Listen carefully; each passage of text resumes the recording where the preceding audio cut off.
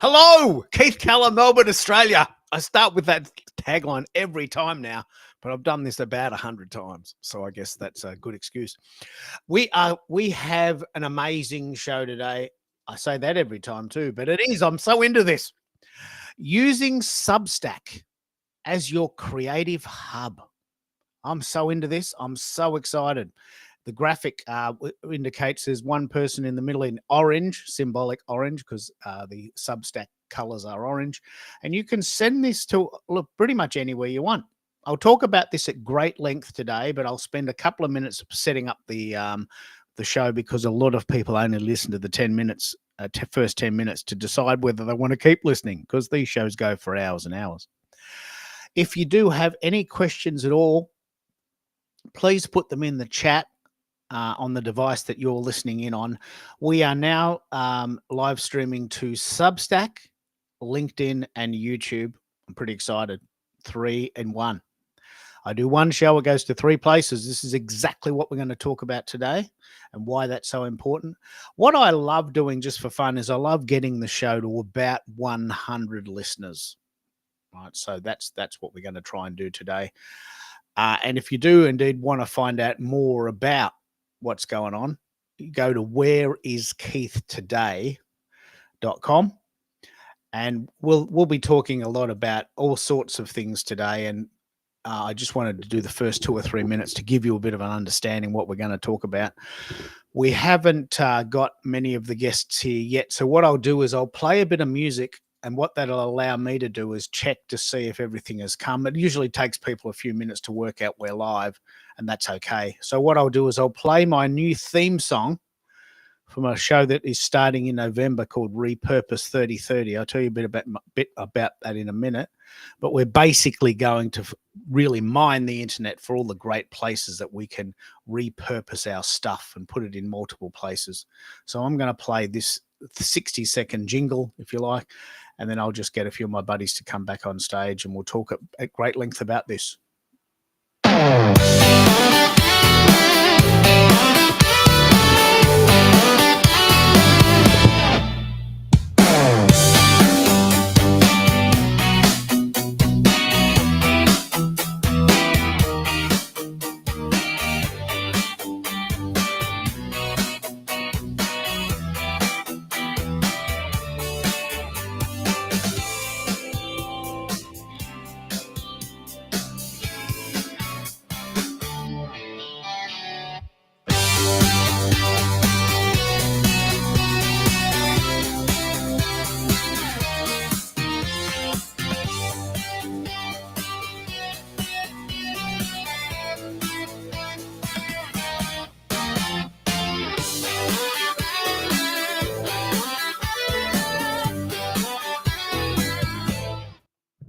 Hello again. So, this is a lot of fun. What we're doing here, and this is actually quite difficult to do. I'm trying to get the file to go to LinkedIn, Substack, and YouTube simultaneously. Now, a couple of times now, I've had trouble getting LinkedIn and Substack to work. Now, I don't know why. I think they might cancel each other out. I haven't worked that out yet. And someone's got to do this research. Someone's got to do it. And it's got to be me, I guess. So it's, from what I can tell, it's not going to LinkedIn, but it is going to Substack. So that's good. That's good. And it will go to YouTube. So it'll go to YouTube and Substack. But for some reason, it must be something I'm doing, the show does not go to Substack, LinkedIn, and YouTube at the same time. I'm having a lot of trouble getting that to work. And don't worry, I'll work it out, so you don't have to work it out. But someone's got to work this out and feel like a fool while they're doing it. I don't mind doing that. I got the time. So, unfortunately, from what I can tell, it hasn't worked on LinkedIn. And I don't know why that is, but it is working on Substack. So if you're following me on Substack, please do that, and you can watch the show there. If you're not watching on Substack, that's okay. You can find out more on YouTube. There's apparently 3 listeners listening in somewhere in the world. So let us know where you are. put some information in the chat, and I'll keep looking for you. Now, what I'm going to do while I'm waiting for some of my other buddies to come, and while I'm going to try and sort out some of these technical difficulties, I'm going to play a series of songs that I created. I didn't write them on Suno. I want to test the sound quality on this format. So I'm going to play a song. Live streaming is the trick to get your audience to click. The words are quite symbolic. They're actually very symbolic for what the show's about. So have a listen to this. This was created on Suno, and you're listening to KKFM. Live streaming.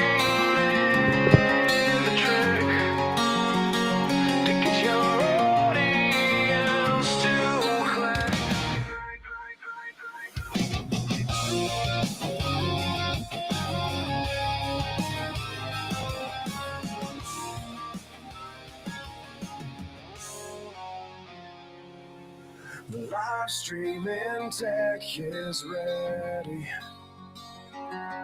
The mic and studio are set. Is the audience here yet? They better be, it's a show they will never forget. Our hearts are racing, this is the moment, the one we've been waiting for.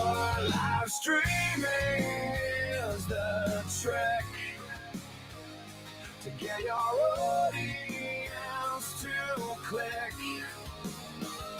Live streaming is the trick to get your audience to click. Is your personal brand fading? The choice is online events. Social authority rising, engaging vibes. Followers keep moving, your network still. We're chasing awareness, we're closing the deal. The engagement is heating. Fans call out your name, this is no longer trade. Live streaming is the trick to get your audience to click. Live streaming is the trick to get your audience to click. Events are the spark, audience the fuel you crave. They said it would never work, now you wanna go live again. You no longer fade, no longer hide, you're born to ignite. You're the energy burning bright. You're the energy burning bright.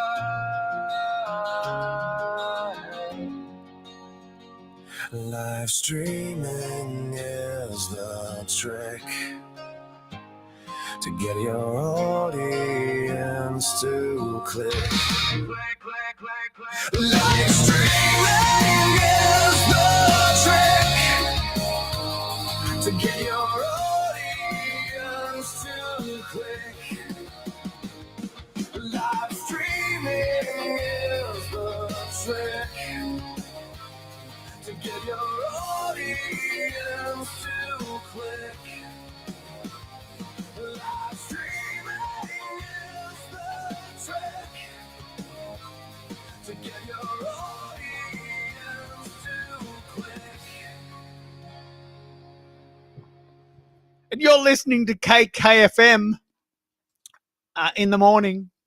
It's morning here. So Sean is listening in. I still don't know why it's not working for me on LinkedIn. Apparently it is working for Sean and Gunnar. So jump in if you want to speak. I've sent you the link. This is an exciting format. It's a very exciting format. Lynn, I'm really interested. Lynn is a really cool friend of mine from Bama, and she's a travel agent. Tell me, what are you thinking of this Substack idea as a hub? It's it's just mind-blowing what you can do with it, isn't it? Oh, yeah, I love it. I think it's great. I love the interaction. I love the writing. There's so much. And because it's new, it's the place to be, I think. And, I think everybody's kind of tired of some of the other platforms and, just not, and as a creator, and I don't really consider myself a creator, but, with creators like yourself and others, the other platforms just aren't as dynamic as they once were. Yeah, they're not speaking to us, like Mhm. I really want to pick up on this idea. They're using Substack as your hub. Mhm. Like there's sites out there, Facebook, LinkedIn, Instagram, Snapchat, TikTok. These are all great sites. They're Mhm. all great. I mean, they all have their place. But I haven't been this excited about a site for a very long time. And as you know, I want to share this story. As you know, I've taken October off to research all the great tools on the internet, and I just can't stop doing shows here. Like, I mean, I could be doing anything. Like, I don't have any plans. I could walk on the beach. I could walk my dog. I could go out for tea. I could go away. I could go on a cruise, right? But the Yeah. point is that I just keep coming back to this. I just keep coming back. And that tells me that we've got something here. I wake up and I can't wait. I'm like a kid in a lolly shop on Christmas Day. Guess what? I got a new show today, 10 o'clock. I can't wait. Right. I love And, it. that tells me that we're onto something big, Mhm. because a lot of these other sites, you go, oh, well, I better do it. I better do it. That's where the people are, and I got to think of something to say. And what am I going to talk about? And I just don't know if I can be bothered. No, I won't bother. And you end up doing it, but you're not really into it. Whereas this, I'm really into this. Like, I remember I was a kid, eventually a long time ago, and I used to ride my bike after school to do this radio show on a Wednesday. And, I was the dude when I was 16. I was riding a pushy, a deadly treadly, as we call them here, treadly. And I just drove up the highway and I went to this radio station. I played songs, and I was a bit of a dude. And I'm getting my mojo back. And I think we can use Substack in this way. I Mhm. think we can use Substack in this way. Sean, can you put your image on? Could you do that for me, mate? Could you turn your camera off? And this is an audio only show. There we are. Now, this is really interesting. I have coined the phrase interactive multi-streaming audio events. Now, I don't know anyone doing this. I don't know anyone doing shows on the internet with just their cartoon faces. Like, please tell me if there is. Please tell me, because I want to hang out with them. I never see this. Bloody brilliant. Sean, tell me what you're doing with Substack. It is the game. It's a game changer, isn't it? It really is. I've seen a lot of growth over there and a lot more interaction than I get. LinkedIn, I get the standard likes, support, loves, whatever. But on Substack, I actually get conversations. And the fact of being able to stream live over there or link my live recordings from YouTube, publish written content, host my podcast there, and then the social aspect of notes is really powerful for me. Yeah, well, I was thinking last night what I would do today, and I was just saying to Lynn that I've taken October off to research all the great tools on the internet, because I got a new show starting in November called Repurpose 3030. It just occurred to me that we should always be going back and trying to get the essence of our shows. And I just keep coming back to this one. I just keep coming back to Substack. It's got so many tools to play with that I'm never going to get bored with this. There's a statement. There's a statement. You watch me in a week. Watch me in 2 weeks. Oh, well, things change. But at the moment, I feel like a 16-year-old again, and I'm riding my bike up the highway to do my radio shows after school. I feel like a dude. And so I just felt compelled to tell people about this, because a lot of people still haven't heard of it. So we're doing this show today about Substack and how it is your creative hub. And I think that image really sets the tone. In symbolic orange, there's a guy in the middle, a person, and then that person sends their stuff to YouTube and LinkedIn and Facebook and Instagram, and you can do everything. So we're going to talk at great length about what Substack is, what you can do. It'll go for a long time, but we will break it up and we will create some snippets and also a blog post about this. The three main things I want to talk about here is the multi-format publishing. That's one thing that's very, very symbolic of Substack. You can write a blog in words. You can create a podcast so people can listen to it, and you can embed videos. You can even make videos on Substack now. You can go live like we're doing. We're making this video as we go. So it is this one-stop shop for creators. That's the first thing I want to talk about. I don't know any other site that can do this on. Please tell me if there is, and we'll go and research that too. The direct audience connection thing. You know, when I go live, people get a message, right? And then they can come on. They get a notification on their phone, and they also get an email. Unbelievable. And the idea of just the amount of tools that you've used. You've mentioned the notes feature. I haven't used this yet. Can you talk about what that is and how you're using it, and if it's any good? Sean, do you want to tell us about the notes feature? So notes is more, it's kind of like the X Blue Sky, but you get a lot more characters. Most notes that I've encountered are short. They're 5 to 7 lines or shorter. Some people do put longer notes. You can, I don't know if there's a limit, but it's designed for shorter form content, written content. Okay. So it's like a tweet. Mm-hmm. Yeah. And what makes it really effective is because when you post notes, of course, all your followers or subscribers can see that you posted a note. They get notification. Or actually, I think it's just followers, not your subscribers. And it also goes on the global feed. So it's a great discovery tool to get discovered by other people on Substack. Yeah. And there's a few communities I'm a part of. They hold weekly notes boosts. So it's in the messaging feature, because that's another feature of Substack, is you can message your community, message your subscribers, and have a conversation. And so they'll post, hey, it's notes boost. Be sure to interact with, other, go give them a like, comment if you feel like commenting. So it really, that I started my Substack November 2023. For a year, I was the only subscriber because I didn't write anything except coming soon. Beginning of 2025, I started publishing a bit more frequently, but still inconsistent. June 2025, I joined a 30-day notes challenge where the goal was to post 2 notes a day and interact with other people in the community. I just hit over 100 subscribers. Wow.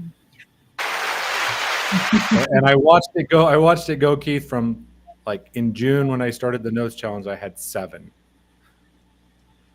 And bit by bit, I saw my subscribers grow and grow and grow. Oh, this is good. Well, why do you think notes work so well for that? It, like I said, as I said, it gets you out to the broader audience on Substack. So it gives you more visibility, especially because all the algorithms have that feature where if somebody likes it or comments within certain time frames, it shows it out to more people. Substack has a similar. The difference is, right? Facebook, you're the product. The advertisers are the ones paying the bills.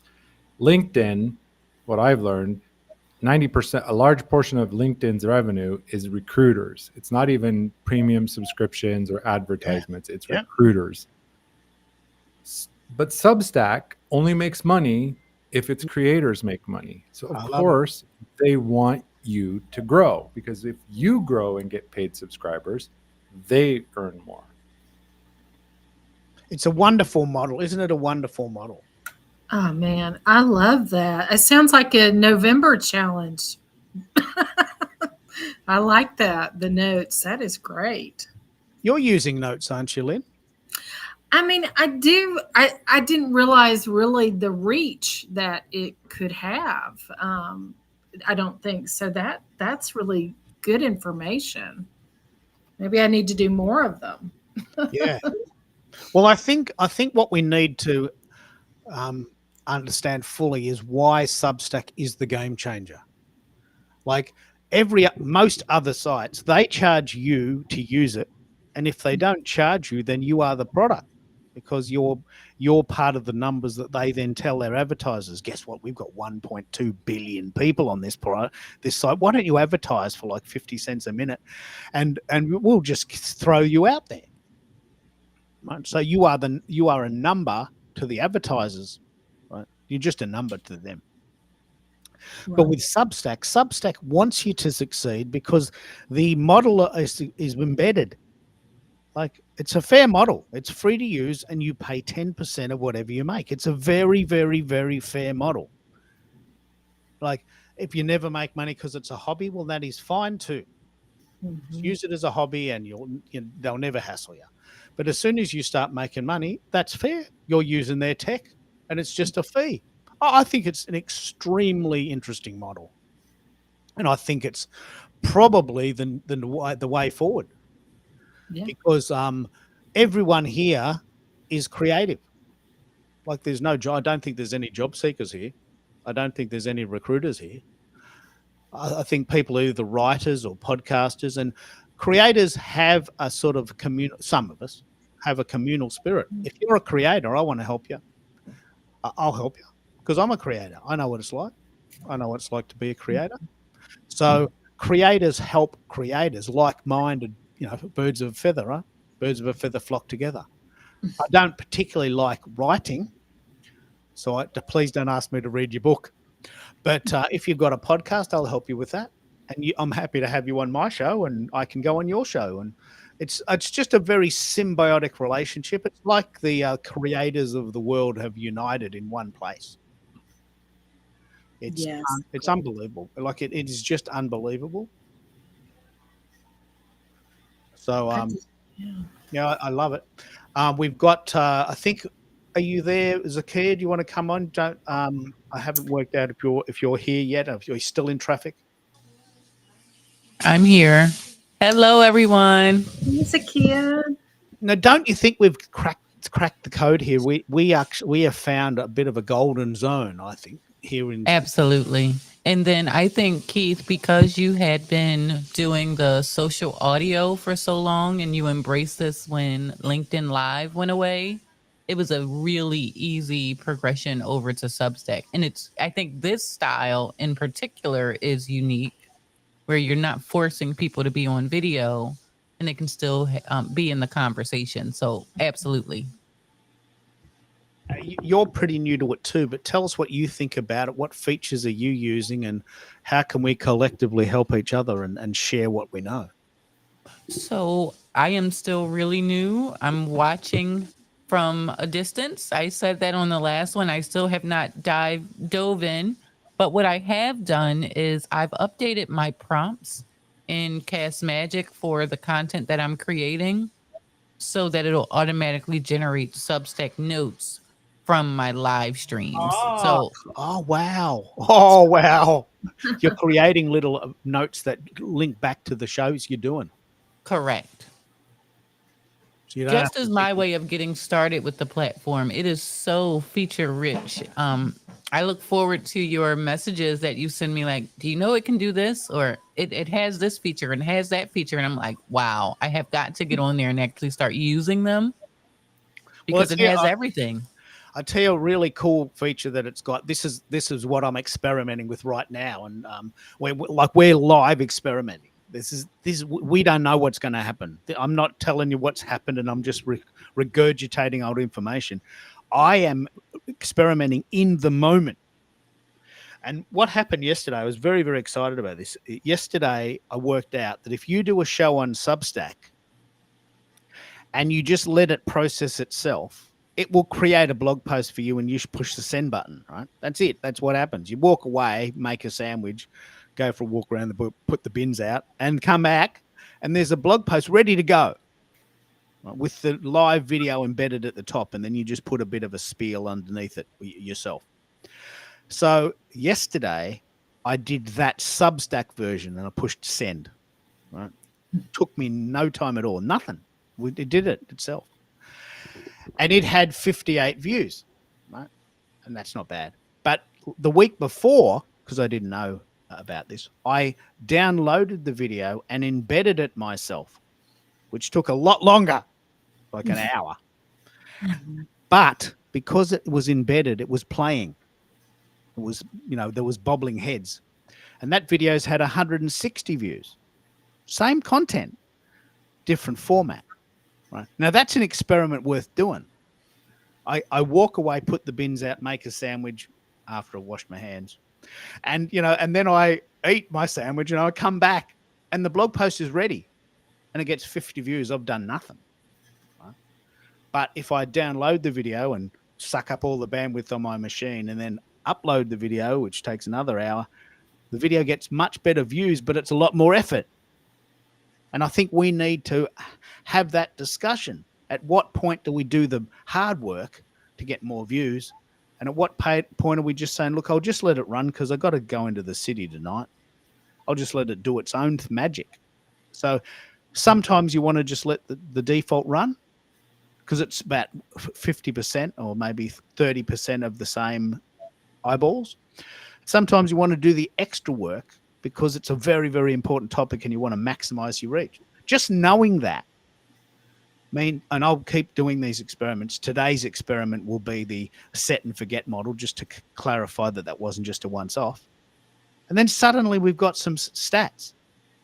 I'll do a show, I'll let Substack do its magic and it'll run itself. I'll get 50 views overnight and then I'll do another one. Or I'll do all of the work and get 150 views, but it takes hours and hours. This is exactly what Repurpose 3030 is about. A lot of the reason we don't repurpose is because it's just too time consuming. It just takes too long. So we just don't bother. Just do nothing. So we have a lot of, we talk about this a lot on this show, about the idea that we need to gently encourage each other to do something. Even if you get 50 views, it's 50 views. You don't have to wait for the big shebang before you send it. Do you feel this too, Zakia? Have you sort of sometimes been the victim of your own mind to say, you know what, I'm not going to push the button until everything is in place. I'm going to be perfect. And then suddenly a week goes past and he says, I didn't do anything. I'm sort of stuck here, paralysis analysis, Have you ever had that feeling, Zakia? Yes, initially on Periscope, but luckily that was the platform that broke that for me because everyone was just showing up however they were. It was okay to make mistakes. So that's not a problem for me now. But initially when I was on Periscope back in 2015, 2016, that analysis paralysis surely slowed me down. But I did want to pick up on what you said a moment ago about how it's automatically creating content. More and more, it's making it easier for creators to just show up. And these tools are doing the thing to get that message and that distribution further. I think that's really powerful that Substack has that built in. Isn't it great? And do you want to pick up on this, Sean? Because Sean put me onto this. It also creates snippets, doesn't it? Do you use the snippets feature? We got you there, Sean. I think you put me onto the idea that if you can get your video onto a Substack post, it will create videos for you.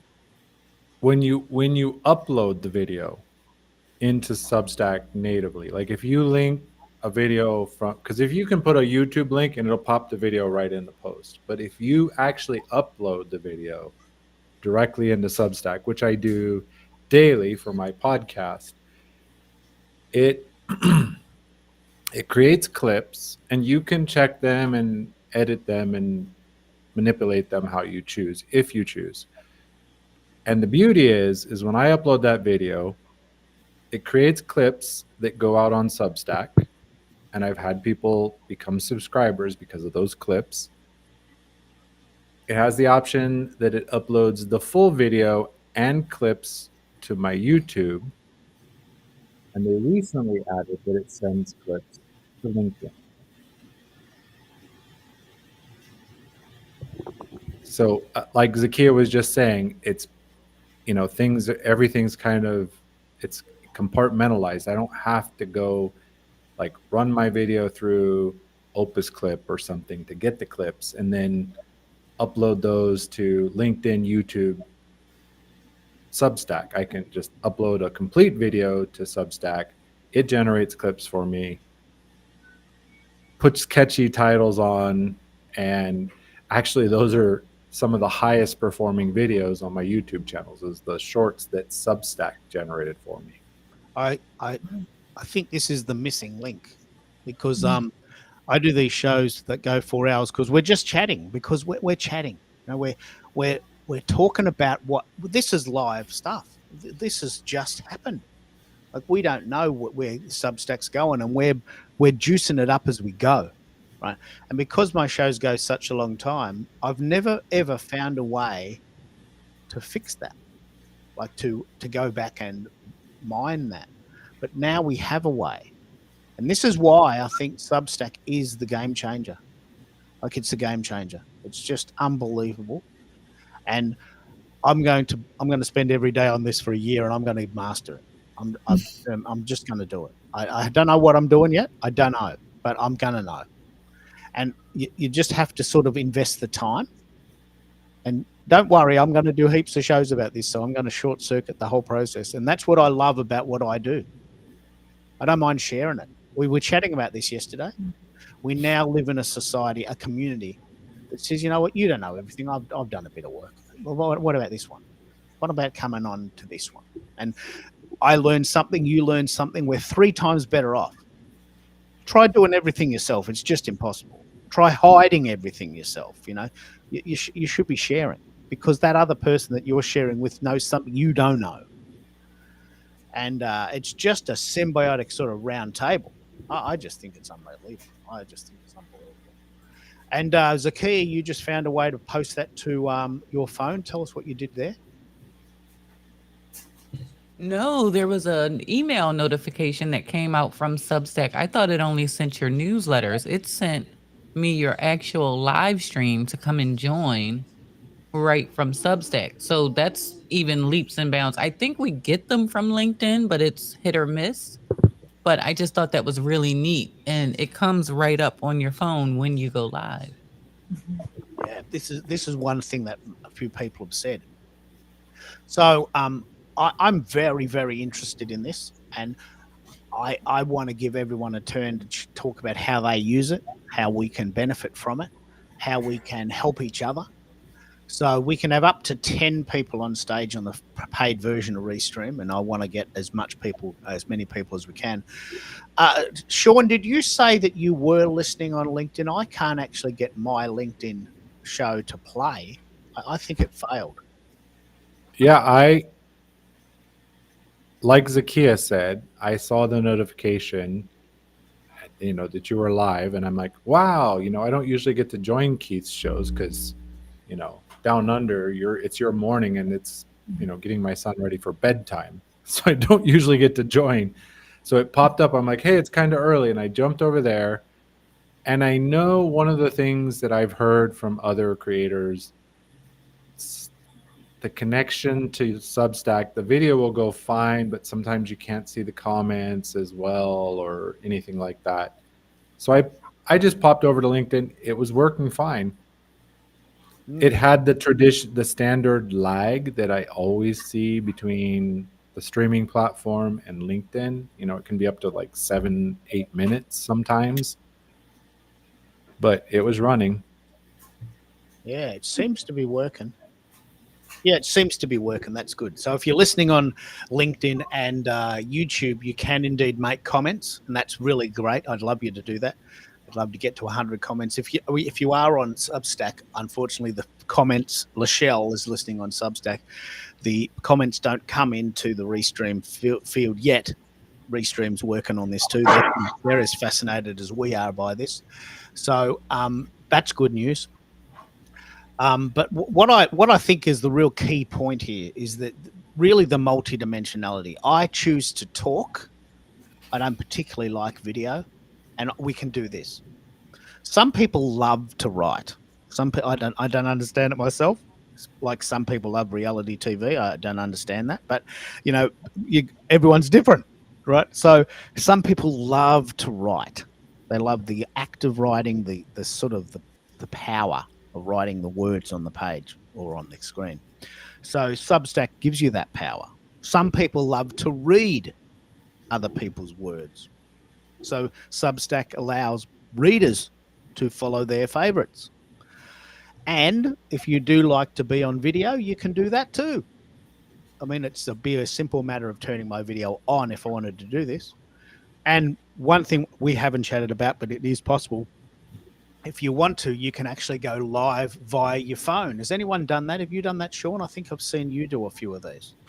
I think I might have gone live, but like it was unintentional.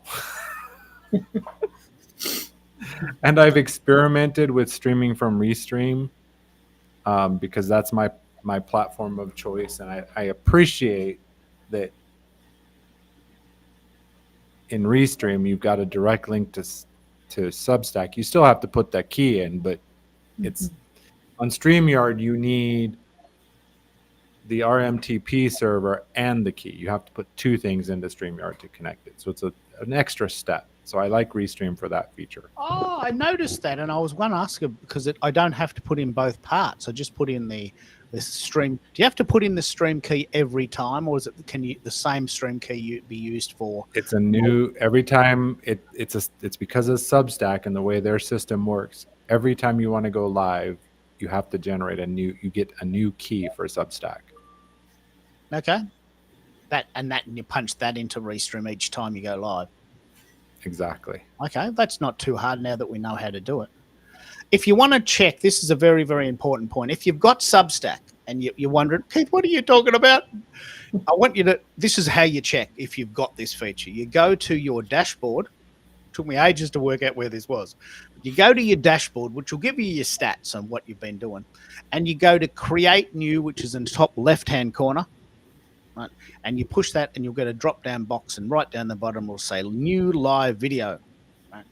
Now I had to hassle the shit out of something. And I'll save you the search unnecessarily. You must be at least 10. You must have 10 subscribers. Oh, okay. Okay. I didn't know that. So, but it's a minor, 10. That's not a huge amount to switch to. So, but you do need to have 10 before you can access that. Yeah. All right. Well, let's if you don't yet have 10 subscribers, let me know. We'll do a bit of a powwow for each other. Yeah. I guess this is what you're talking about with these groups. Put your hand up if you don't yet have 10 subscribers, and we'll get you there. Does everyone here have 10 subscribers? Is everyone ready to go? I'm ready. Yeah. I'm ready. Okay. So are you using the video feature yet, Lynn? I have gone to the feature on my desktop with Substack and recorded video that way, and it was just a little short something I think I put out on a Friday night, a couple of weeks back, and it was so simple, and it does with Substack everything one of the things I really appreciate about it is the ease of use. And another thing I really love about Substack is it really forces you, I think, to really bring your more authentic self, because as you know, you're on this platform and you're reading through so much material and seeing the like you said, Keith, with the it's a creative community, and it kind of makes you want to be more um, you know, authentic and creative, and so I love it for that, because it really makes you think before. So with my content, I've kind of put a little bit more thought into what I put out on Substack, because I really like this platform and I want it to be good. Yeah, we want it to be good. And I guess the key is that we all feel each other for this. I'm a creator. I know what it's like to be a creator. I'm not a recruiter. I really like talking to recruiters. They think differently to me. Like, I'm not a hustler. I live to create. I create. That's who I am. I'm not hustling. Like, one of the things I want to mention, this is pretty funny. In the 4 weeks that I've been using Substack, I've already had 2 pitch slaps. I want to tell this story. I want anyone else to share their versions too. So one person, very lovely person, said, "Look, I noticed you're on Substack. Do you need any help? I've got a community. Click here, and it's $9 a month, and we share a lot of information." And she's got like 20,000 followers, and I thought, okay, well, I said, I don't need this yet, but thanks for having the courage to do that. No harm done. And let's connect on LinkedIn as well. She's doing it. She's just making a living, feeding her babies. This is really funny. Another guy said, "Oh, mate, let's connect. I can teach you how to brand yourself." I said, "Oh, okay, no worries. Where are you?" He's got 26 followers. And I said, "Okay, well, look, I'll just do a bit of research on you, and can't find you on the internet. Have you got a website? Have you got a LinkedIn page? Have you got a YouTube video? Have you done a podcast?" No. I just use Substack. Okay, no worries. But who are you? Well, I am myself, and I can teach you to brand yourself. I said, "Well, you've got 26 followers, and I can't find you on the internet. I mean, what do you mean you're going to? I can't find you.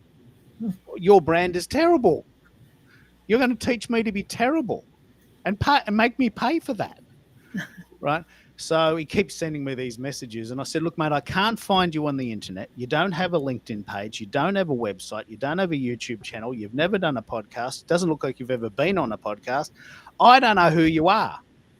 Just trust me. I'm a nice person." And I said, this has happened to me twice now in this month. And I just wondered, has anyone had any pitch slaps on Substack yet? Or is that mainly a thing that that happens on LinkedIn? Have you had that happen in the time you've been using it, Sean? I haven't had a pitch slap on Substack. I get lots of them on LinkedIn, but not one on Substack. Yeah. I just can't believe it. This person wants to teach me to brand myself, but I can't find him. I mean, I felt like saying, "Look, if you just had the courage to ask, I'd be happy to help you." But I'm not going to be audacious enough to say, "Mate, I should be teaching you, and that's $200 an hour. Let's give me a call round." But I'm not going to be audacious to say that, because I'm not in that zone. Like, that's not the way my brain works. And I got a bit angry. He keeps sending me these messages. I'm just ignoring him. I'm like the guy that knocks on the door and wants to sell you cable TV or solar. "Hey, guess what? We got this brand new solar package." "Yeah, I know that. You told me that last week. I don't want it. Can you please stop coming? Please stop calling me." I don't know if you get those annoying calls at like 6 at night when you're trying to eat dinner. So that is a bit of a trouble. One of the things I'm really interested in hearing about is whether or not you're a bit sick of getting everyone else's emails.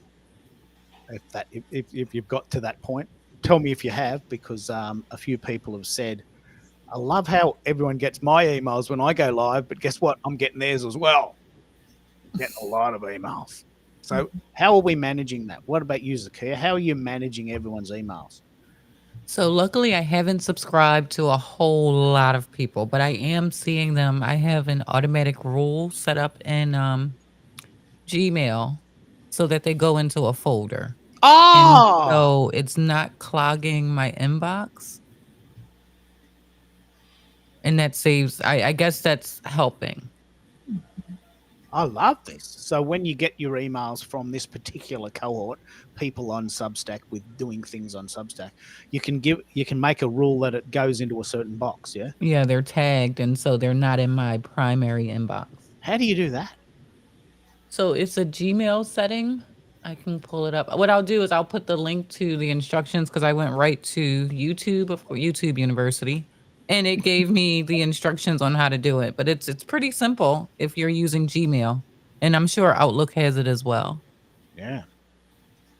On a side note, Keith, of course, I follow, subscribe to you. I know I'm connected to Zakia, but this is my first time meeting Lynn. Nice to meet So how you. to find you? How to find you on Substack? Oh, let's do that. Let's have that. Let's at least give people a chance to find each other. Mm-hmm. What's your name on Substack, Lynn? Is it your name or? You know what? Let me see how I'm listed. I have to look at it. Zakia. Let's see. Yeah, and I'm just zakiaringle.substack.com. But Lynn, I can find yours for you because you're a connection. Yeah, was I listed as Lynn Lang? No, L.Y. Lang is your profile. Okay. See, I didn't even know in that sound. That's tricky because I was working with Dr. Marcia Zakia, and she kept trying to log in. She's like, I got a Substack set up and I can't get back in, and we had to like dig around to help her find how she logged in, but I got her in. You know, the best thing to do with that is to install the Substack app because then you're always logged in. You don't get logged out. Yep. And then you can see what username, like if you go to your profile, you can see what email you used when you signed up.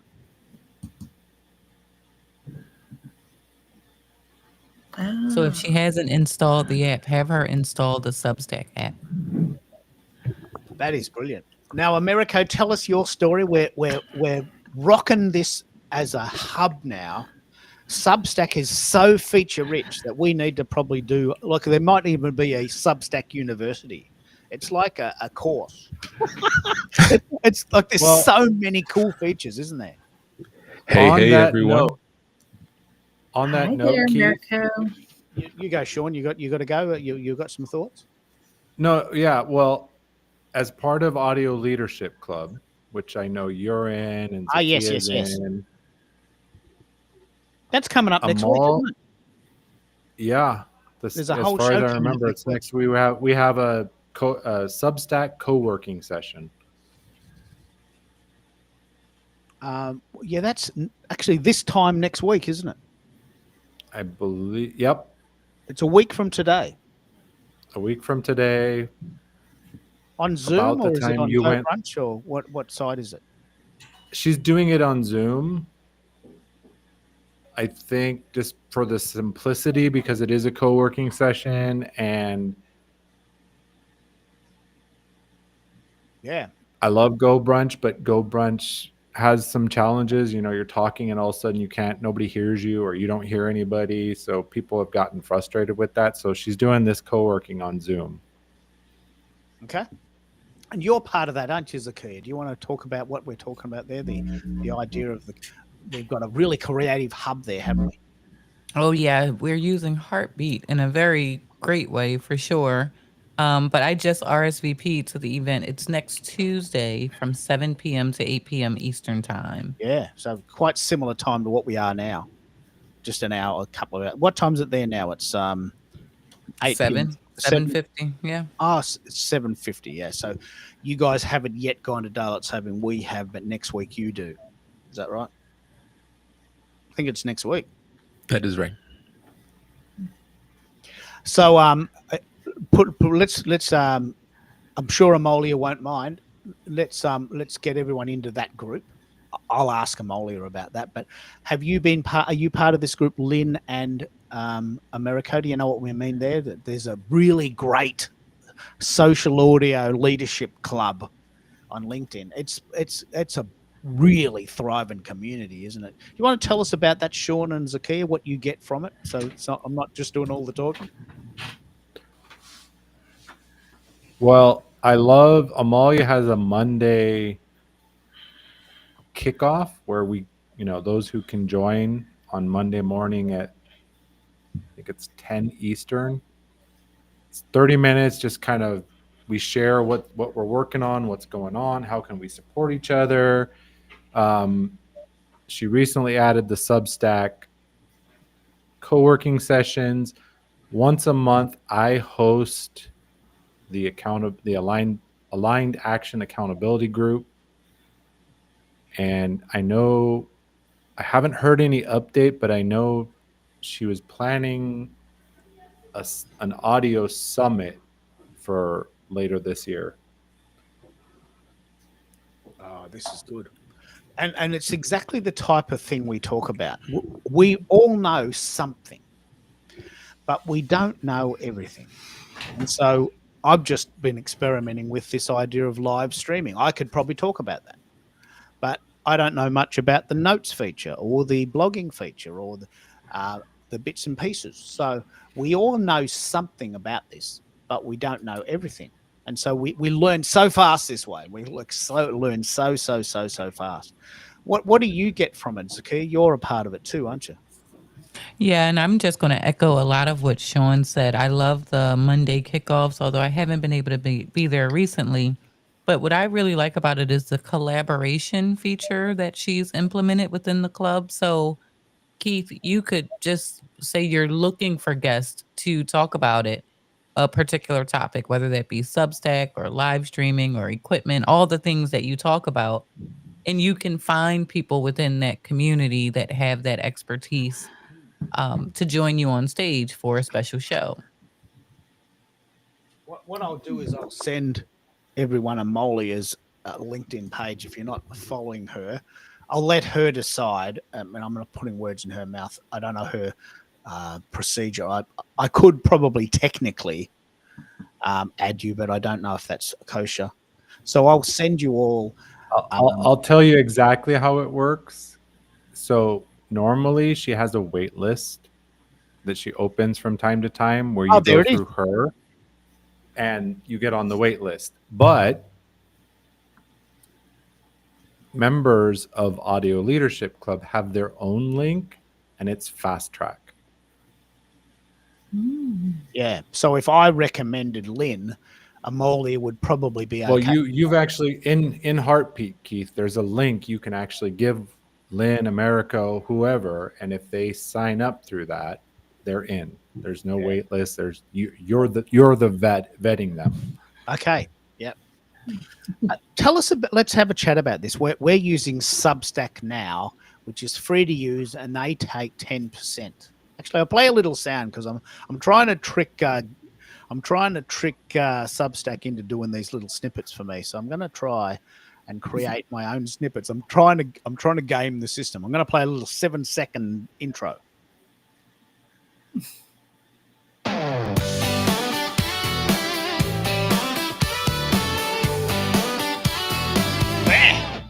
You're listening to KKFM, and we're talking about Substack. Now, Substack has a really cool feature where it's free to use, and they take 10% of whatever you make when you decide to monetize, if you decide to monetize. But there's a lot of other sites like heartbeat.chat that has a very, very, very robust set of features at a monthly fee from day one. Now, I'm really interested in this dichotomy, and several people on this call are a part of a Heartbeat community. What do you think of this site? Zakia, I think from memory, you were one of the lucky ones that got this as a AppSumo deal. There's a big long list of these. But what do you think of Heartbeat and how does it compare to Substack? Can you hear me? Yeah, we got you. Okay, great. I think it doesn't compare to Substack. It's a closed off community where Substack you can be discovered. But it would be a comparison to like school, Discord, like those kind of communities. And it has all of the features that you could want for managing a community. And then the monetization path, they have courses. You can host events that can be both private and public to get people a preview of your space. So Heartbeat, I think it came out 21. I'm not sure, 2021 or 2022. But every month they have a round table with the founders, and they're constantly implementing and upgrading new features from what they heard the previous month with their roadmap. So it's a very powerful community platform. The problem, like all of them, is how many apps will your audience download, right? How many places will they come to stay engaged? Am I following you on Facebook and then LinkedIn? Now you want me to go to Substack, but now you want me to come to the community. So you have to have a plan of engagement to keep people coming back and constantly have that value in there. And you have to empower your users so it's not all on your shoulders, which I think is another brilliant thing that Amalia has done in the Audio Leadership Club. It's not all on her to do it. Yeah, I got to be honest. The main reason, there's a couple of reasons I don't take part in the sessions on Heartbeat. One is they're usually in the middle of the night for me, which does piss me off. But you know, the sun spins around the earth at a certain ratio, and I'm in bed when you're all awake, and you're going to bed when I'm awake. But the other thing is what you just said. Oh no, I've got to go to heartbeat.chat now. I've got to check it. It's another thing to check. I'm already checking LinkedIn and Facebook and Substack and my YouTube file and my emails. Now I've got to check heartbeat.chat. I just forget. I just keep forgetting to check it. And this is exactly what you're talking about. But let's just be very clear about what it is. Heartbeat, School, Discord, Mighty Networks, Circle. These are all inbuilt, purpose-built communities that live unto themselves. You can't be discovered in there. You have to be invited in there, usually for a monthly fee. And it's a very self-contained ecosystem, like walking into a shopping center. Like when you get in there, it's a miracle, but you have to be invited in. And that's got good and bad vibes about it. And for the community creator, you're paying an amount per month from day one, which has always been a little bit offensive to me. But I'd be very interested to know what you think of it. Sean, you're part of the Heartbeat community, and Heartbeat, you've seen it work. And what do you think of Heartbeat as an option compared to Substack? Well, as you know, I could echo what Zakia said. The benefit, the advantage of Substack is you're discoverable, which also, depending on the type of community you're building, you know, it's out there for everybody. You know, you can, like, my wife publishes free articles twice a week, and she has a lot of people, they always, you know, comment and let her know, like, wow, you know, it's like you're inside my head with your article. And then she has paid articles. She's not doing paid articles as a monetization plan. She's doing it as a gate. Like, this is this is where she gets really raw, and she doesn't want family, we'll just say it, to stumble onto it and read her deep admissions and confessions. But it's still, you know, most Substack memberships, like you said, they're $9, $10, $20 a month. They're pretty reasonable. The advantage of, I have a community on Mighty Networks, and to avoid that monthly thing, I paid for a year in advance, so I didn't have to worry about it. But it is challenging because that's another app that people, trying to get people engaged in there, but it does give you a container that is private, secure, and, the idea is that people can bare their soul more, become more vulnerable because it is in a tighter knit community.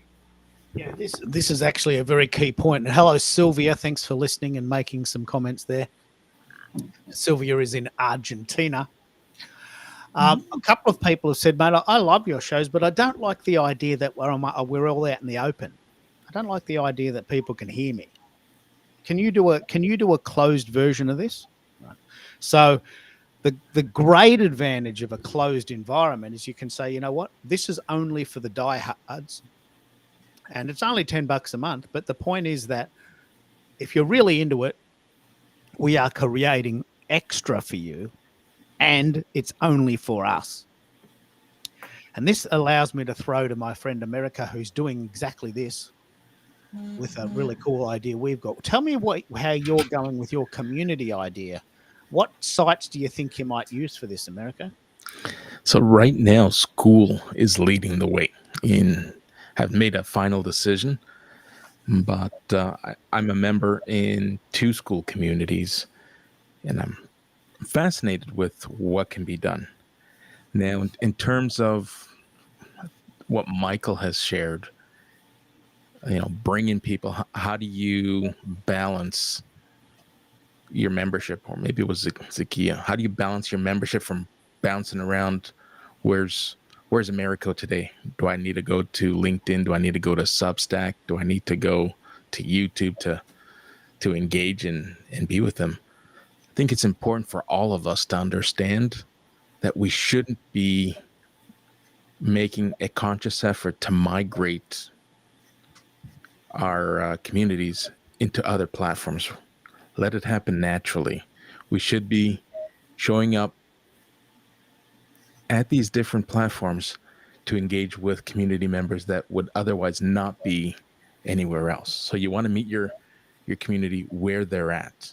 If you start inviting, hey, come on over here, this is where I'll be, then there's a higher chance that you're going to create that level of confusion.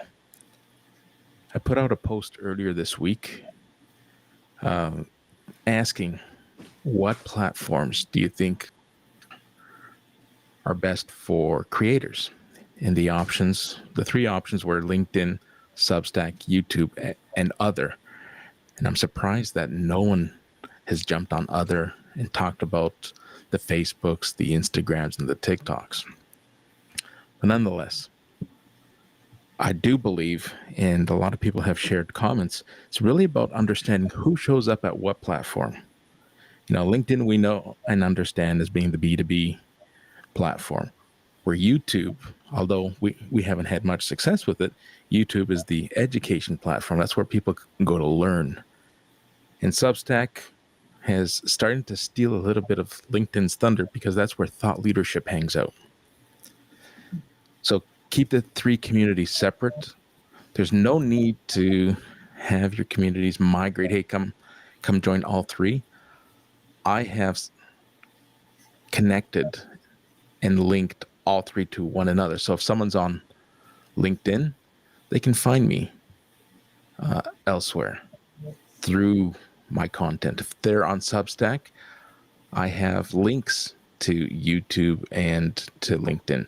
So all 3 places within my ecosystem point the members to the different channels where I'm hanging out. Now, in terms of I love what you're saying. Let me pick up on this. This is good. I actually want to really pick up on this because this is what we're doing. We're using Substack as like a hub to, and the image really points to this, what you've just said. There's this central hub, maybe Substack, but you could also send people who like writing to Heartbeat. You could send people who love podcasting to School. You could send people who love videos to YouTube. But there's a central spot. And I think this is this discussion we're having. But I think what you've tapped into there is that you don't want everyone to migrate to everything else. Everyone wants to have their own idea, don't they? Yeah. Yeah, Yeah, and can I jump? Oh, go ahead. Please, Sorry, please America. jump in. please, Yeah, please go ahead. I was just gonna say that central spot, it has to be a place that you own. Like I Yeah. love Substack and the fact that it's new and it's a creative hub and it has all of those things. But you know my story with Periscope, and that has been a thorn in my side for a very long time. I think everybody has to have a central place where they can send people back to. And I think what we're talking about is that distribution on social channels, whether it's LinkedIn, Substack, YouTube, Instagram, Facebook, whatever the social platform is, that's like shouting into a megaphone. Whereas the intimate place where somebody comes back and either they're paying you or they're diving deeper could be your community or your website. Let's Do have you- that exact discussion. So, up until September 2nd, 2025, if you're listening to this as a replay, it's now October 2025. I was using WordPress as my blog, right? WordPress.org. And I have a website, keithkeller.org. Now, up until this point, that was where I was sending people because that was my hub. I had an ebook there, and all my podcasts were there, and all my blog posts were there, and all my details were there, and even my phone number, which does piss me off because a lot of people call me to try and sell me solar. But the point is that everything was there, and I pay someone to manage that, and I own that. No one can take that away unless I stop paying my web designer. And this is exactly what you're saying. Can Substack replace WordPress? Oh, that's a great question. Can Substack replace WordPress? A place you own, yours. It's not LinkedIn. It's not Facebook. It's not Periscope. You own it. It's your baby. What do you think, Zakia? Are we a bit ambitious in trying to go that far? I don't know. I don't think so. But my initial answer to can it be that is no. And the reason for that is depending on what your end goal is, like what is it that you want, and the way generative AI is going, I'm not sure that you're going to be tagged as a thought leader within the generative AI tools because of your Substack. Whereas if it's your website or somewhere that you're posting content, again, somewhere that you own that you can brand without the dot substack.com or linkedin.com/n/your name. But whatever you are branding, I'm not sure how you're going to drive that organic traffic. Because again, if you're depending on Substack to be that place, you're depending on the audience that Substack is building, which might be enough. It probably is because they're growing by leaps and bounds. But that's like asking, could TikTok be that central place or Instagram? I put them all in the same bucket. Substack only stands above them because of the modular nature and the additional features that they offer that make it easier to be a creator.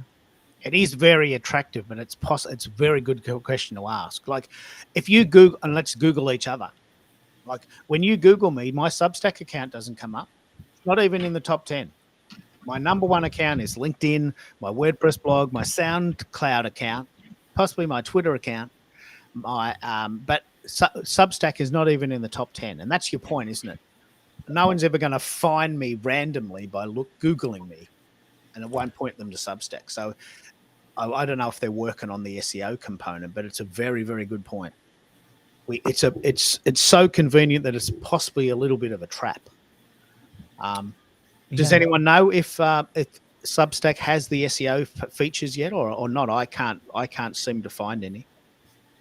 It does have SEO features. You did point out a couple of weeks ago that they're not as robust as LinkedIn, but I did notice in one of my articles that someone came in through Google, through a Google search. So it is SEO and crawl. It's being crawled, just not at the magnitude that I guess LinkedIn is being crawled. Yeah. Well, why don't, Now, why is don't that we because of Google the ourselves? size? Try this. Try this at home, Well, guys. I just Googled. Actually, I think Keith, the better thing is Google each other. Google So each I just Googled Americo. Yeah. Top result. And Top result. His LinkedIn. Number two result. His Substack. Oh, it is Substack. It is coming up.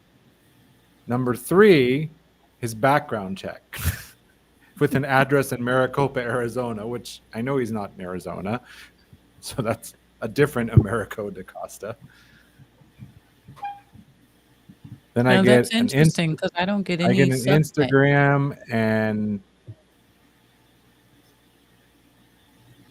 Well, yeah, I got let's all do this together on the same thing. So, Americo da Costa, I get LinkedIn, YouTube, several other people with the same name, and YouTube and LinkedIn, Facebook. I think I'll check if there's an Instagram version, a Facebook version, but not a single mention of Substack. Now, this is important. You've mentioned a very, very, very important idea there, Zakia. We could be spending buckets of time on this shiny new object, and no one's finding us. And isn't the goal to be found? oh my But goodness. it's who are the people that are finding you? If the right tribe, if your target audience are those people that are on Substack, that might be okay. If only those people that are on Substack that are searching there. But I think even a Google search right now, in the next 6 months, and even now, what we're seeing are AI generated results more and more. And so it's not even just search engine optimization, it's AI optimization. Are you optimized if somebody searches for you in Chat GPT or Google or Claude or any of them? And that I don't think any of the platforms are doing. That's done through the schema on your website. You don't have that control on these sites. That's true. So I Googled my name and you heard me say, oh my God, there's an obituary that came up. Oh no. No. and the top result I got for Keith Keller was an obituary. Okay. And And some pictures from several years ago. Yeah. Okay. Like, Very. one of the top very results on you, Keith, I got was how to find Twitter influencers. Okay. Yep. Global social media coaching.com and Vox Presenters. Yeah, that's okay. I was a Twitter dude from 2008 to 2022, so that's a history I do own. Yeah, and well, and then in the photo, you had a lot more pepper than you do in your current photo. If you know what I mean, in your hair. Yeah, I had color. I have matured somewhat. Less hair, less color. So here- yeah, this is Here's great. something. Let's see what changes as we go across the different tabs. So if we Googled each other, it defaults to all. But if we went images or videos, what comes up first? Jason's a good mate of mine. Is it Red Deer you're in, mate? Are you in Red Deer or is it Medicine Hat? Jason's in Canada, in Alberta. What we're doing is we're asking the question. Sorry, Red Deer, Alberta, Keith. I'm just Yeah. having some supper right now, but I'm happy to listen. Yeah. So Jason's in Red Deer, Alberta. And what we're doing was we're talking about, does Substack give you any discernible ROI based on Google results? And we're still deciding whether that's the case. And we're all for fun Googling each other, and not a single reference has come up for Substack. And that's such a good insight, Zakia. Such a tremendous insight. So let's keep going with this train of thought. Where it does hit is your keywords in your Substack posts. Do you have an I've heard example? Like if I search, let's see. And of course, I don't use Google. I use a more privacy-enabled search tool. But let's see. So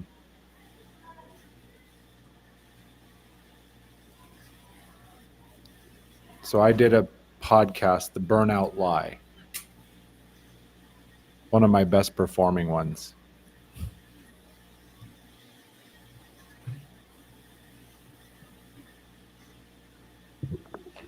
And it shows up. Let's see. I don't see Substack. I see the YouTube. Oh, there it is. YouTube first page, or YouTube and Substack on first page for mine. But I don't know. Like, that's why I said Google each other, because I feel like your own search engine, you use it all the time, so it's going to favor your content. Yeah, I want to pick up on this. This is very, very important. We'll circle back to this. Several people on Substack have mentioned, "Hey Keith, I keep making comments. Why aren't you calling me out?" I can't see the comments on Substack. I'm so sorry. I'm looking in now, and it doesn't appear to be coming up. So I really do apologize for that. But I want to talk about this story, and I want everyone else to comment on this. A person contacted me recently and said, "Hey, Keith, would you like some help with your Substack?" A pitch slap. I got a pitch slap. Some people have already heard this story, but I'll repeat it because there's a few people here that haven't. And to this point, I said, "Well, look, okay, what are you doing?" "Well, I've just joined Substack and I'm monetizing from day one. Got 26 followers." I said, what do you teach people?" "Oh, I teach people to monetize Substack and build your brand." "Okay. Well, let me Google you. And where else are you?" "Oh, I don't have a website. Don't have a LinkedIn page. I just use Substack." I said, "Mate, you've got 26 followers. I've never heard of you. I can't find you anywhere on the internet, and you want to charge me to build my brand. I've been doing this since 2006. If you had have had the courage, I'd help you. If you had the courage to say, 'Look, mate, I'm just starting. Could you give me a hand?' I would. Now you're trying to pitch slap me to charge me to help you." I was a bit offended. And he goes, "Oh, look, I don't use social media. I just use Substack. But I'm pretty good. Like, I'm a dude. I can trust me. I'm good." I said, "Well, there's no reference to you on the internet at all. This is so important. No reference at all to you on the internet. Now, how could you trust someone? How could you trust someone who has never done this before to do this for you when they're not even at your level?" Right? Now, I don't even believe the audacity of this person to try and charge me for something that I'm doing better than him. But he may not know that or believe that. But this is why we're Googling each other. People will Google you. "Oh, well, I keep hearing about this Americo guy. What's he doing? He's a bit of a dude. Let's Google him." I would do that. Right? And so let's have this discussion. We can pick a name and Google each other. As you said, Sean, I get lots of great results because I'm using my internet in my town, and I'm Googling myself, and I keep going, wow, I show up on the front page of my own search. Isn't that cool? Well, I'm using my own computer in my own town with my name done 10 times a day. Of course, it's going to come up with me because I'm doing it. Right? It's not really accurate. It's not a really accurate idea. All right. So Keith Keller from my IP address has your SoundCloud as the number one, as the top search. SoundCloud! Bingo! Bingo! I keep talking about SoundCloud. No one believes me. That's the number one, isn't it? Yeah. Zacchaeus pops up in Instagram on the first thing I see. Okay. And then And look, people say, have you Googled yourself? And they might think it's a little bit sort of narcissistic. But the truth is, if you're going to work with someone, they're going to Google you. I mean, they are. And unless I just can't believe it. I just can't believe that people have no online presence and they expect people to pay them. I mean, how can you? So you've made a very, very, very, very, very good point, Zakia, and that is, can people find you using Substack? I'm not sure their SEO is sophisticated enough to monitor that. And I don't think if any of us Googled each other, our Substacks would be in the top 10 on our own name. Well, and the other feature too, it depends on your publication settings. So if your publication is your name, your real name, full name, like Lynn Lang or Zakia Ringgold or Keith Keller, .substack.com, that will get you on there better. But if you have, my favorite pizza recipes, .substack.com, your SEO is going to be less effective. And is that important? That's the point. Is it important? It's a good, because what we're discussing, if we get back to the point of it, is we are discussing, just look at what I just did there. That looks so good. Using Substack as a hub. Right now, we got this little Brady Bunch moment coming. There was a man called Brady who married a very important girl. I can't remember the theme. He had 6 kids and she had 6 as well. And it was such a cool show. I don't know if you remember the Brady Bunch. I'm dating myself now. But look, this is a Brady Bunch moment. Using Substack as your creative hub. We're pulling it apart. I'm actually going to play a song because I actually want Substack to do this as a little snippet.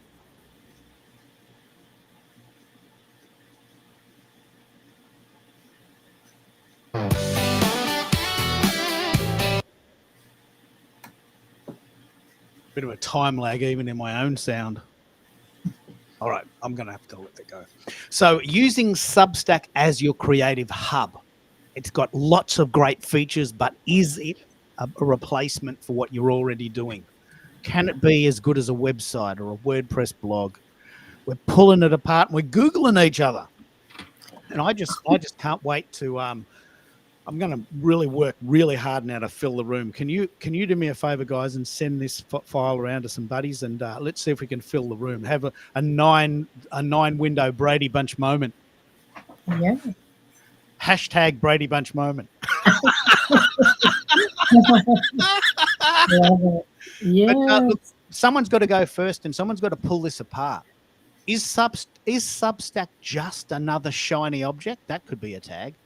Is Substack just another shiny object, or does it have something really strong and new? What do you think, America? You've been doing this a while. What do you think Substack offers us here?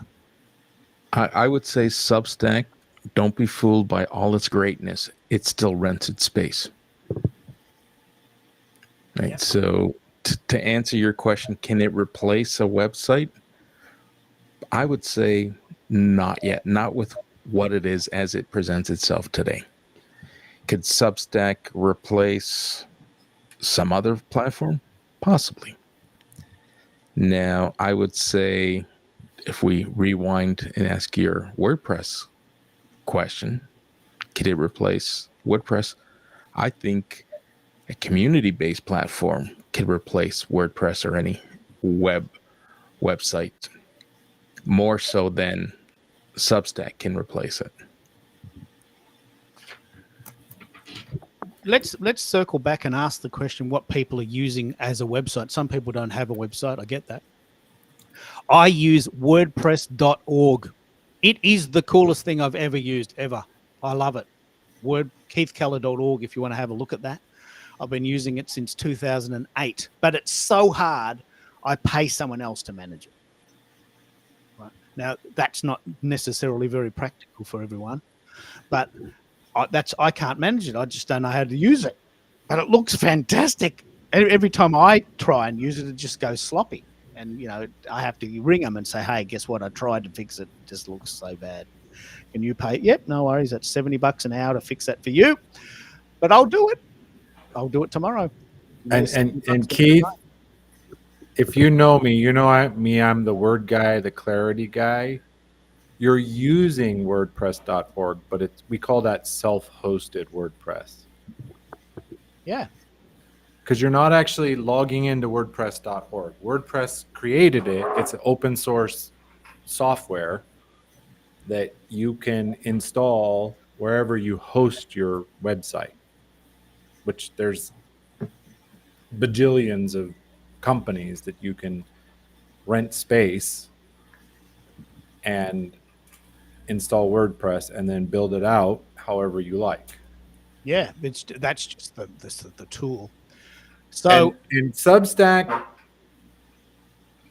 it's not rented space, but it's not full ownership. It's kind of somewhere in the middle, because according to the TOS, all of the email addresses, all your content is yours. You can take it with you whenever you want, even if you get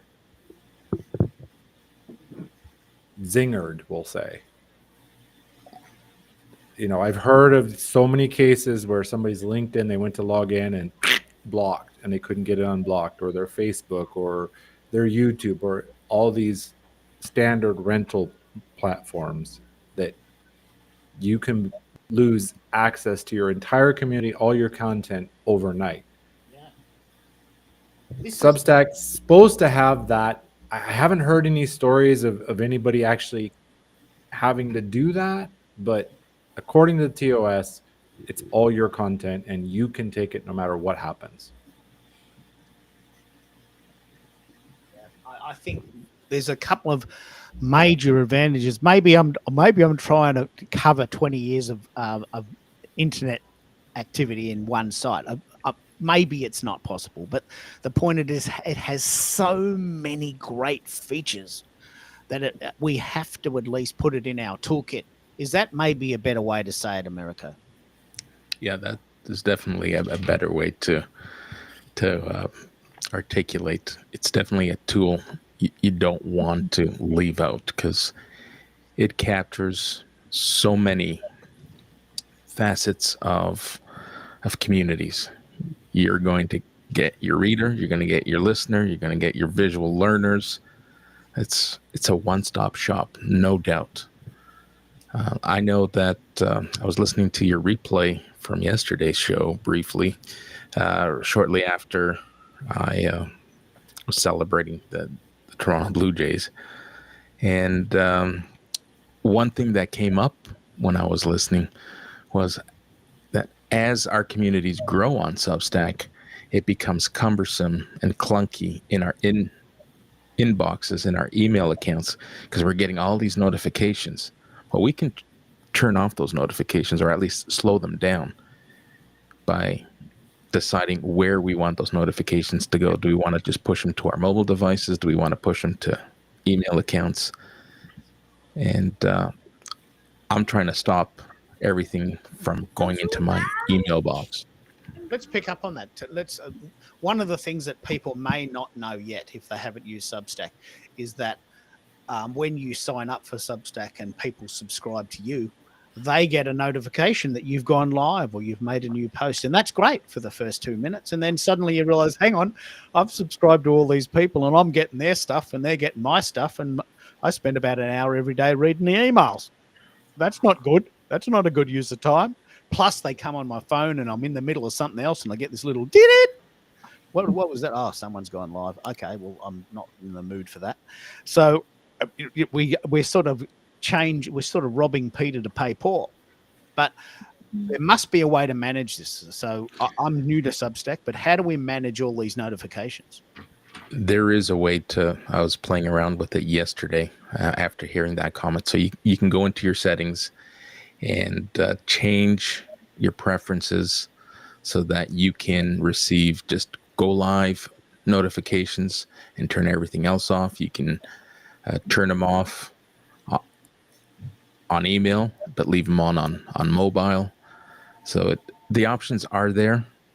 Now, the only setback, and time will tell if whether this is true or not, because when I change my preferences on LinkedIn, for whatever reason, every time I restart or reboot, I don't know where it's originating from, if it's from LinkedIn or if it's from my laptop.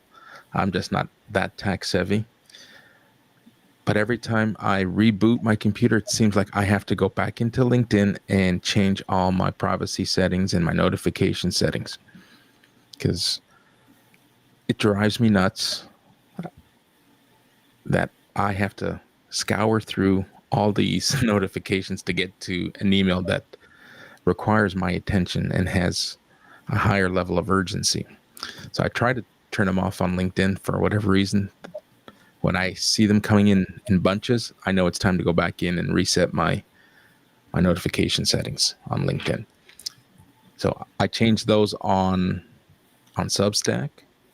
I can access everything, when I pick up my mobile device and I have a moment, I can consume all my Substack content there without getting all the email notifications. It's very important. I think we'll probably find that we'll end up doing these little Substack power rooms, because there are so many features there now that we really, really, really want to maximize them. And as you said, when we go into our emails, we think, oh no, all those people I subscribed to as a courtesy because they subscribed to me, I was suddenly getting all their emails. And then suddenly, well, what about the one email you get a day that's really important? I still haven't found that one email that's very important. Maybe there is one. Maybe there's one I get every day that's important and I have to do. I just get so many. We're all sort of swimming in this. I got to get better at it. But it is definitely a thing that people complain about. It's definitely a thing people complain about. And more reason not to influence your community and entice them to move over or follow you at 3 different platforms, because they're going to get that many times more notifications. I love it. Well, let's regroup. Jump in, Jason, if you want to speak. We're trying to fill the room. What I'd love, let's just regroup. I'd love for you to spend a little bit of time. Oh, what do I do there? I pushed the wrong button. Sorry. You've been listening to Keith Keller on KKFM, and I think I've just got the sack. But I would love for you to share this link with your buddies. I'm just going to set an intention that we fill the room and we get this bit of a Brady Bunch moment. Like I love the visual component of this, and I'd love you to send me any links to anyone else doing this, because I haven't seen this done before. I'd love you to send this to your buddies, fill the room. But like anything, this is live, which means you've got to sort of be ready and free and able to do it. Is anyone else finding the challenge of doing live shows that no one turns up? Is there a solution to that? Do less shows, give people more notice. What do we do to get the engagement now? What do you think? I think video for sure. More of the live shows. But how do we get people to turn up? If I were to, what do you think, Zakia? I know you were driving and you came because we're talking, but is it inconvenient to sort of do these live shows? Is there a way to make it better for people? I think just from what I remember from the Periscope days, it often helps if you are participatory in other people's streams and content prior to you going live. So I think that's why I'm spending a lot of time just kind of interacting with people, seeing what the culture is on Substack. It's kind of a give and take, and not saying that that's what will work. But I remember from the Periscope days, that first 6 months, I did not live stream. I just was active in other people's streams. I commented on other people's posts that I was genuinely interested in. And when I went live, that's how we had so many people on those broadcasts. I actually love this. I love this idea. One thing that is going to happen next week is that there's going to be a Substack Power Edition in Amolia's group. Now, several of us are in that group, so that's what you're talking about, isn't it? If we all help each other on each other's shows, and I think you might be actually mentioning a bit of a power hack there. That the challenge for me living in Australia, this is the one reason I probably don't go brunch anymore, is that there's never any shows on when I'm awake. You know, the shows are all on at like 10 a.m. Eastern or, 8 a.m. Eastern. That's the middle of the night for me, right? So I desperately want to go to your shows, but they're just not at a time period where my body is in alignment with the sun. I mean, I do have to sleep, although sometimes I don't feel like it because I'm so excited. But let's play this game. What is a way we can help each other by sharing each other's stuff? Is there a power time where we can all get together? What do you think, Americo? You've done a lot of work here. What do you think is the power time that sort of works for everyone? So here's what I've experimented with. I find that the shows that I purposely do during the day in the Eastern time zone don't serve me as well, because people are either working. If they're on lunch, I may not be their biggest priority. So it's important for me to capture an audience that is relevant to my guest speaker.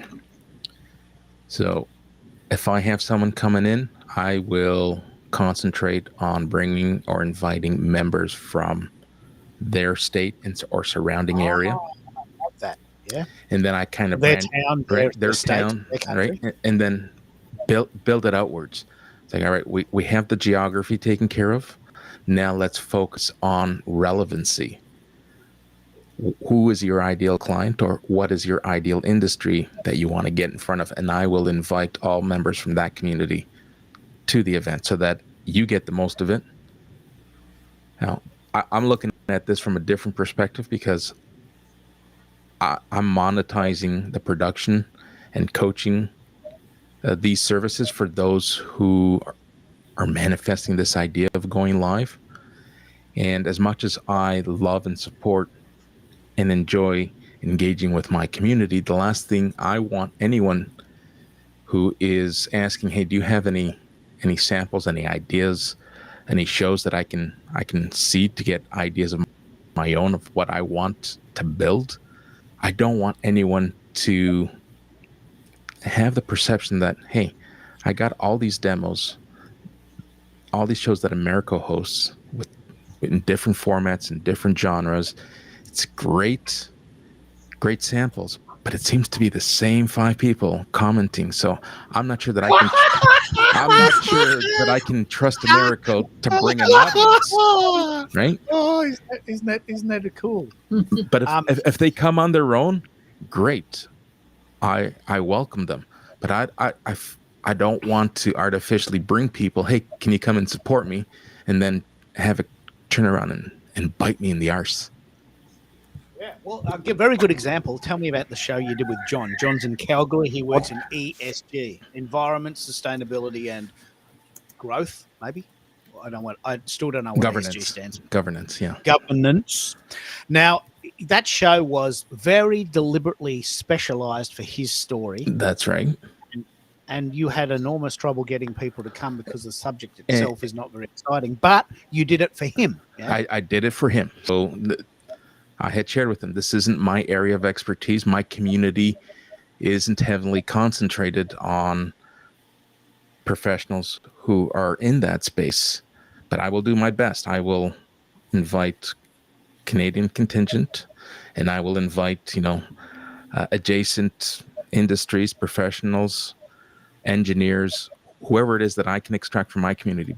But I really need you to lean in and bring your ideal audience. And we had great registration. There were over 70 people who had RSVP'd for the event. We had one comment and one person show up live.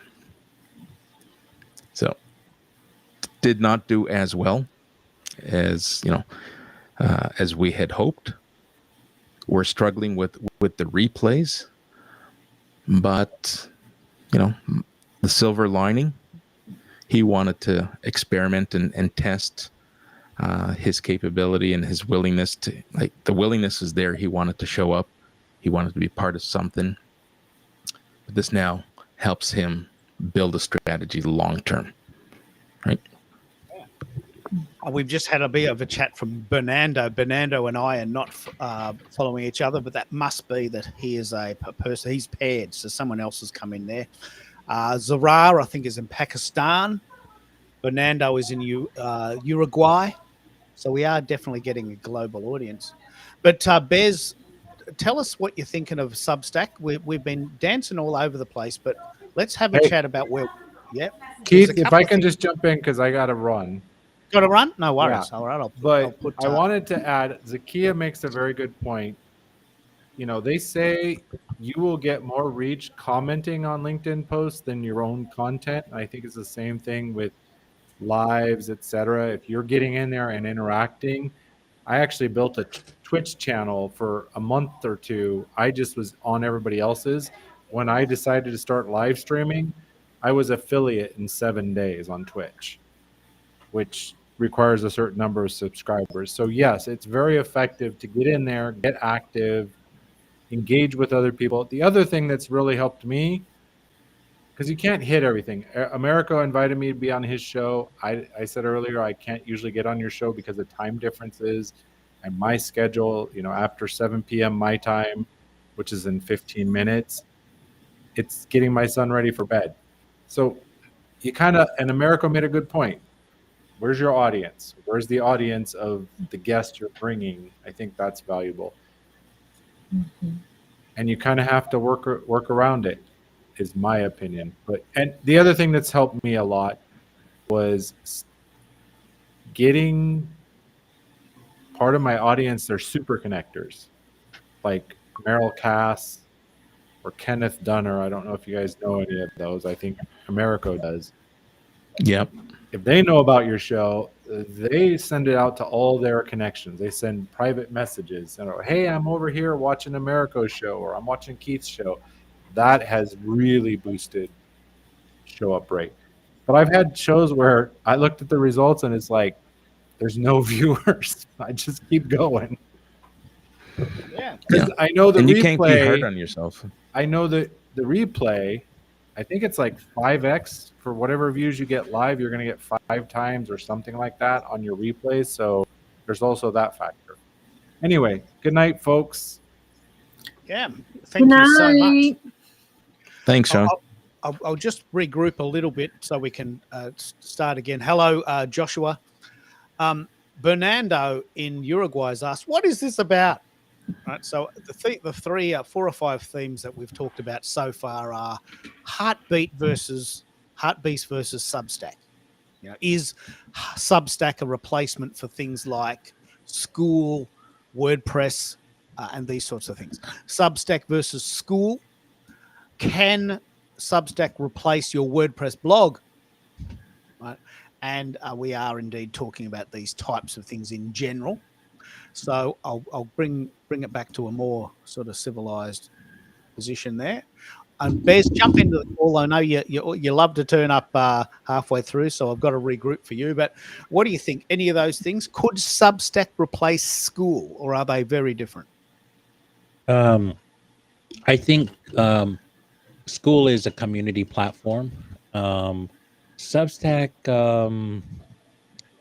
I mean, I don't see it as a community platform, as more like has a little bit of everything, but more of a subscriber. Could you have in a newsletter? Could you have a community that rallies around that? I guess you could, but you would need to take them somewhere, right? Where are you guys going to hang out?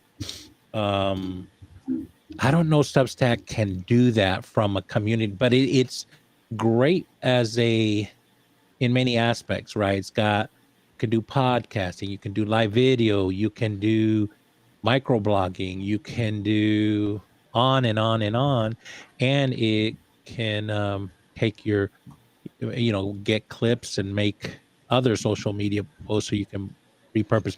I almost see it like a mega social media site, right? Because it so many things it can do, almost like a Swiss Army knife.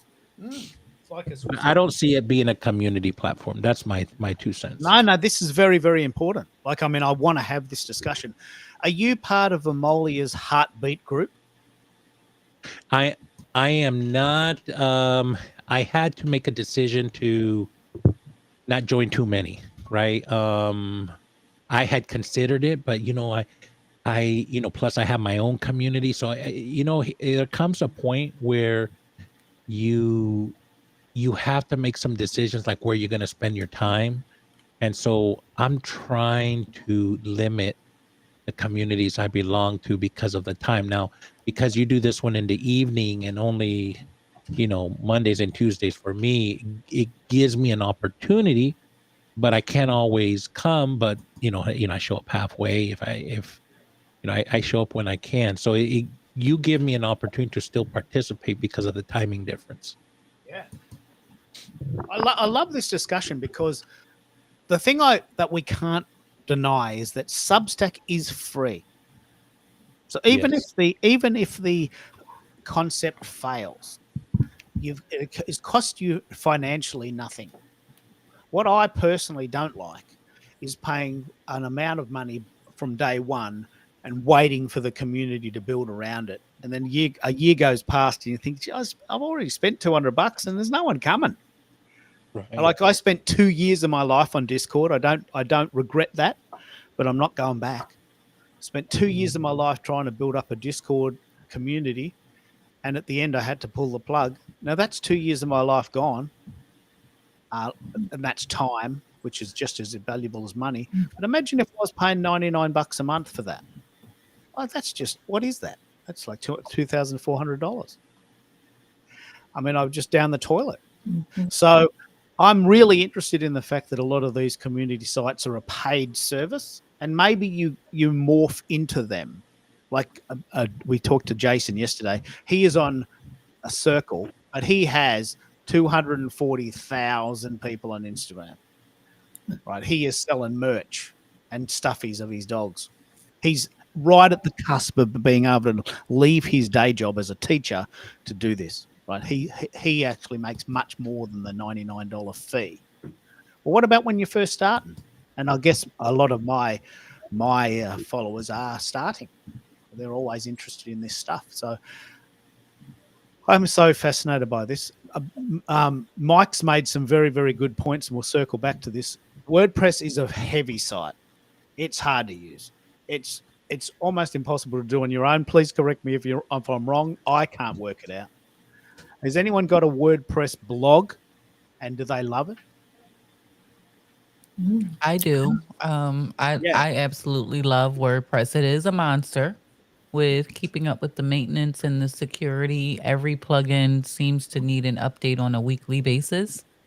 However, the flexibility of it and the ability to bring people to a central location. And I don't know if you all clicked on the link that Sean shared in the private chat.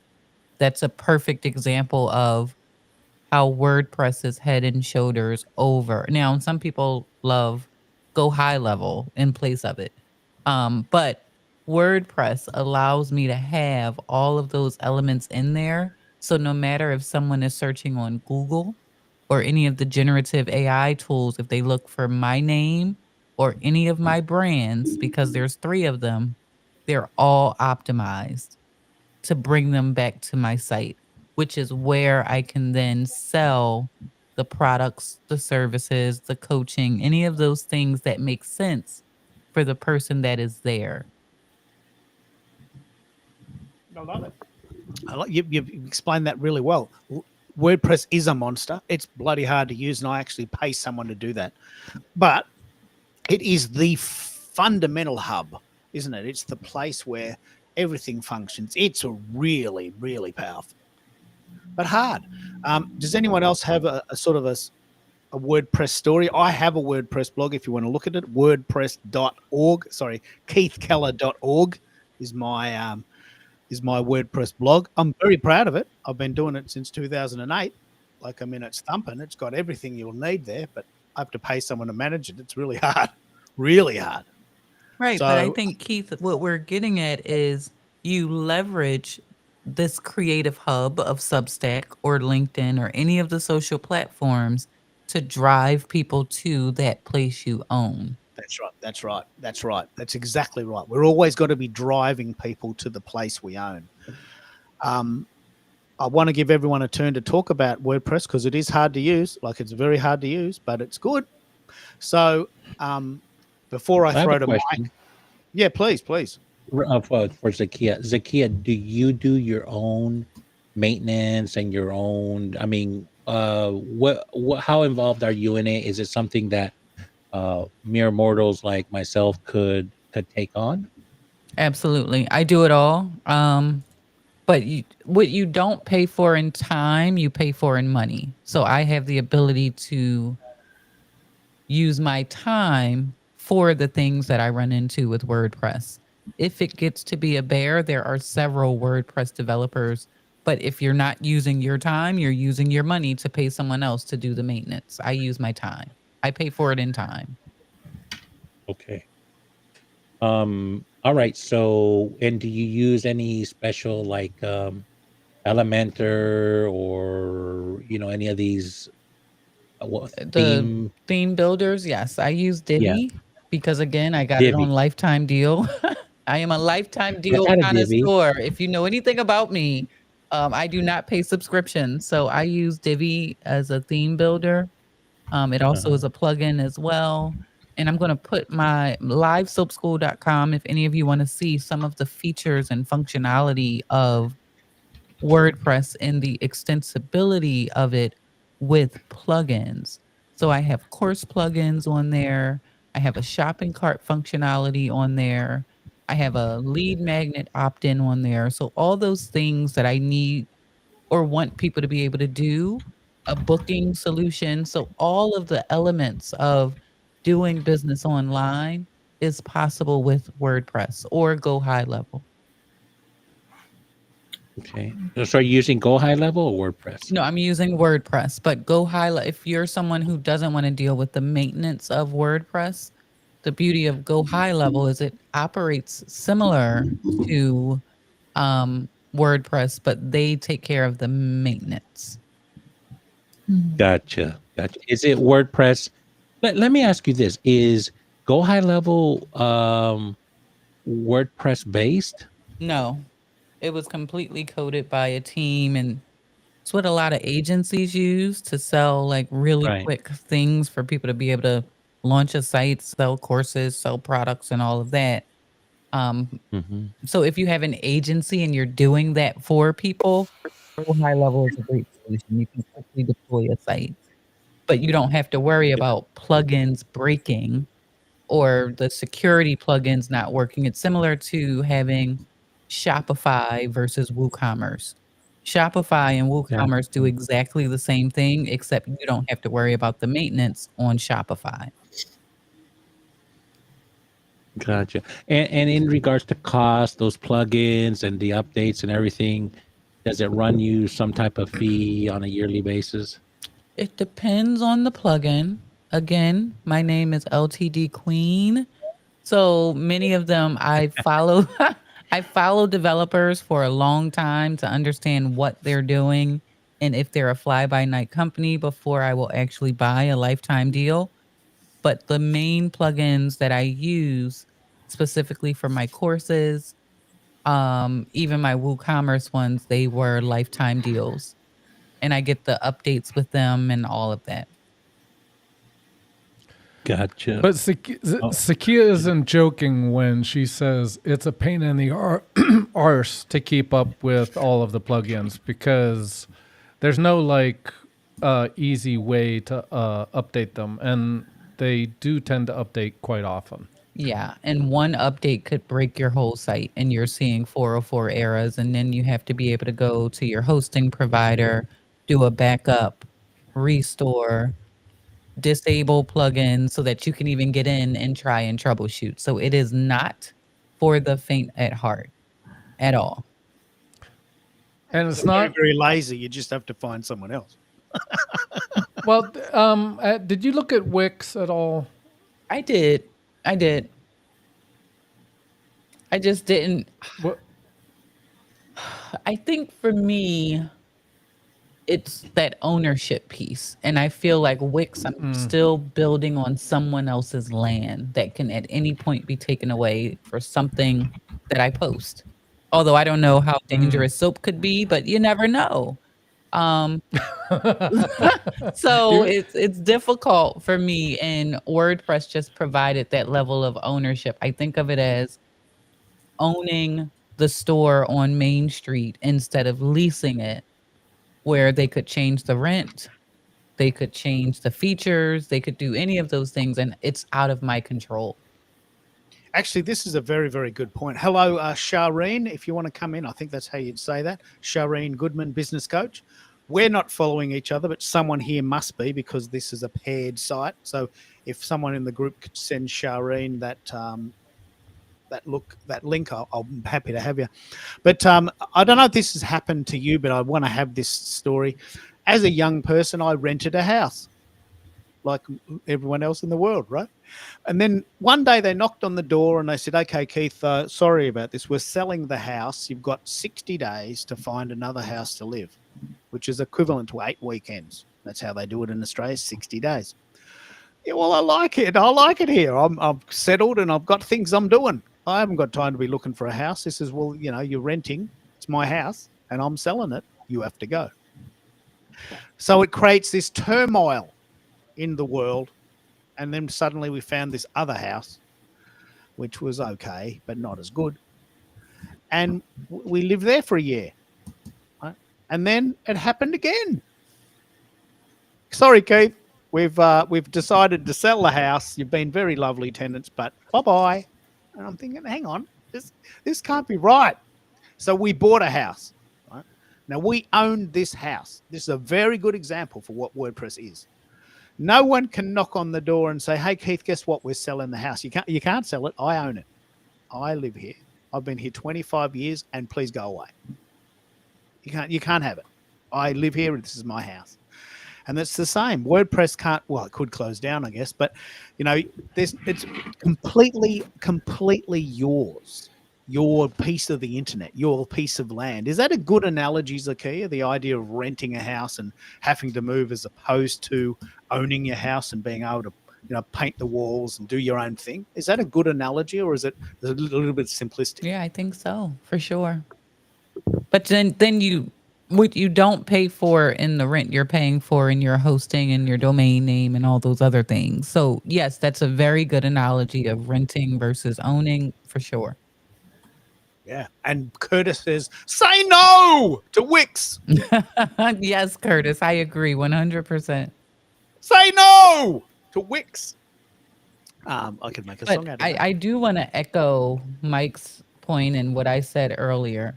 I am not waving the WordPress flag for those that don't have the time, the energy, or the money to maintain it. You'll be building and building and building, and then something happens and it's gone.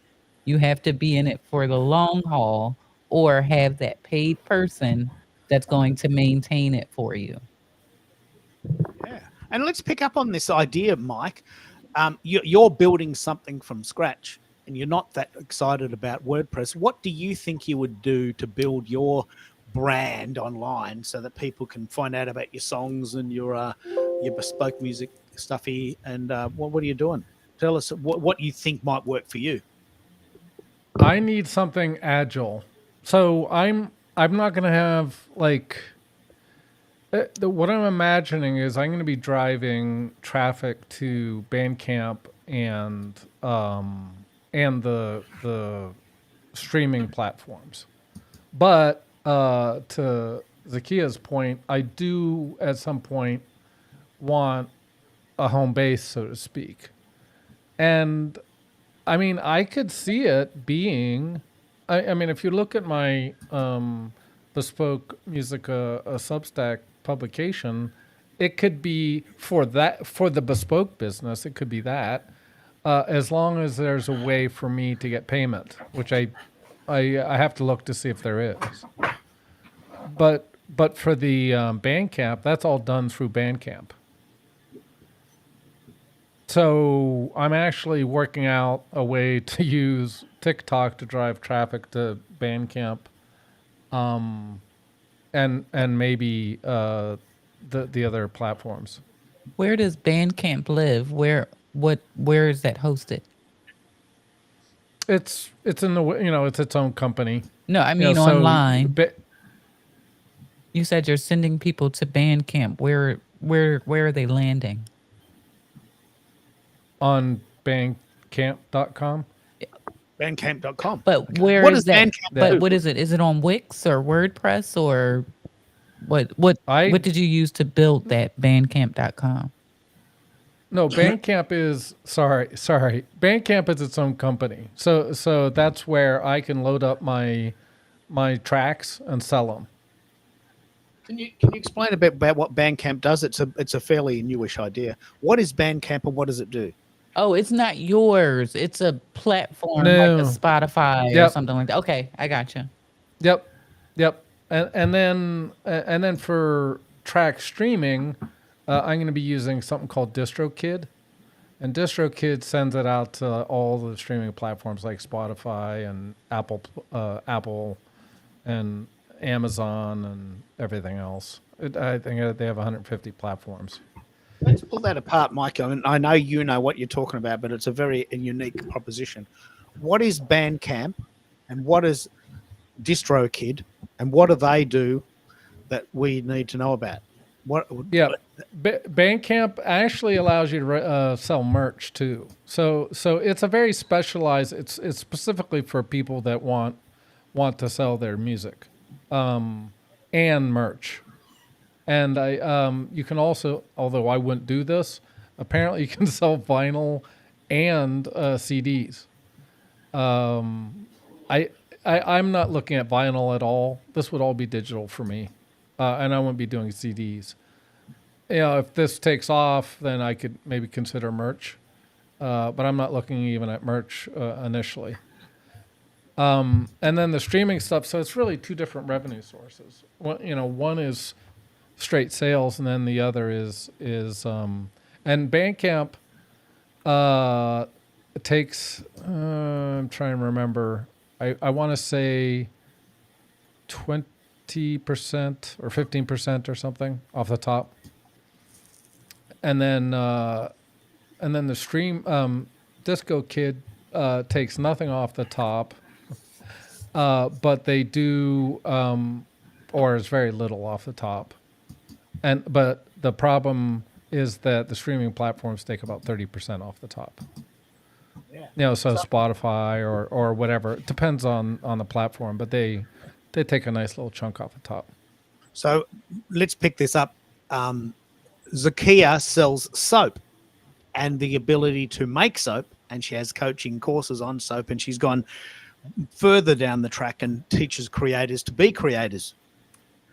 But what Mike does, and this is the key question everyone's asking, what Mike does is he makes these really cool songs on Suno.ai, and he's in the process of deciding, do I make these songs and just put them up and make a little bit of a click, 0.000006 cents per play, or do I make songs for people, bespoke musica, right, just to set the tone? So he's using a site called bandcamp.com and distrokid.com, which are very specific to the music industry. Now, you may not have heard of these sites, and only I have heard of them in the last few weeks. So I hope that makes sense, Shireen, as to what is going on there. But DistroKid is a distribution site that takes your site and says, okay, you've got 6 songs here on your C drive. Let's send them to Spotify and Apple and Deezer and all of that. I'm guessing that's what it does, and for a monthly fee. And Bandcamp allows you to house your songs. You go, if you like this one, you can buy it, or click here and give me 0.000006 cents. I think that's what it is. Lots of zeros. No, on Bandcamp, actually, per track, you hit the nail on the head. It depends on the platform again as to what the cost is per stream. But if I'm selling a track, it's a minimum of $1, I think, per track, and $9 per album. Okay. And an album is at least 7 tracks. Yeah. So, well, yeah, I love the song that you made for me. So how much for that one? I played that for my sister, and she just loved it. We had so much fun listening to it. Do you want to pick that up, Mike, and play it for us? So Yeah, what? play it. Yeah, what Mike does, and this is a very interesting discussion. We are talking about the creator economy. We're talking about using Substack as a creative hub. Mike has decided to do that with music. We're using Suno.ai. And the songs are very good. They're very good. So Lynn has a song written for her by Mike. If Mike can find it, we can play it. It's a perfect example of what he does. Now he's deciding whether do I just put that and get my 0.000000006 on that play? Do I sell it for $1? Or do I write these songs for people? It's a very fascinating sort of juncture you're in, Mike. It's very fascinating because you could go sort of in 3 directions here, couldn't you? Yeah, and I'm still working on the pricing, Lynn. But for just because it is so, first of all, it would be, custom. And so I'm looking at the $150, $200 range, for like an intro and an outro type of thing. And again, I'm working on tiered pricing, and this is all sort of, in flight. Because, Keith and I were talking about it last night, and I'm like, he was like, well, maybe your third tier could be, like a premium, or diamond tier or something. Oh, yeah. And you could get sort of unlimited rewrites. I'm like, no, I'm not going to be offering unlimited. And he raised the point because I've actually done work on web graphics, and I'm gonna be setting pretty tight contracts for this because and again, it's going to probably take some iterations, but I'll have a form that says basically, what are you looking for? What are you looking to do? And here's the 3 tiers. And if you're a small SMB or something, you get a lower rate, but you only get kind of what I come up with like minor tweaks. And then the second tier would be, and the other thing is, like I've already done for Felipe. I've actually done as some of you may know, I did a track for his book. He has a animated video that he now the next version of his book will have a QR code that goes to this animated video that has my track on it. So some of that, again, I'll have to work this out, but you'll have some tiers around. Okay, here's your track. And then, maybe, some follow-on, like, some bundles or something for follow-on tracks with that. So I'm working all that out, but it's a lot easier, Keith. My point is it's going to be a lot easier for me to just put tracks up on Bandcamp and sell them or stream, and then put this other thing over the side as I'm building out, the bundles and pricing and everything. What you might be fascinated by is that we started the show with the idea that can you get SEO from Substack? So what we did for the first 10 minutes or so is we Googled each other. Right? We Googled each other. Now you might be fascinated to know that several people on the call Googled me in a different town, and my SoundCloud account was number 1. SoundCloud.com. It is the hidden gem. I know this. I've said this a million times. SoundCloud.com is the site no one's using. Right? And you can put your songs there and you can have the lyrics there. You can have up to 600 words. Google loves it. Fantastic for SEO. And many, many times people have said, look, I've Googled you, Keith, and your SoundCloud comes up even above LinkedIn or even your own website. So if people were going to find you, then SoundCloud could be, and it's like there's a 2-hour for free and that's $16 a month. And that could be even a place to put it. Yeah, and if you're just dropping samples, 2 hours of samples is is great real estate and great ROI if you're going to get the visibility. Yeah, and I'll mention it. I want to mention this again because we need to come back to this. Shireen, if you'd love to talk, I would love to have you on stage. I don't know who you are yet. We're not following each other, but if you want to come up on stage, I'll find a way to give you the link. Do you know Shireen Zakia? Who would that be? Whose friend would that be? Because she's a paired link, so that must be someone who's paired to the account. Who has sent this link to their people? I have, Who but I is it? don't have Shireen in my. Shireen, if you want a friend request, Keith or me or anybody on the stage, so that we could send you the link. But I am not connected. I'm not sure where she came from. What's the last name? Goodman. What's the Goodman? Yeah. Shireen Goodman. How do you spell Shireen? It's CHAREEN. There we are. Shireen Goodman. I'm attached to her. There it is. Can you send me the link? Now, this is I love doing this. This is live. This is all fresh and new, and we're just making this up as we go. So she's a gem. She's a gem. Yeah. Let me so get her the link. So Mike is going to play this song for Lynn. Tell us how you did that, Mike. What was the sense of it, and where do we take you from here? I'll put you right there so you're right.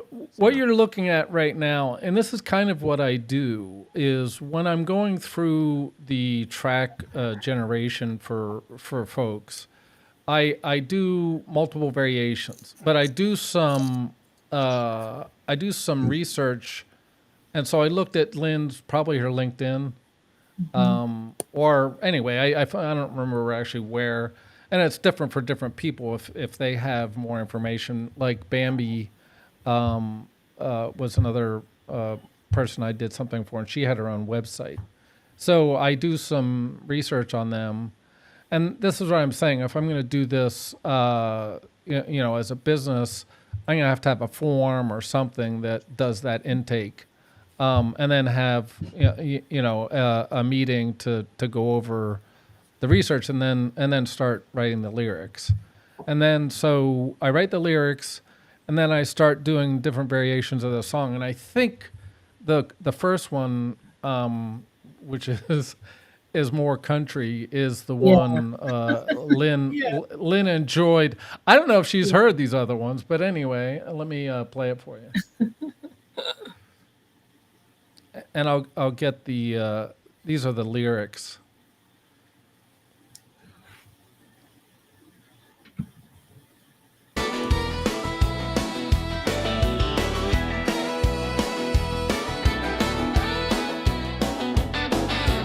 Lynn's got stories to tell.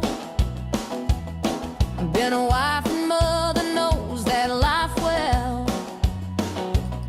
Psychology, driving around town, turning out on no to knowledge she's found. Real estate deals and sales on the side. Makeup and events, she's taking that ride. Dream vacations, calling her name. Paris and Bali, never the same. Pack your bags, let's explore. Life's an adventure, there's always more. Dream vacations, cultures to see. Follow in, she holds the key.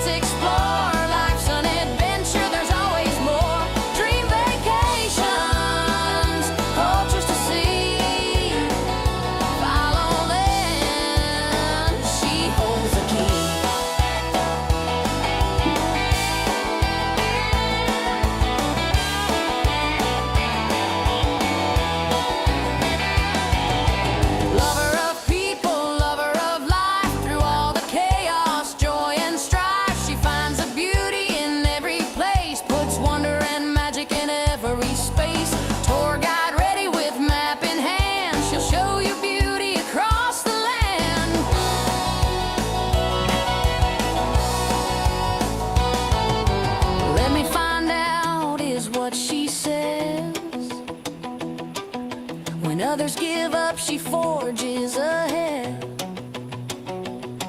Inspired in wanderlust in everyone, her mission's clear, it's never done. To spark that flame, that travel bug, give the world a great big hug. Sing it with me. America, here we go. Wild rides to places you've yet to know. Lynn's superpower lights the way. Adventures calling, don't delay. She's the travel guide you've waited for. Opening up each hidden door. Life's an adventure, that's her creed. Lynn's got everything you need to see the world through different eyes, where wonder lives and beauty lies.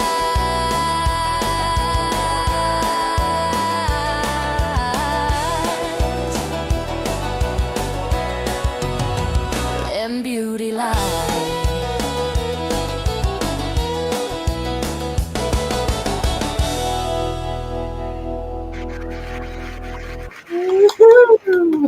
Big round of applause for Mike. Yes. Round of applause for Mike. Oh, wow. Wow.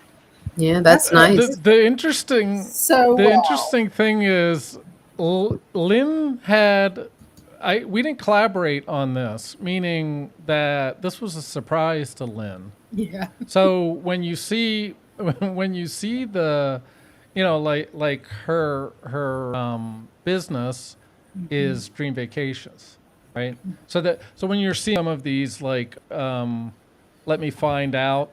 So these were all pulled from, I think it was her LinkedIn. Yeah. So that would not be typically what I'm doing for a bespoke one, unless they want me to do a kind of a surprise track. But it would be more, okay, what do you want, or what are the points you're trying to drive home? So anyway. Very, very, very cool. Like, I mean, it's so cool. Love it. And hello, Shireen. Jump in. I hope we've pronounced your name right. Yes, you guys have been doing well. I just, I saw beds pop up. I was checking my LinkedIn and I said, oh, let me check this out. And then the conversation was going and I'm like, oh my God, this is great. I have no idea what you guys were using. But yeah, so I'm Shireen Goodman. Hello.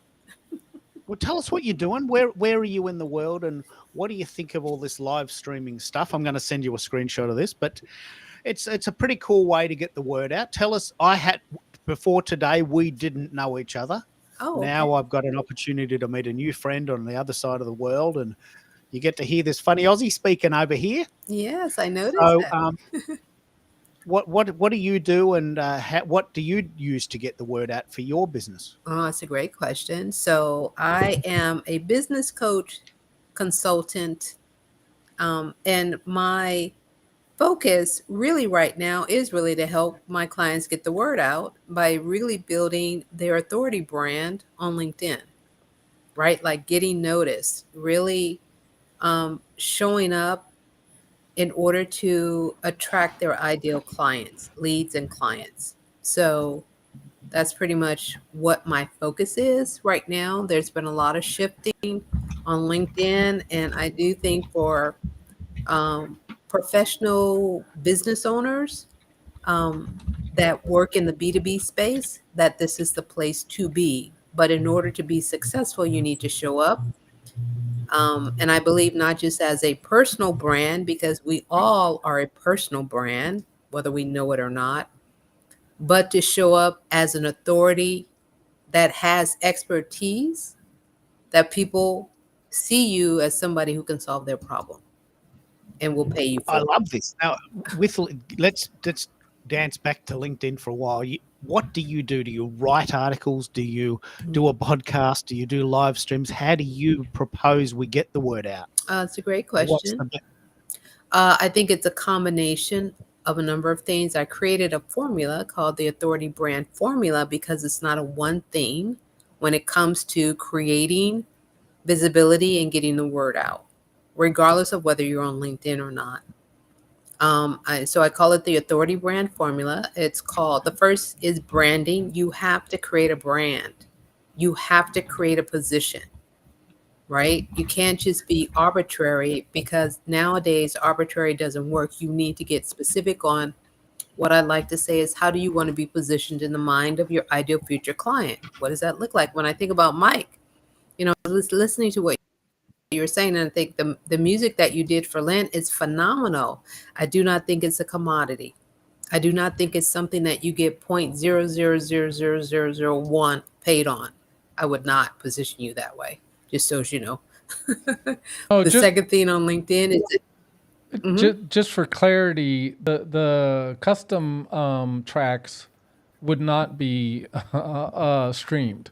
Custom tracks would be yeah, like for Lynn or whatever, however you're going to use it. It would be a one-time fee. Probably starting out like $100 to $500. And like I said, I'm going to have a couple tiers as far as pricing, but it's going to be very limited as far as distribution. Distribution would be tracks that are already done that I think have maybe some ability to be played on the radio. So they're two different. and again, I would think about positioning. Yep. Yes, Let's have this. 100%. Let's have that chat. This is a very, very good live start. We don't know you yet, Shireen, so you've got a chance to chat to all of these people. So here's a guy called Mike who writes songs. Now he could sell them individually. He could put them on Spotify and get 0.0006 cents per play. He could set up a Bandcamp session and sell them for $1. But this is a new venture. I'd love to know. Let's do a bit of a masterclass on this, as much as you want to do that. What would you do for someone like Mike on LinkedIn or anywhere to get him out to the world? He's got a very unique skill, a very unique proposition. I don't know anyone else doing this, offering these bespoke songs for you for $100. For $100, which is excellent, Mike, because it's unique. Because what you do is unique. And that's the deal. You need to find out why. What is it, what I call your unique way to play? What is it that you bring to the table, and why would somebody need that? When I think about Lynn, why did Lynn need the song that she needed? Right? So when you think about that, it's like you're not. And so when you think about even LinkedIn is an ocean of all different types of fish. I call it the LinkedIn Ocean. But you want to find the fish that are right for you, the ones that are why they need this song, and one that can make it very special. Somebody said that they love country music, right? When I think about how can somebody, whether it's for a podcast, whether it's for, let's say they're trying to make an impression, I'm just spitballing here, right? With a new, maybe a new client, and they want something catchy, because that's what music does. It's catchy, right? But there's also something behind the music.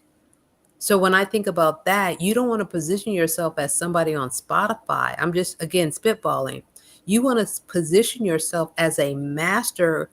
Well, I don't want to necessarily say composer, but something that really sets you apart, and then you go from there, right? So when I think about that, like the second thing, like I haven't looked at your profile, I would look at your profile and see, what does it say?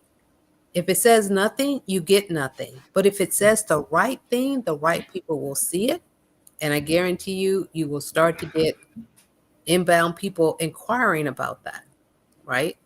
Your content should always be speaking. I call your content on LinkedIn your commercial, your authority commercial. You're not just putting content out to put content out. You are putting out commercial, right? Why? What are you talking about, right? And it should be quote unquote authority positioned, always sharing or saying something about what you do, the problem people have, blah, blah, blah, blah. All right. So that's the first portion of the formula. The next one is E, Engagement. Engagement is important. If you don't engage, why would somebody engage with you? You have to engage on 3 levels: commenting, connections, and conversations in the DMs. And then the last element is T, time. You have to be consistent and persistent, because a one-time when you look at a commercial, you don't see it just one time and expect somebody to remember you. It is consistency that is important to build credibility and trust that leads to conversations and then to conversions. So I hope that makes sense. So Oh, this is extraordinary. And how does live streaming play into that? Do you have a podcast? Do you do video? Are you more into writing? all of the above. I used to do a podcast called Crack the Coaching Code. So that's a framework that I follow. So I did that for about a year. But right now, one of my biggest things, I love to write. So I do write, I do post. I just started really doing a video based off of my newsletter, right? So that's a strategy that I just implemented and I'm seeing how that goes. So I write a newsletter and then I do a short video behind that to kind of open it up a little bit more. But so I'm just testing that out. So I have this thing called my authority lab where I test things with clients. We test things, right? You will not know whether or not something works unless you test it to see if it works for you. So so that's what I'm doing right now. But I write, I post probably at least 5 to 6 days a week, you know. And not necessarily with lives I do. So I have something, I have not launched it yet, but something you're going to be like authority, called the Authority Lounge, which is really kind of like a live like this. It would just be sitting and talking about why authority matters for not just even on LinkedIn, but for your business. If you cannot solve somebody's problem, why would they pay you? You have to be an authority in the eyes of your clients, of your future clients, and not just some knob, right? Like, anyway. So I do love what you guys have put together. What this thing, I think, is phenomenal. I love it. Yeah, well, what I love about it is that we've met you now, and you've met some new people, and you've had a chance to talk to our tribe, our community, and we are building something really quite wonderful. And Yes, I can see that. I'm so proud of this. I'm proud of this. So we have our Brady Bunch moment. Does anyone know the theme song? There was a man. His name There's a was Brady. story. Yeah. This is a story about a man called Of a Brady lovely lady. who met a lovely lady who had 6 kids of her own. Together they formed a union, and that's all I know. We've got our Brady Bunch moment. So, Very like nice. what you're saying, Shireen, I'm doing this with a fun element. Like my shows are fun. They are really sort of fun to be part of, and they're fun to do. And so I guess my brand is this guy from the other side of the world that does these random shows on the internet. That's my brand. So if you wanted to know more about that, you'd come to this. If you like writing, no point on my side. I hate writing. If you like reading, you don't like no. Keith's brand is audio. isn't it? Look He's at it. he's an audio schnob. Schnob, I am. Yeah. And he was a musician in the past, so he's a bit of a musician snob too. But his brand, and he even has a radio voice, I think. I like the accent. The accent is good. And I would say, I don't know, I haven't looked at your profile, but one thing I think, again, why I am impressed with this, so LinkedIn took away the audio side of their lives, right? And I think because it's hard for people to always want to be on the video side. Video is hard because you have to be on. I mean, you know what I mean? You have to be on and all that. And I think sometimes that's kind of hard for people. But audio is a great way to still kind of present live. And I think that, for one thing, I would just say that this is a solution for people who still want to do audio. So I like what you have here. And we've had a lot of discussions about why just audio. Now, Keith prefers it, but I'm saying, and I don't know if you know of any of these people, but I'm a or used to follow pretty religiously Joe Rogan, or a lot of people know Joe Rogan, but I follow a gentleman by the name of Lex Fridman. I don't watch. He's on YouTube. I don't watch YouTube. I listen to YouTube. And I think actually a Okay. lot of people do that. Like they may listen to it in the car, what have you. So I think a lot of people are thinking, and probably YouTube is thinking that I'm watching it, but I'm not. I'm listening to it, and I actually use Lex as a sleep aid, or used to. So I think this is a really cool idea because one of the things that Keith and I have talked about too is it gets a little busy when you're running the studio on any of these any of these streaming platforms. There's a lot of moving parts. And unless you're going to hire a producer or someone to help you, you can get real busy. And I think if you're trying to do the video and everything else, it gets fun. I could get that. That's sort of like what Zakia was talking about with the WordPress thing, right? Like if you don't have the time, then you need somebody with the money to do it, right? But if you have the time, then yeah. So I get that. And I mean, for me, it's fascinating because I do think, especially, I assume that everyone out here is a small business owner. Is that correct? Maybe. I am. Yep. Yeah. That in there, and I have a client right now. It's funny. It's like you need some technical skills. Okay, because if you don't have the technical skills, you're going to need the money to pay for this. And I think that that's something that a lot of people just don't think about, right? But yeah, so even trying to do a live or trying to start off small, like, maybe not. And maybe that's why for me, I do a lot of writing. Easier for me to push out content that way than trying to set up, even though I do want to do my Authority Lounge, get that going. But it's like, okay, I don't have the time right now to set that up.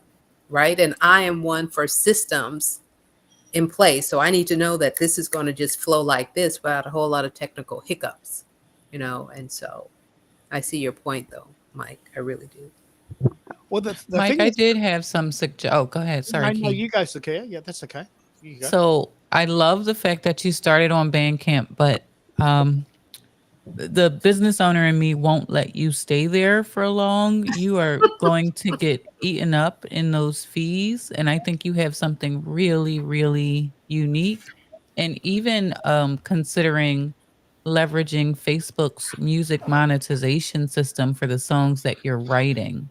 Because if people use those songs so you never know what goes viral, or not even viral, just using it, you get paid a percentage of that ad revenue for the content that you're putting out there in the Facebook music system. So tagging yourself, like making sure that, again, that metadata, the same thing we were talking about with your website, like who the composer is, the publisher, you as the owner. Anytime somebody uses that song, you never could have met them, but because it's something that you created, you get paid. And eventually, I do want you to move off of Bandcamp. I just did a search, and their fees are 15% of the sale, and it drops to 10% once you've made $5,000 in a 12-month period. And so if you just had even a Wix site, I would even allow you to get a Wix site where you're only paying the Stripe and PayPal transaction fees. And you're just uploading the same content that you're uploading to Bandcamp, you could upload to your own Wix site. And I guess, again, the whole Substack conversation that we had, Bandcamp has a niche audience. So if they're the people that you're targeting, yes, leave your content there. But for you to do the sales, like those things you did with Lynn, that transaction should be happening on your home base, where you're only paying the payment processing fees, not the processing from the company that just has the website. for you to have your stuff posted. Zakia, that's a really fair point. That's why I was researching whether I could actually. Stripe allows it for subscriptions. I don't know if you can. I'm going to research to see if they allow you to do it. Otherwise, I would just set up a Stripe account. To your point, and then I'll have to do like a Google form or whatever to to send them over to Stripe and have payment that way. And Stripe has invoices, so you can do it that way too. So yeah, Yep. don't send people to Bandcamp to buy. That's all I'm saying. Well, yeah. My only thought behind Bandcamp was eyeballs. Yes, that makes sense. Just for clarity, there's two different businesses we're talking about. One is, for lack of a better word, radio ready songs. The other one is the bespoke songs. They're two different businesses or business streams. Mm-hmm. The bespoke would Yeah. be completely separate and wouldn't go to Bandcamp. Okay, great. Okay, my little heart was pitter pattering like, no way. Okay, that's good to hear. Mm-hmm. And Shireen, when you talk about authority, do you assume that people have already got this all worked out, or do you sometimes get very newbies at this and you have to guide them through a website and these sorts of things as well? Because that was what the Have majority it of this worked out. I mean, even the people that have been, You go. yeah, even the people that are in existence for a while, their authority is they don't understand how they show up, if they show up, right? So for me, like the first thing I call it position to profit. You have to have positioning in order to get profit, right? So there is typically work with like for my what I and if you know, so my consultant background, I mean, I'm a consultant among consultants, right? We deal with acronyms, we deal with formulas and so forth. So I call it the 1-1-1-1 strategy. Real simple: one niche, one problem, one signature solution, and one offer. Get clear on those four A things. confused One, mind one. says no, doesn't it? Says no, right? So even for a confused business owner, doesn't know, right? You're going around in circles. But if you get clear on who is it that I'm serving, one niche, not five, right? What is the problem? Ideally, what's his name? Russell Brunson called it the big domino. What is the theme? What's the belief? What's the problem that they're really having and really struggling with, right?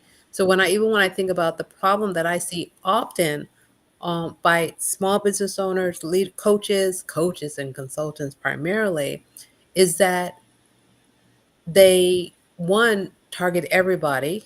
Oh, everybody's and we've heard that. No, you don't target everybody. You can't target everybody, right? Well, what problem do they solve? Do you work with teams? Do you work with executive levels? Whose problem are you solving? Who are the people? What problem are they really having?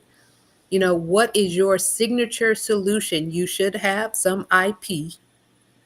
Every expert should have some form of an IP. When I think about Mike has some kind of IP there around his music.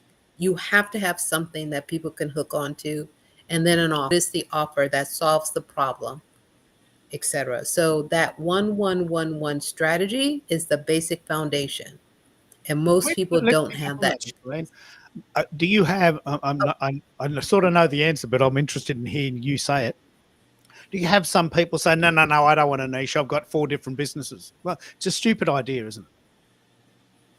I wouldn't say that it's stupid, because here we all need multiple streams of income. We do. I don't care what anybody says. You need multiple streams of income, different ways, because everybody is not going to fit, right? But if you have 4 distinct businesses, then you still need to apply that same framework to each one of your businesses so that you're not, remember I was taking French and Italian at the same time, got into a country and now I was speaking French in Italy. It's like people are like, what's she talking about? We don't need that. We don't want that, right? So we need to have the distinct lanes in each lane. If you have a different distinct business, you still need to know who are you talking to, what's your niche, what problem are they having that they're willing to pay you for. That's another big deal, right? That they are willing to pay you for. And again, I always love having IP, some kind of signature solution that says you're an authority and then your offer. So even if you have four, but you can't, I heard somebody say you can't look up and look down at the same time. You have to focus. What's your focus? Right. So, and those are the little nuances I think that even though we're all in business, but that's what burns us out because we're chasing and we're running rather than being clear on what we do and who we serve. Love this. I just love this discussion. Now, we have met you all for the first time tonight, Shireen, and this is exactly what my show is. We now know about you, and so you can come on my show anytime. I'll send you an invitation to connect if we are not connected yet. But I didn't know you before today, and now all of this wisdom was going wasted, and now I can introduce you to all my friends in Australia. So this is why I do this show. This is why I do this show. It's, as Mike calls, eyeballs. So we're just having a chat using Substack as your creative hub. We got the Brady Bunch moment. There was a story about a name named Brady who was living with 3 kids of his own. So we've got this Brady Bunch moment. We're having fun. We're learning things. We're meeting new people. I think this is a hell of a lot more interesting than going into the city in a suit and spending an hour on a train to hang out with people I've never met before. I'm never doing that again. Very nice. Well, I mean, I was excited. I love the conversation about WordPress because, and when I think about Substack, I don't use Substack. Love WordPress. And as I mentioned earlier, like, I don't know where people are with that. I think I probably came in a bit late on the conversation. But one thing that when I think about WordPress, and I love the lifetime thing, people need to understand, I tell all the time, you need to try to find a lifetime deal, right? Because you're trying to pay a subscription every month is not a good look when you cannot pay that subscription. I think about Square. What is that? What's the website? Was it that somebody bought the Square website? I don't know. Does anybody? It's like a Wix, but is it Squarespace? It was called Squarespace. Yes, Squarespace. People love Squarespace. I was working with a client. I went to their site, and their site was down. I was like, that'd totally tank your authority, right? Like, why is so people are looking at that. And that's because she probably missed the subscription. And so if you can get a lifetime deal or WordPress, because WordPress is you have it hosted, right? But your site is there. If you're doing a subscription and your site is down, I don't know. I'm just saying that those little things, they do matter. Not that everything is perfect, but you want to consider those things. And I think about WordPress like VHS and beta, right? WordPress is the champ. Even though there might be other sites that have the new bells and whistles, but WordPress will outlast beta, I believe. WordPress And VHS. Yes, It's a great analogy. It's a great analogy. There may actually be people listening to this call that don't know what we're talking about. This is a 20th century technology. But I never used Betamax. I've never even seen a machine. It came and went before I entered the market. But we all know the story. Beta was better, but it didn't last. And because that's a classic business case. Yeah. And you want to be paying attention to that. It's a classic business case that you study in business school, but to understand that you need something that's going to last, especially when it comes to your business. And when I think about WordPress, that's one of those things. There are also, if you can't really do a WordPress site, consider a landing page software that's going to be around for a while, right? Where you can build your site on a landing page. And if you're but just make sure that, that it's going to last and that it integrates with other technologies. That's the biggest thing.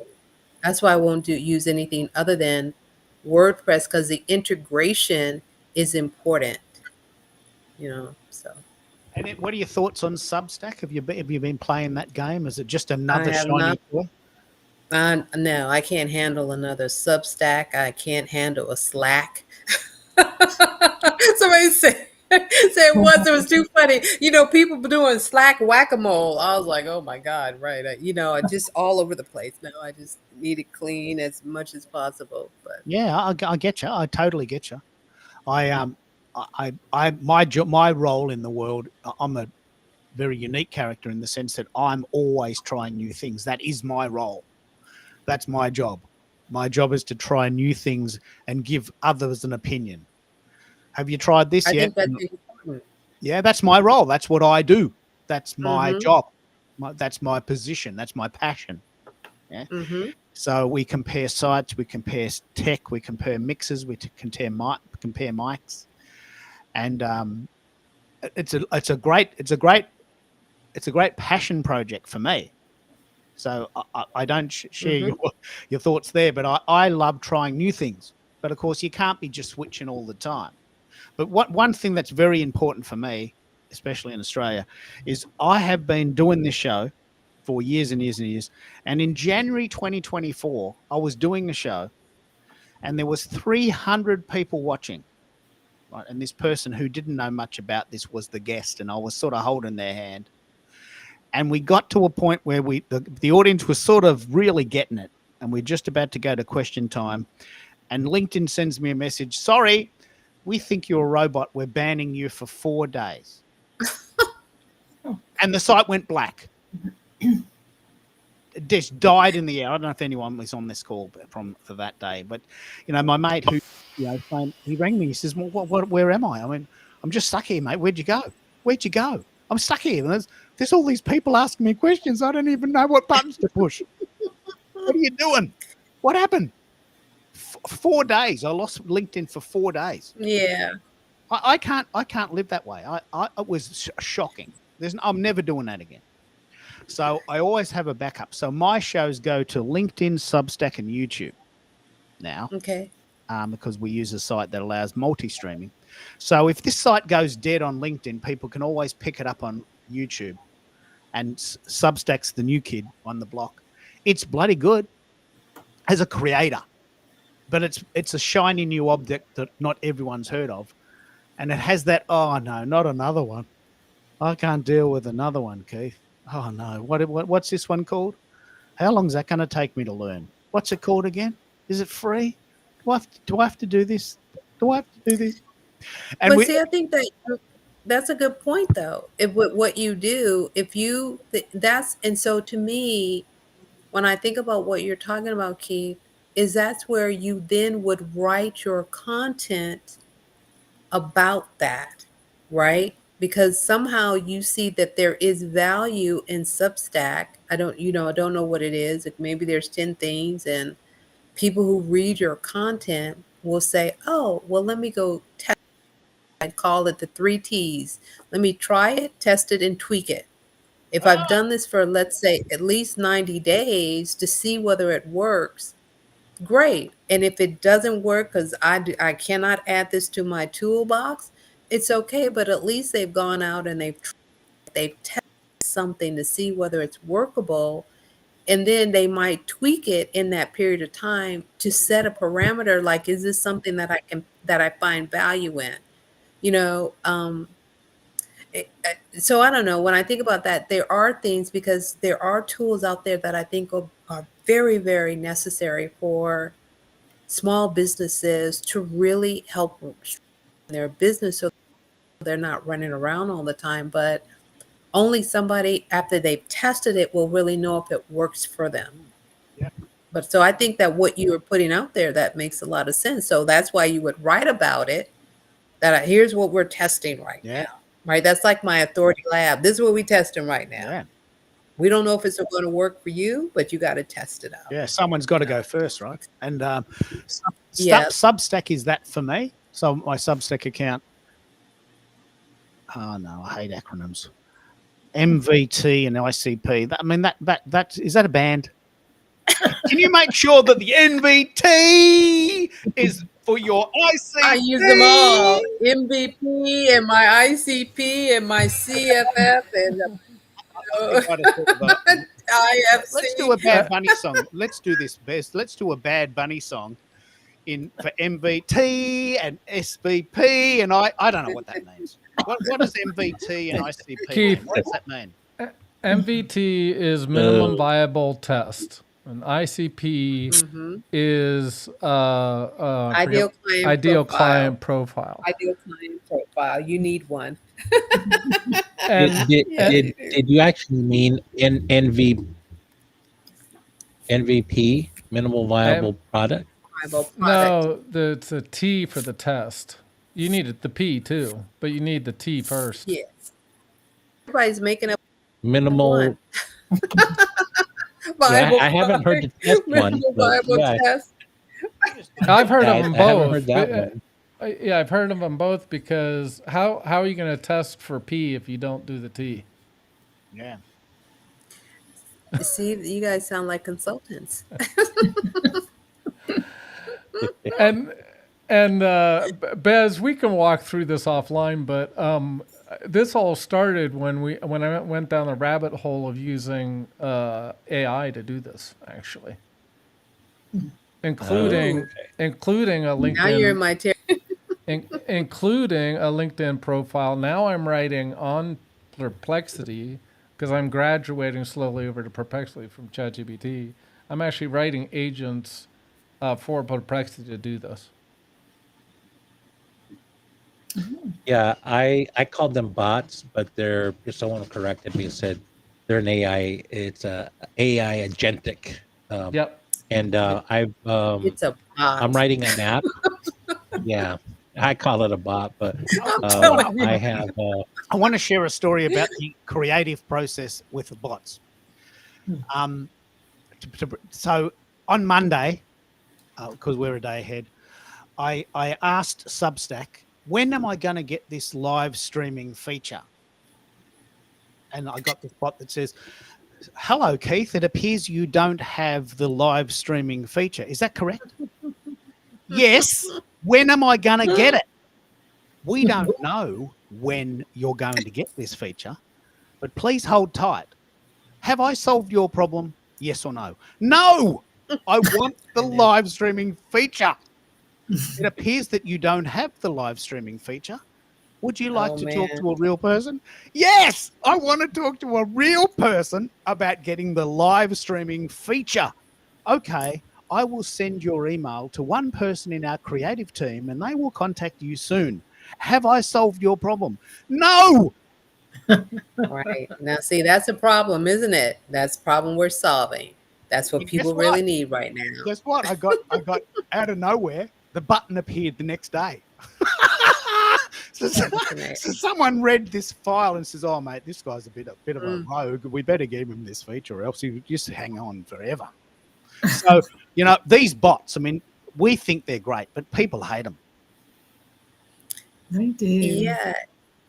We hate them. I hate them. Yesterday, I bought tickets to this band called Garbage. They're playing in Melbourne. That's a strange name for a band, but they are pretty cool. They're not garbage. And I said, "Well, look, I didn't get the tickets. I'm sorry, there's no one here to answer your call. I'll send some. And I said, "Can I just talk to someone, please? I paid you your money. Can I just talk to a real person? Can you send me my tickets?" And it took me bloody an hour to get tickets I'd paid for online to be sent to me. Like, I mean, it was a problem. There's no one there. There's no one there anymore. So, I mean, I'm a boomer. So I guess, I've still got a printer and I use a landline. So, I'm a boomer. And they said, "Well, can you just download the app and put the tickets in your Google Wallet?" I said, "Oh, clearly I'm not the target market." My wife said, "Can you download the app and put the e-ticket in your Google Wallet?" and display it on the day, and we'll scan the QR code so you can get in. So can't I just print it and show it to you at the gate? I'm dating myself. And my wife But says, see, Boomer! but yeah, but but that's so that's so big, right? When you think about whether you are a boomer, Gen X, Gen Y, Gen Z, millennial, whatever, we have our own way of how we deal with things, right? Technology is moving at such a speed. Now you got AI and people don't know what to do with that. That is a problem for that specific niche of people. So when you think about people, boomers, who want to go and see the garbage ban but can't figure out how to get their tickets. Are you kidding me? I don't they're probably like, I don't use Google Wallet. What is that? I just figured out my Google email, right? So you would have the opportunity, who are the course creators here, or the people that, here's how you could hook it all up. So the course creator creates a little tutorial of how to set up a Google Wallet for blah, blah, blah, blah, to make sure it's all clear, set up. And then Mike writes a little jingle to help them remember these are the steps as you follow A, B, C, and D. Put it someplace. I'm telling you, people will be like, thank you. Man, I'm Because going to they see this don't band get called what Garbage, somebody who, but I got to get my Google Wallet first. it's just something. This is great. It's wild. You have to look at your granddaughter to say, "Can you set this up for me?" And they're like, "Yeah, sure, I can do that." Oh my god! So Garbage is a band. So anyway, I think they're a '90s band. They were a band. It's a strange name for a band, but they're sort of a punk band. If you don't know who they are, they're sort of a punk band, sort of female singer, a little bit like Linkin Park. And anyway, I'm a headbanger. So, I played in bands with real instruments on real stages in front of real people, like back in the day. So, I like to see bands who play their instruments and sing in front of a crowd, so I can sing with them in front of a crowd. Right? You're not alone. You're not alone. There are people out there that want the same thing that you do and can't get their tickets. Are you like, oh, there's a whole course in this. Google Wallet. That's what she said. Can you put the e-ticket in your Google Wallet and we'll scan the QR code on the day? Now that, just try telling my dad. My dad's 88. Dad, absolutely. Can you scan your QR code in your Google He'd Wallet? be like, a Q what? What is that? I mean, people who even know don't even understand code. Well, these are the problems that solve. People will pay you for peace of mind. Yeah. People will pay you for not having to have that aggravation. QR code. How do I do it? Oh, you mean I have to have a phone to do this? Yeah, a smartphone? Absolutely, because that little flip phone won't do it. Oh, now I got another problem. You see what I'm saying? And when I think about this, the chain, those people who automatically assume you understand Google Wallet means that they are not baby boomers who would go and see the garbage ban, which is crazy. I'm like, oh, okay, they need to find their 1111 strategy because they have missed something. Oh, anyway, sorry, it's too funny. It is funny because the garbage band was a 90s band. So anyone who would be following Garbage, it's a very niche market. It only holds 3,000. So the venue is very niche. It's very bespoke, and there's only 3,000 tickets, and we got them. We got in. I'm lucky. I got in, and so I got to see this band, which we do love, and they've got great songs. And but the band came out in 1990, right? So if the band started in 1990 and I was 21, just say, then I've got to be like at least 55, right? Yes. So anyone that's going to go and see Garbage, who was a 90s band, is going to be in their 50s at least. They're definitely not going to be under 40.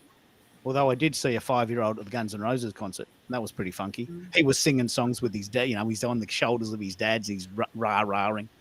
doing the headbanging gig, 5 years old. Like he wasn't even born when the songs came out, but his dad loves him. So this is a very, very, very related topic to the bespoke musica thing. Like, I was a musician. I played in bands with real instruments in front of real people. That is going away. You know, I can download a whole album of songs made by a guy on his PC. He's never played music before. He punches in a key, got a whole album pops out, cost me $1. I can listen to it while I'm making my lunch, and it's a different world, isn't it? Yeah. It's funny, but I'm But, making you a point. know, I'm making a point to, you know, it's 1984. We're going round in circles, but what we're talking about here is the idea of should we add Substack to the mix? And you're saying, Shireen, that you just can't bring yourself to try another one, can you? you know, right now, unless I really saw the value of what Substack does, I get a lot of, I don't know if anybody else has this, but I get a lot of people, you know, and I get the overload because they want to add me to their Substack, and now I need to read something else. And even I have a challenge with people reading my newsletter on a regular basis, right? Because there's just so much overload. But the biggest thing, and this is just for me and what I'm trying to help with my clients, you know, at some point we don't want to work forever. You know what I mean? I don't know about you. I'm not trying to work forever. So what does that mean? Your systems need to be in place. Get the system optimized as much as possible. Follow the system until it's working like, and if you know your system, know whether or not you need to insert something else, right? And so when I'm adding another Substack and I think about my, or adding Substack and I think about my quote unquote prospect leads, clients, I'm trying to minimize as much friction for them as possible. And if I add something else, because it's bad enough, I need to change my email service provider because the one that I've been using for years decided that they're now going to, they're going to totally increase the cost of their service. And I'm like, well, I don't need a Escalade when my, what is that? What do I want to call that? When my, I don't know, my little pint size SUV works. Pinto. Your A hoopty? pit. Yeah. A Pinto. That's funny, right? When my Pinto works, right? Anyway, so I was like, wow, so now I need to modify that. And the thing is, what I love about what Zakia says, I have an email service provider that I got on a lifetime deal. I am okay. Let them go, move to the one that I have for my lifetime deal because it also does other things for me than what I am currently paying for. So I'm like, okay, I'll be cool. But now I got to make that shift and get everybody off of that email service provider and go to the one that I am on a lifetime deal with and do not have to pay anything else for it. So anyway, I say that to say to understand what your system is, what your processes are, optimize before trying to add more stuff and reduce the friction for your people coming in. And tell us a bit about how we can help you, Shireen. We've met you for the first time today. How can everyone? I know, and I haven't met everybody. I want to hear from who. I'm sorry, I know I came in late, but you know. Well, let's do a round table. Let's give everyone a turn and give everyone a chance to talk about what they do. I'm in Melbourne, Australia. I do these shows every week on LinkedIn, now Substack and YouTube. You've heard from me. What does Lynn do? Lynn is a very cool person, lives in Bama. She's a cruise specialist. If you need a holiday, you have to go to Lynn. We all need a holiday. It's a matter of whether you want to do that as a cruise or whatever. So what do you do, Lynn? Tell us your thing. Let's give everyone a turn to wrap up. We've been going for 3 hours. 3 hours. I just never get sick. I never get sick of this. I'm just going to keep going. Yeah. I'm Lynn, and I am a travel advisor, franchise owner, Dream Vacations. What I do though is that my specialty is cruise and river cruise, and So if you're interested in that, learning more, follow me here on Substack, LinkedIn. And she even has her own theme song. Yeah. Nice. Dream vacations. Full in dream vacations. Oh, they were coming I in. love that. That was Very great. nice. And with that, Very nice. Lynn song was written by Mike's. Tell us what you do, Mike. I know you do a lot of things, but what do you think you want people today to know you for? What can we help you with? Well, as a former chief information security officer, I am pivoting into the singer. I used to sing, but the songwriter poet space, mostly songwriting. And you can find me at my my Substack, which is bespokemusica.substack.com. What about if someone like Shireen wanted to find you? This is a very good question. What about if Shireen wanted to find you but didn't have Substack? Can you look at Substack without having an account? Yes. This is exactly why this is the thing we need to consider. What happens if someone wants to find you but doesn't have a site on the site you have? Is it open Well, for anyone? I did want to bring that up, actually, Keith. Thanks for bringing that up. That's another thing that I think is very powerful about Substack. I can post very quickly from Substack to LinkedIn. So if I want to be found on LinkedIn, and I'm actually driving traffic now from LinkedIn, why? Because I'm known on LinkedIn in cybersecurity, but I want to get known, and I don't necessarily want to do it on LinkedIn yet, as a songwriter. So I'm posting stuff myself on LinkedIn, but I'm driving the traffic back to Substack. And I can do that to YouTube. I can do that to Instagram. I can do that to TikTok. And to me, that's the power. And I believe why I would use this over LinkedIn. LinkedIn doesn't allow me, yes, it allows me to create some stuff, but it doesn't allow me to push anywhere. So Substack allows me to push almost anywhere. And, the big ones are, to me, are YouTube and LinkedIn right now, but eventually, I'll probably, and TikTok for music is going to be big because I'm going to drive eyeballs to Substack to Substack so they can find my streams, and then to Bandcamp so they can buy them, they can buy the tracks or the albums. It's the whole elevator pitch, isn't it? I mean, you meet Richard Branson on the 19th floor. You got 19 seconds to tell him what you're doing. Oh, yeah, look, hello, Richard. My name's Keith, and I'm in Melbourne, and I have a band, and I have a lovely wife, and that was lovely. Lovely to meet you, mate. We'll see ya. You got 19 seconds from the 19th floor to the ground. You got to get really into it. Like, you just got to tell them in one word. What do you do? I do live streams on YouTube. Good. That's it. That's what I do. Live streams on YouTube.com. I'm a songwriter. Yeah. I mean, we all fluff about and we tell everyone everything we're doing, but it takes us like 5 minutes. Where do you want to travel, and who do you want to bring with you? That's the question. That's the question I'm going to ask. Bingo. So where's your favorite place to go, and who do you want to bring along? Yeah. So let's go.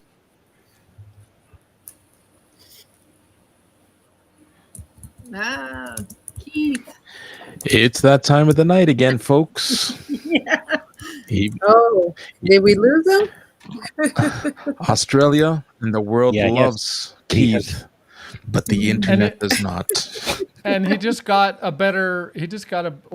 working, just got a better upgraded internet installed.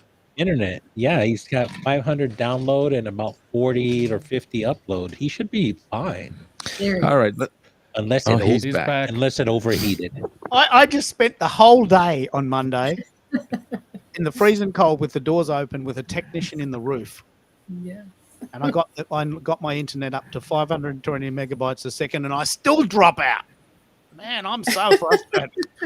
So But look at the silver lining. You would have been into your third or fourth dropout by now. That's right. I just drop out less. So who are we up to? We're talking to Jason. I really want to pick up on Jason. He's a dude, a good mate of mine from a long time ago, and we just reconnected. And you're probably eating dinner there in Red Deer, Alberta. But can you tell us a little bit about what you do and how this fits in with your creative plan? Yes, hello. Keith and I used to talk to each other on the regular a couple of years ago. By day, I am a science teacher. I'm a high school chemistry teacher. But by night, I'm Batman. No, just kidding. I actually have massive social media accounts with my dogs. And through them, we teach science, but also make people laugh and feel good about themselves. So that's my side gig. But it's soon to be a possible front hustle, isn't it? It's getting there. Yeah. I know I no longer teach full time because it's grown quite a bit. It hasn't got there really fast though. So it's been like 6 or 7 years growing it. But yeah, we've got 250,000 followers on Instagram and 250,000 followers on Facebook. Just about 200,000 on Twitter.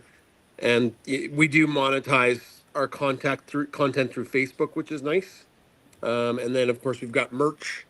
And we just finished a book that just arrived today, actually, and I have been printing shipping labels while listening to you all. So, Wow. I love talking to all these creative souls. We're doing so much really interesting work here. So that's good. Jason's in Red Deer, Alberta. Bunsen and Beaker is his official handle because he's two dogs. three dogs, Keith. We got a puppy last summer named Bernoulli. Wow. So it's Bunsen, Beaker, and Bernoulli. And Bernoulli is the most popular one because he's a silly guy. And very, very cute. Well, he was a very cute puppy, and then he fell in love with our cat. And they had this whole thing on social media, which was hilarious. Wow. Wow. I never get sick of these shows. But yeah, it's hard to relate to what I do because you guys all do something very different. But it's very interesting. Like, you are a science teacher by day, and then because you have dogs and you love dogs, you thought, why don't I do a little funky thing on Instagram where I take pictures of my dog?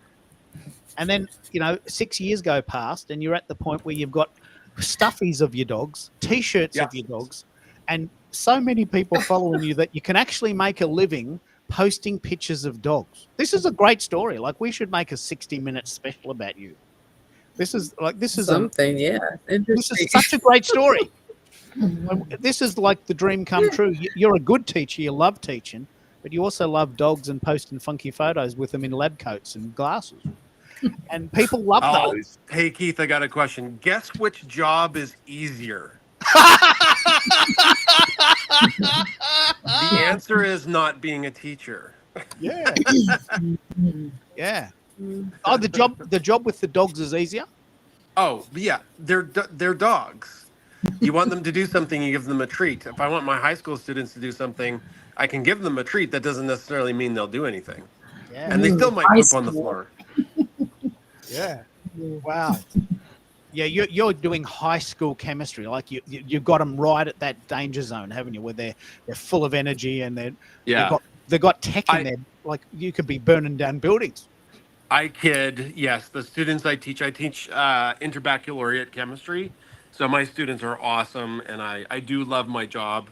I'm not a middle school teacher where kids are throwing desks and sandwiches and stuff like that. So, yeah. But we've been friends for a very long time, and we've seen that develop. And since I've known Jason since I was doing Twitter Spaces, before Twitter became something else. Then LinkedIn became LinkedIn audio events. That went away. Now here we are doing LinkedIn, Substack, and YouTube at the same time. And this is the first time. I'm very, very excited. This is the first time we've ever had all 9 spaces filled. And I've got to be honest, I love this look. I'm so into this look. Like, I want to have this. I want to have 9 people on my show every time. Actually, 8 in the logo. So that shouldn't be too hard. That can be my goal, just for fun. 8 people in the logo, We can. It's very, very compelling content. Like it's very compelling content. We're learning something. We're having fun. We're meeting people. I don't have to have a shave. I don't have to get on a train. I don't have to go into a room where I don't know anyone and make it up. And I don't have to get stuck in a corner with someone trying to sell me something I don't want. We've all had those networking experiences in the city where we get stuck with that guy with 1,000 business cards in his pocket. You know, mate, I just started this business. I'm so excited. I'm a lawnmower. I'm a lawnmower man. Well, that's great. I've got a lawn, but I'm a long way away. Are you going to come down to see me? Yeah, I'll come down. But you've only got one lawn. I've got 1,000 cards. I'll hang on. I've got to get round to them. And we've all had those networking experiences. I'm not a big fan of networking in person, but I could do this every day for the rest of my life, several lifetimes to come. I'm so into this. So, But Keith, because you actually do networking every time you get on I this do. show. But look how we're doing it. We met Shireen today. But that's how you do networking correctly, is you develop deep connections. And networking gets a bad rap because of people going out there spraying their cards. But that's not networking. That's throwing spaghetti against the wall. And let's be honest, you doing it correctly is developing relationships that last a lifetime. That's how you never eat alone. And you got to read that book, Never I Eat have Alone. that book. That's a wonderful. I do. I've read that book. It's a wonderful book. Absolutely. Actually, I audibled it, and it was like a 14-hour listen. That must be a huge book. I mean, it's a good book. It's definitely like Never Eat Alone is story. So, but 14 hours, wow. I don't know if it took me that long, but yeah. Yeah, Okay. it's I'll tell you this, that book, if you think you're a master networker, when you read that book, you will have learned a few things because it is amazing. Yes. Yes. Absolutely. Absolutely. To read that one. Yeah, it's I believe he's gone on to make have his own cohorts now from that book. So he does probably these coaching programs. I've seen them advertised, and but that book is that good, you know. Yeah, you may be noticing that I'm sending everyone on the call, and please do something with these. I'm sending everyone on the call a screenshot of when they're speaking. Right. And I started with, A, and we're now up to R. So I don't know what number of the alphabet R is, but we're almost at like 20. What is it? It must be like about 20. What number of the alphabet is R? So I've done 20 screenshots today. We've been having so much fun. What I'd love to do is I'd love to challenge you to maybe do something with this. I mean, this show goes for such a long time. I would like to ask people what they do with their content to repurpose it. And let's start with Zakia. You love this idea, don't you? That it's a pity that we've been talking for 3 hours and this will just be one video in the corner of the internet. What do we do? What do we do to bring it out? Let's help each other bring out our content. What do you think? I think the easiest method would probably be Notebook LM, only because none of my AI tools are going to allow me to upload a 3-hour video. They all cut off at about 2 hours, and I think you're probably going to go to 4. But Notebook LM, because it's been posted to YouTube. Yes. YouTube, so it'll pull that, and then you can get an audio, you can get a video, you can ask it questions. What were some of the key quotes from Keith or Bez or anyone that was on the stage, or what would be some follow-up conversations that could be held, and Notebook LM will spit that right out so you can have a podcast. And then it also allows you to join the conversation, right? So they'll do a whole podcast, and you can say, I'd like to join and ask questions. And so it's a pretty easy, low-hanging fruit with Notebook LM. Yeah, let's pick up on this. So Google Notebook LM is probably the coolest site on the internet, separate to Restream and Substack and keithkeller.org. But what it does is it takes a YouTube video of 4 hours and takes it down to 20 minutes. It does it as an audio and as a video, and it's amazingly accurate. Like, it's amazing. It just takes all of the goodness out and puts it into a lovely little kooky video that's animated and with little slides. I think that's right. I think that is possibly our best bet. Does anyone else use Google Notebook? Tell us how you're using it if you do. Do you use it? Well, yeah. I if you look on my yeah. Substack, I've used it the other way. So I've written articles that you save as a PDF, and then you upload. In fact, Keith, I did an article on one of our, which I didn't know about Notebook LM before you told me, and so I actually had written an article about sort of summarizing and telling basically what I thought we had covered, and then it created the podcast audio, and that was before they had the video. Now they've added the video aspect. That is true. You can actually type in a PDF. The But if video you want- isn't quite there yet, but the audio is to Keith. What Keith was saying was it. Well, first of all, you can get you can do this in Substack too, but you can get a transcription of the audio, and then, like I said, then you can have that shortened into a podcast, and then of course you could feed that to your Substack or up to LinkedIn. And this is the key I keep on trying to pound home. Keith is trying to get there, but I want to pound it home is Substack has all these tools built in. I mean, it literally, like, it'll take a video of mine and do a clip, or it'll take the stream here and do clips of it. Then it can give you a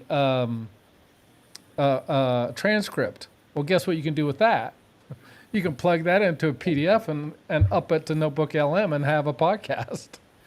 I mean, some of the permutations, combinations are endless on this. And I guess the only reason I'm saying all this is, how are we repurposing, and Americo and Keith and I have kind of gone round and rounds on this, and probably Bez too, is how can we repurpose our content to get it to wherever the audience, where we feel the audience is. And one of the things I've seen, there's one gentleman that is doing, or was kind of heavy on LinkedIn Live, but he wasn't really getting an audience. So he has since gotten onto Substack and had shorts produced, clips that he then loads up to YouTube. And he's building a YouTube audience so that when he does his lives, he's pushing it to, right now anyway, he's pushing it to LinkedIn and YouTube. But he's getting twice or three times the amount of people on YouTube as he is on LinkedIn. And part of the issue with that, and I don't want to trample on anyone's LinkedIn efforts. Do you mean Substack or YouTube? No, I said YouTube. So he's pushing. Oh, Okay. That's a good question. I don't think he has started to push to Substack yet. Because I think there's more eyeballs on LinkedIn. On the live stream on YouTube right now. But that's going to change too, because I really think people that were on LinkedIn or elsewhere are starting to migrate to Substack, because we have to play the LinkedIn algorithm. And we don't know where we're being pushed to, or what the audience really is, and you can see that a lot easier on YouTube and Substack. But what I think the deeper idea here is, why do all of this yourself? There is 9 people on the call. Surely we can help each other. Surely Jason has an audience. I don't have his audience. Surely, if he wants to, he could do something. Why do all of the work yourself? Why not collectively say, look, we've had a show and it's been fun, and I've sent you some screenshots. I know you're busy, but can you send that around? In a way, you sort of owe it to each other to do that. You sort of owe it to each other to help each other do this. I don't know if I'm treading on any toes, but I get a little bit annoyed when I do these shows and I'm just doing all the work. What do you think, America? You do these Well, shows, America. Yeah, what thanks do you for think? Bez, you go. no. I mean, I'm glad you said that because you're setting an expectation you desire, and I think now say, oh, okay, be happy to do that, right? But sometimes you just have to say it, right? Because what happens is, I think, Keith, when we leave here, we all have good intentions, and life gets in the way. And so, what I've done in my career coaching thing is that I've noticed that, and so when we come back for the next session, they haven't done the work, and so it's really frustrating to take them to transformation, right? So my thing with you is, while you're now giving us these screenshots and they're showing up on my feed, I'm going to turn around and write something, and I might as do it while I'm here, right? Because once I leave, I mean, I'm tired. I mean, this is a workout just being on this show, right? So I'm not going to have that energy to write, an article. But while I'm here, I should. And thanks for reminding us and setting that expectation. I know it was subtle, but I picked it up.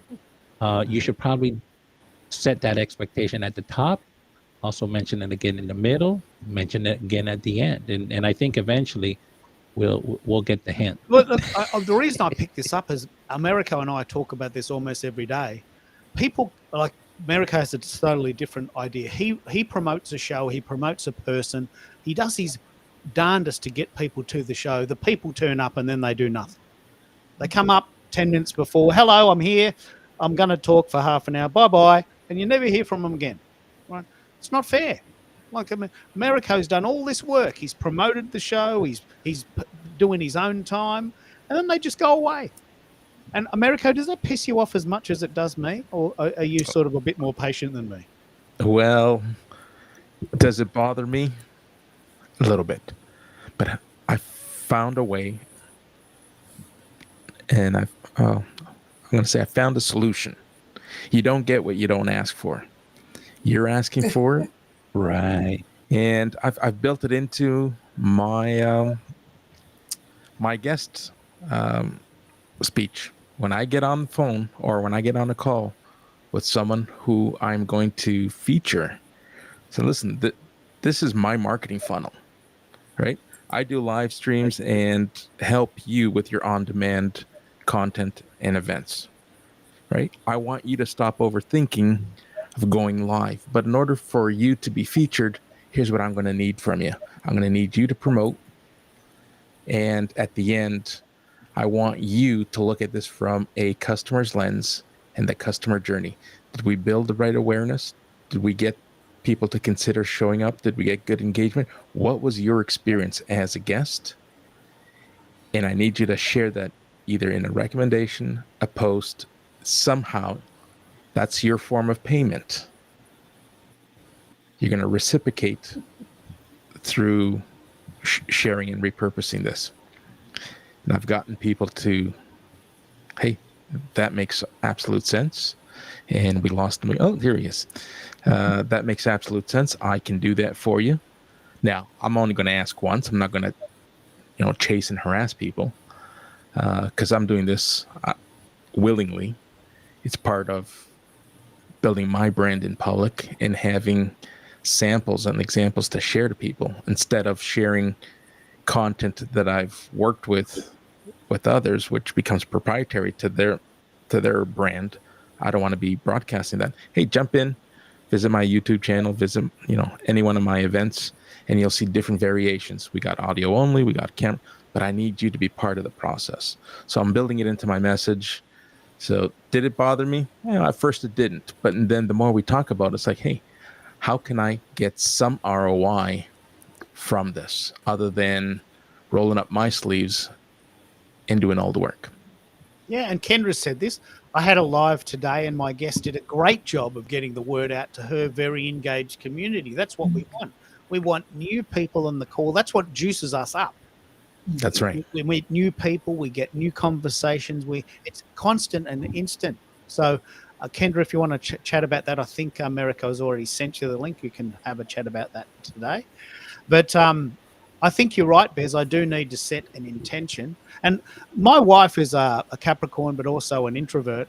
And she says, I don't understand why I have to keep telling my boss how good I am. Surely he must know. I'm doing the job. Why doesn't he notice? Why doesn't he notice me, Keith? I'm doing a bloody good job. And these people that are half-assed about it, but they just rant and rave, they get all the attention. Really pisses her off. Really pisses her off. I have an answer for that because there's nobody who's going to toot your horn except you. Absolutely. And here's one thing you have to do in the career coaching program I have one of my pillars is career management. And I know how performance appraisals work. You have to lock up leaders in a room and force them to do something they hate to do. And so when they deliver the performance review, they're remembering the last thing, right? And it could have been somebody in the company complaining about you. And maybe the whole year you were a phenomenal employee, but they're remembering the last thing, right? And then they have to remember all these things and try to write something. And so many times they give it to you, say, can you fill it out for me, right? And now you have to fill that out. And that's never good, right?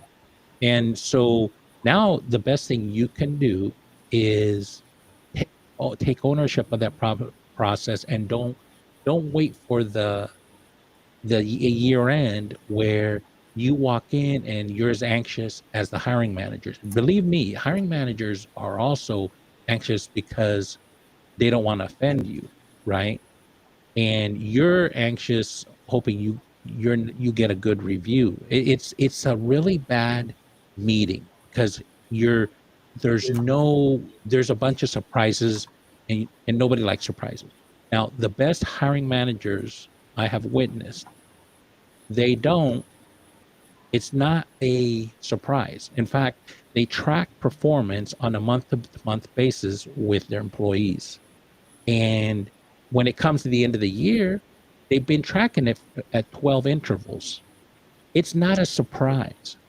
So what I've turned that and flipped it on its head is like, you take ownership. You set up the monthly calls with your manager, going over your performance, tracking to expectations, right?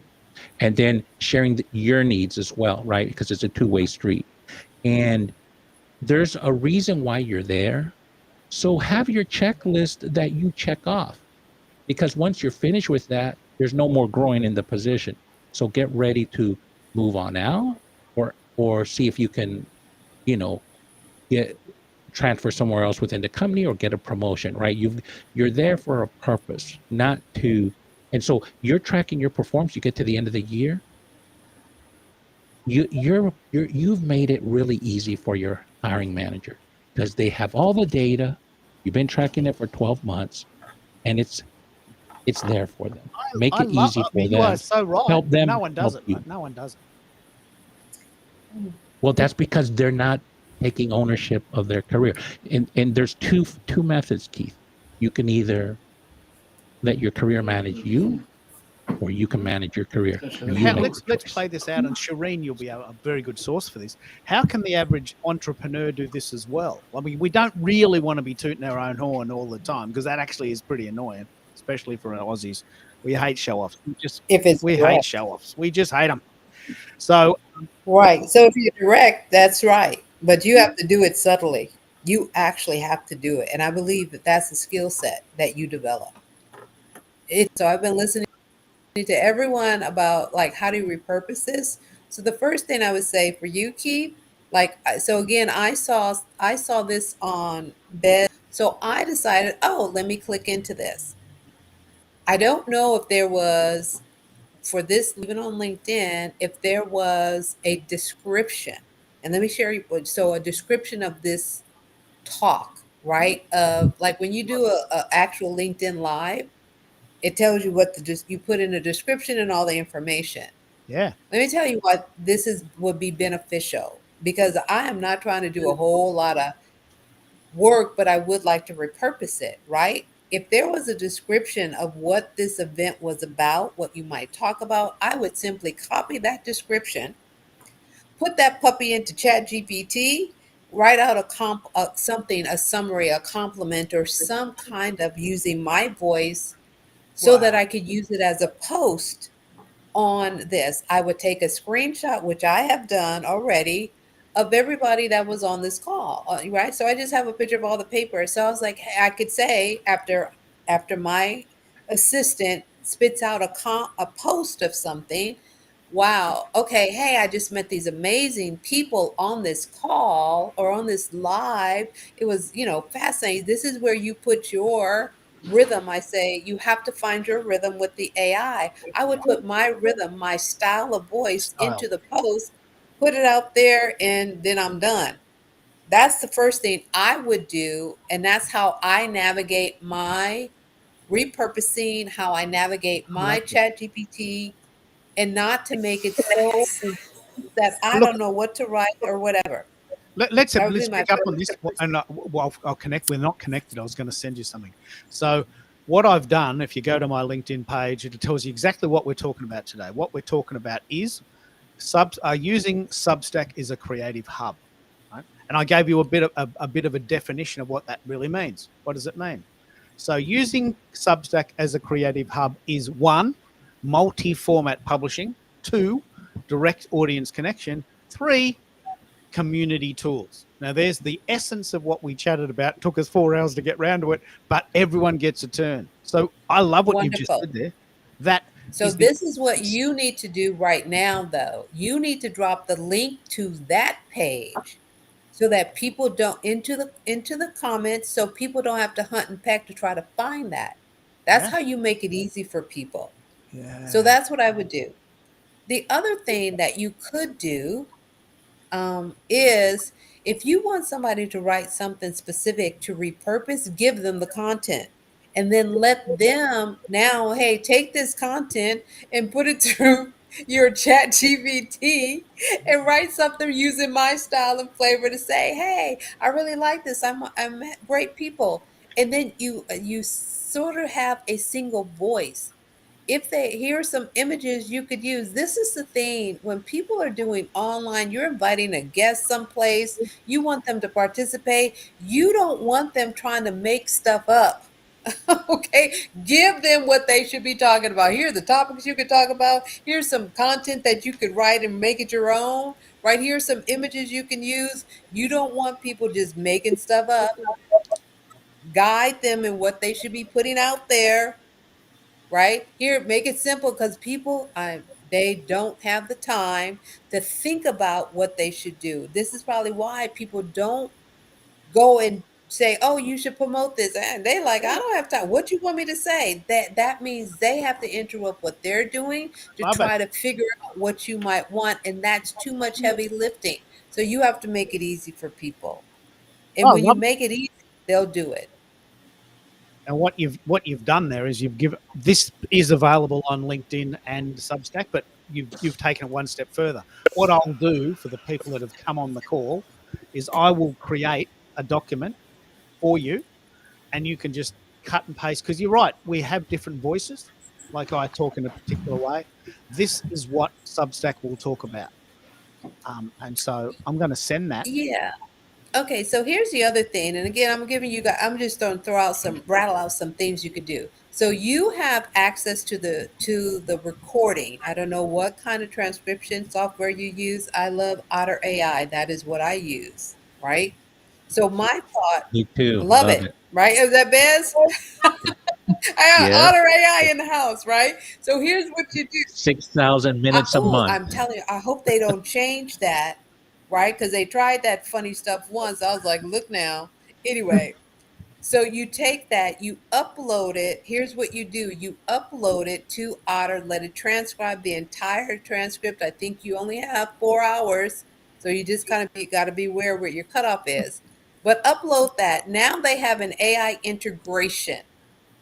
which I love. So once the transcript is done, now I'm giving you gold because this is what I teach my clients. Once that transcript is done, now you ask the AI, give me the top talking points or give me what the highlights were from this conversation, right? Find a nugget. And now you have, not that you want to create a document, do not create heavy lifting for people. Give them 3, no more than 5 things. Hey, can you just write a repost about this? These are some things that came out of the conversation. You're not trying to do the heavy lifting here. You're trying to leverage the power of your technology and the power of AI to help you get things moving quickly. And when you want to engage other people, they need to have sound bites, little pieces that they can then say, hey, you can even give them the chat GPT prompt. Here, put this prompt in. Write a No, post you've about this event. actually mentioned a lot of good points here. That I'm Yeah. possibly expecting too much of people because Absolutely. It's called work. yeah, they've come on the Uh, call and maybe Well, they think that's enough. I'd be very interested in your thoughts here, Americo, because you interview a lot of guests, and you're lucky if they even turn up. Yeah, we've had a couple of no shows, but we show must go on. Yes. Here's what I'm Always. suggesting, and I love what Shireen is sharing. We have through Restream, we have the ability to save, upload the transcription in a text file, which isn't that large of a file. You can send it to everyone or whoever asks for it. Like I will ask you, send over the transcript, and I love testing how different types of content work and react. Send it over, and I will repurpose it. The prompts, Otter AI. It's incumbent upon us to lean in and leverage the tools we have. Now, in terms of time, absolutely. Are we nodding our heads and saying yes? I'd love to help you out, Keith. And then does life get in the way, as Bez pointed out? Absolutely. And we quickly drop down and on that list of priorities. So if you make it easy and doesn't have to be cumbersome, I usually front load it when I remember. I ask those who are attending as people are coming in to the live, hey, if you're sticking around, I'd love that you would repost, reshare, let your community know where you're at right now, and that gets that instant repost for those who are willing to do it at that particular time. Then at the end, if you learned anything or you think that this content and this conversation is valuable and you wanted to share with someone, I would love for you to share along with some takeaways. And you kind of sandwich that in at the front and at the end, and hope for the best, right? Yeah, this If you is get good. 1%. This is very, very good. This is good. Keith. I think I've been probably a little bit harsh on people. We're busy, and turning up is a gift to me. I saw this very, very, very cool post by Ozzy Osbourne, who said, "Even now, I still know that my audience is the point. I am not the star. They are doing me a favor by turning up. You are all doing me a massive favor by being here at all. That's a gift to me. I've got no right to be angry when people don't repurpose it because you are here. You're doing me a massive favor. I guess Keith, I've been a bit greedy. no, be greedy, Keith, but I just found something out tonight. If I send this to LinkedIn, so I do add channel, and I could have sworn I couldn't add a channel while it was going, but apparently you can. And if you go to connect event, you can actually put in a description. I wasn't aware of this, so that when I restreamed your last show, it just said social audio tech check. But I can put a description in there, and if you tell us in advance kind of what your show flow is, we can put that in the description. Well, So that's only. I love this. But that's only for LinkedIn. Unfortunately, it doesn't look like you can do that in Substack.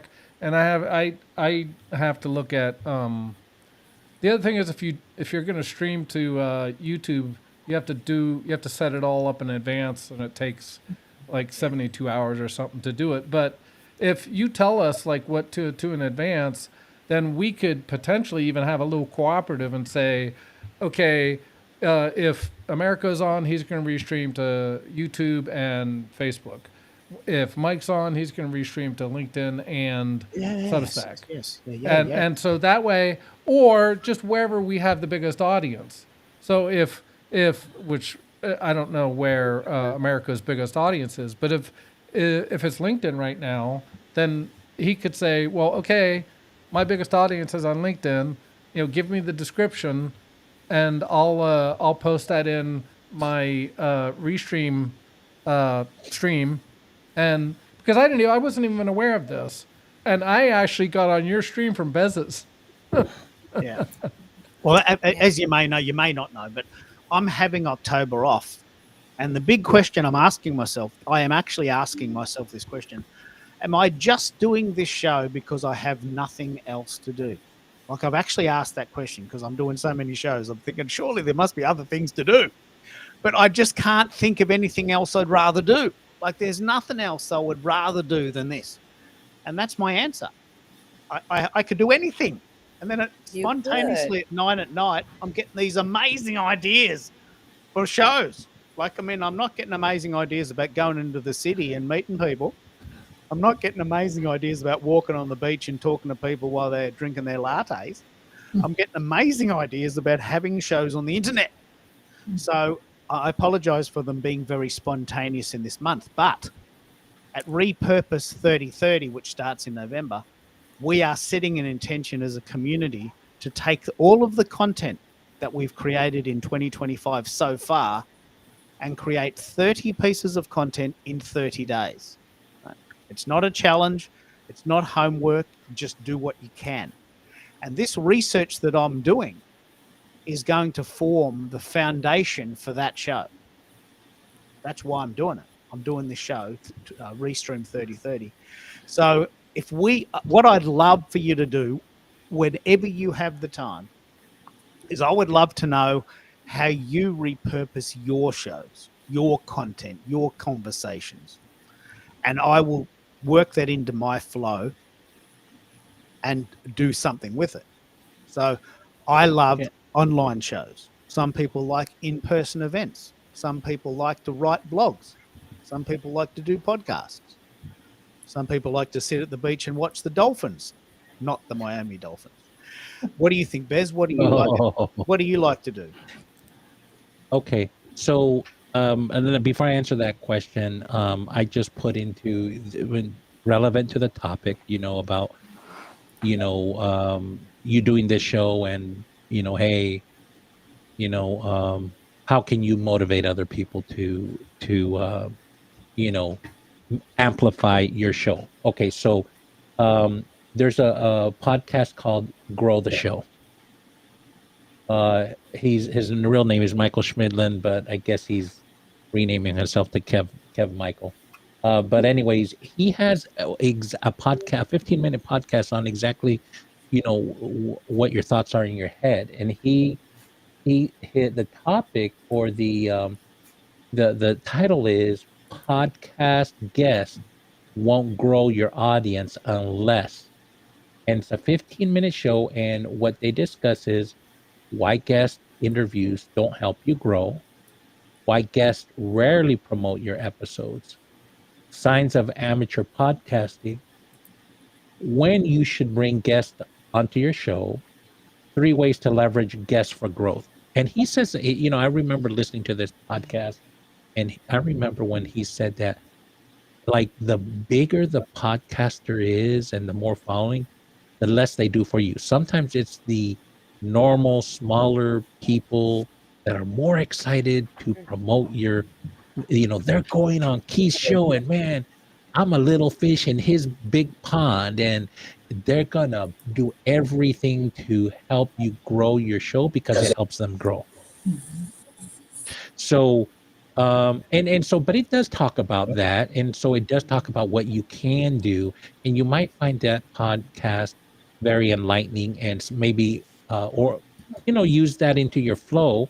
I love what Shireen shared, and you were saying about doing a Google Doc or something. Like Shireen said, hey, don't give them some stuff that they can share, and it's what they called low overhead for them, and it's so easy. You make it so easy. It's like all they have to do is push the button, right?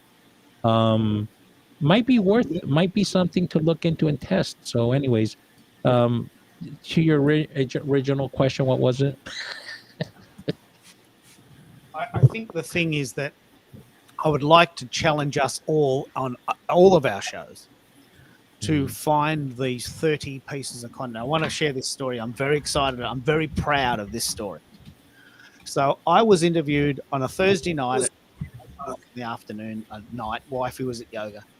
And the show went for 30 minutes in Manchester, UK. Right? It was a great interview, 30 minutes. The host, put that show on her Spotify account. Right now, most people would go, "Good, that's it, that's done." Next, what I did is I asked her. I'm very proud of this. I asked her for the audio. Right, so I put the audio on SoundCloud. So that's 2 pieces of content. But the interview went for 30 minutes. So I spent a couple of hours pulling out 6 pieces of content from that 30-minute interview. So that's 1 piece of content, 2 places, 6 additional pieces of content. Each of those pieces of content became a blog post on Substack. And so it just builds and builds and builds. And at the end of the day, and within 2 days, I had 10 pieces of content from one 30-minute show. And it was so easy for me. I don't understand why people aren't doing it. But I guess it makes sense to me. Right. So how long did it take you to do those 10 pieces of content? A morning, maybe. So let's say 4 hours or 8 hours? Yeah, probably 4 hours. Okay. So the average person isn't going to have 4 hours. No, that's right. They wouldn't. Just, yeah. And that's they what wouldn't. I'm saying. But I was a guest on her show.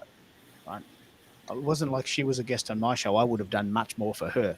But what I'm saying is this is what my show is going to be about in November. Let's pick. There's the dogs.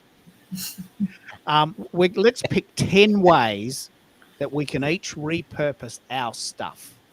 Right? Because we do stuff and it goes away. Right? And to your point, I've got to make this into a system and then let other people go.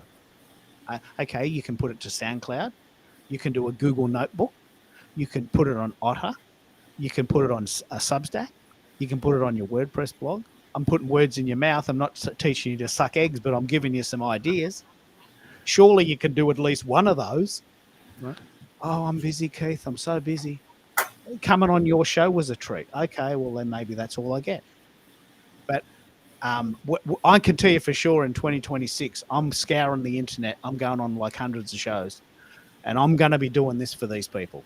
So if you have a podcast or you know anyone that has a podcast, I'm putting my hand up. I want to go on shows all over the world. 12 shows in 12 months. That's my goal next year. I've had 4 this year, but I want 12. And it's so easy for me that, I keep saying, I don't understand why you don't understand. But maybe I've got a different life. Maybe I'm not as busy as her. Well, you're retired, right? And you have disposable time. Like a lot of people who have their own business, probably work more than someone who works the 9 to 5, right?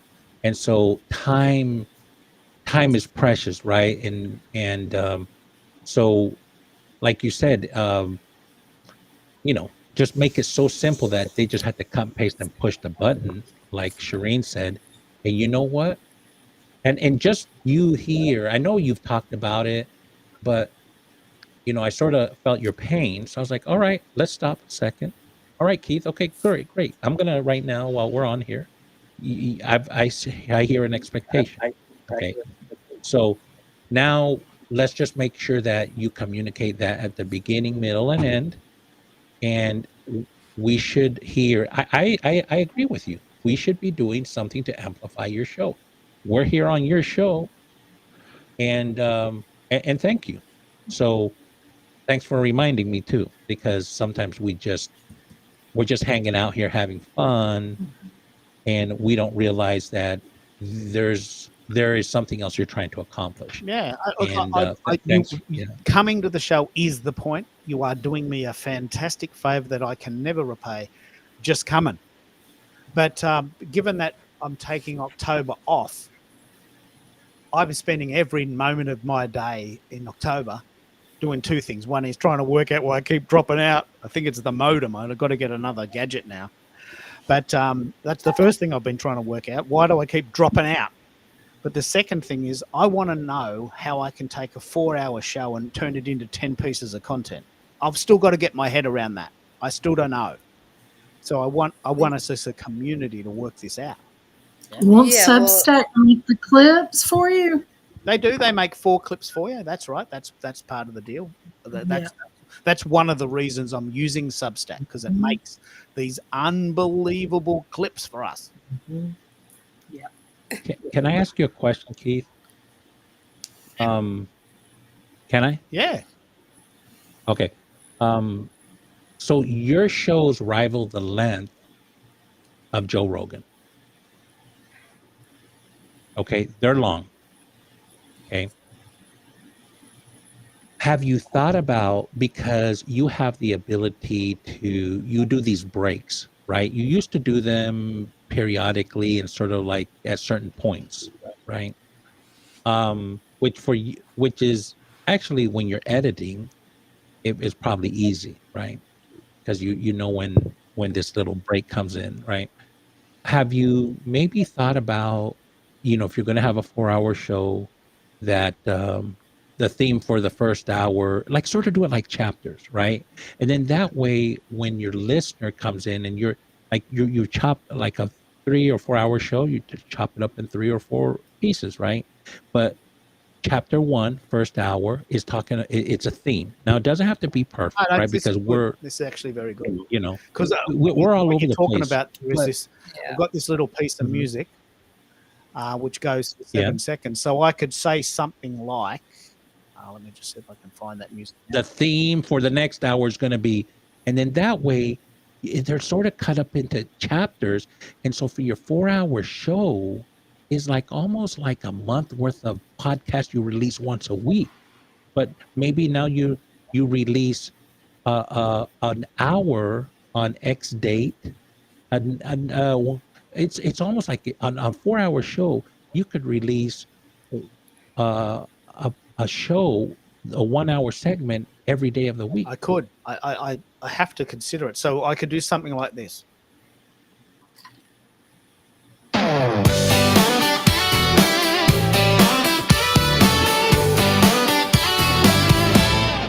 Hey, you're listening to KKFM, and it's part 2. In this section, we're going to talk about ... That would be very easy for me to do. That'd be extremely easy for me to do. Because here's the thing. If the only people are going to listen to this 4 hours, us here who are having fun, it's like Hollywood Squares, right? And we're cutting it up and we're talking about this, and whatever. But for your listener, and for us who are helping you promote, like some of us are going to resonate with one theme more than the other theme over the 4 hours, right? But at least you're getting one piece of content from us that we'll go deep on, right? That's all you want. For your listener, they can decide they're not going to, unless, maybe you become the Joe Rogan, but not many people listen to, like Joe Rogan is an anomaly, right? But you chopping it up into 4 pieces gives someone a reason to listen to chapter 1, chapter 2, maybe not chapter 3, but maybe chapter 4, right? Because it's stuff that interests them. And it just gives them a break. It's very interesting to me that most people assume that I give a shit about the replays. I don't. I don't give a shit about the replays. I want you to come today and talk today. And when this show's finished, it's finished. I don't even check the replays. I don't care. Well, people might do that. The thing is, you want to consider too is that do people, and so it's interesting, do people have the time? Will they take the time to listen to a 4 hour show? That, like, for me, this is an anomaly, right? I was like, okay, but so to sit on a show or on something for 4 hours, I don't know how often you do this, but when I think about it, like when I think about just Zakia, the topic, is it off topic or is it still on topic? I didn't intend to come and disrupt the topic that was being discussed, and I think that that's something you just want to be aware of, that people are jumping on the show for the topic, not for a tangent, and 4 hours is a long time. And to Bez's point, maybe they may not be able to listen and for the whole time, but maybe if there was a replay, if it was chopped up very specific because you have a structure of how the show is and they can follow it, that may be of value, because the goal is on any piece of content, that people should come away with some kind of value, with at least one gold nugget out of that. But they don't want to be digging through the content trying And to I figure out agree. before Can I ask a get question? to it. Let's ask this question. Would you watch, would you replay a game of sport? No. You mean a live sport event like a football Would you game? restream? Would you rewatch a live football game the next day? No, because I already know the score. Because you What's know the the point? score. But more importantly, and equally as importantly, the thrill of the sport is in watching it evolve.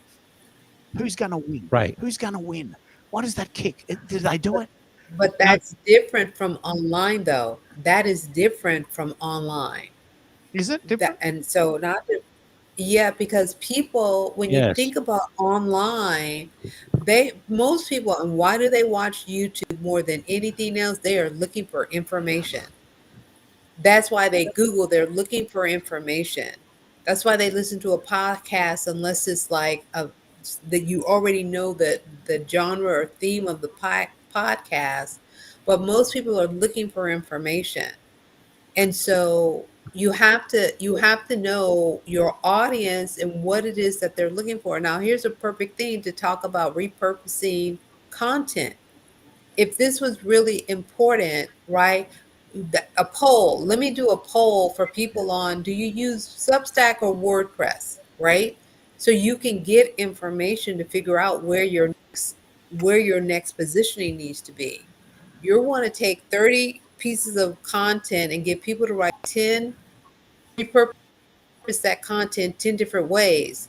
Well, some people might be like, well, is that valid? Do people want to do that? Well, how many ways would you want to take a piece of content? Would you want it at 10? Some people are like, no, I don't even post 5 days a week. Why would I want 10 pieces of content?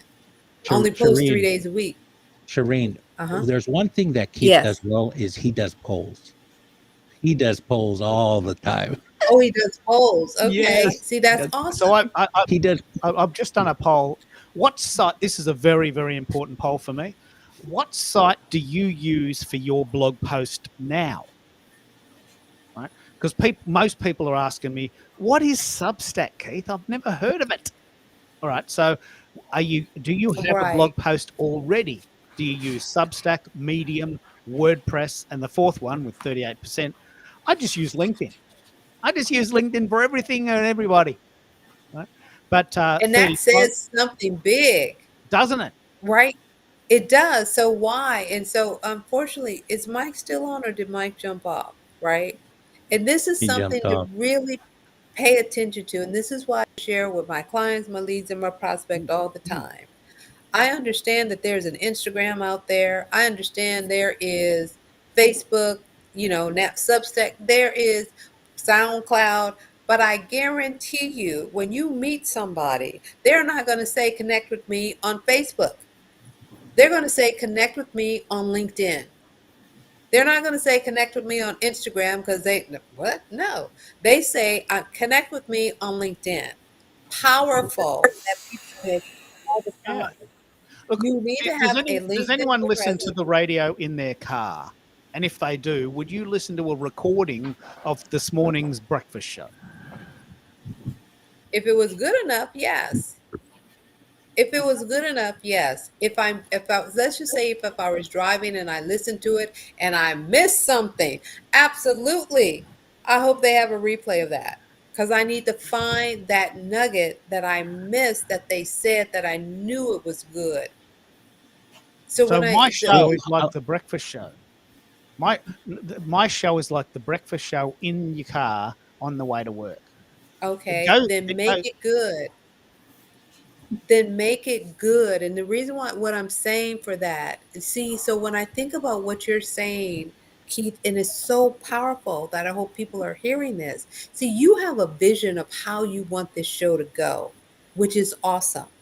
But now you have to line it up for it to be in alignment with the people who is going to be listening to Keith and his show. Meaning you don't want to be all over the place because they're looking for something. What is Keith coming with today that's going to be helpful and useful for me to solve a problem in my business? Either you're educating somebody, you are entertaining somebody. What is the other I call it the IEEE, inspiring, Yeah. educating, entertaining, and I forgot the last E, engaging maybe. Who knows?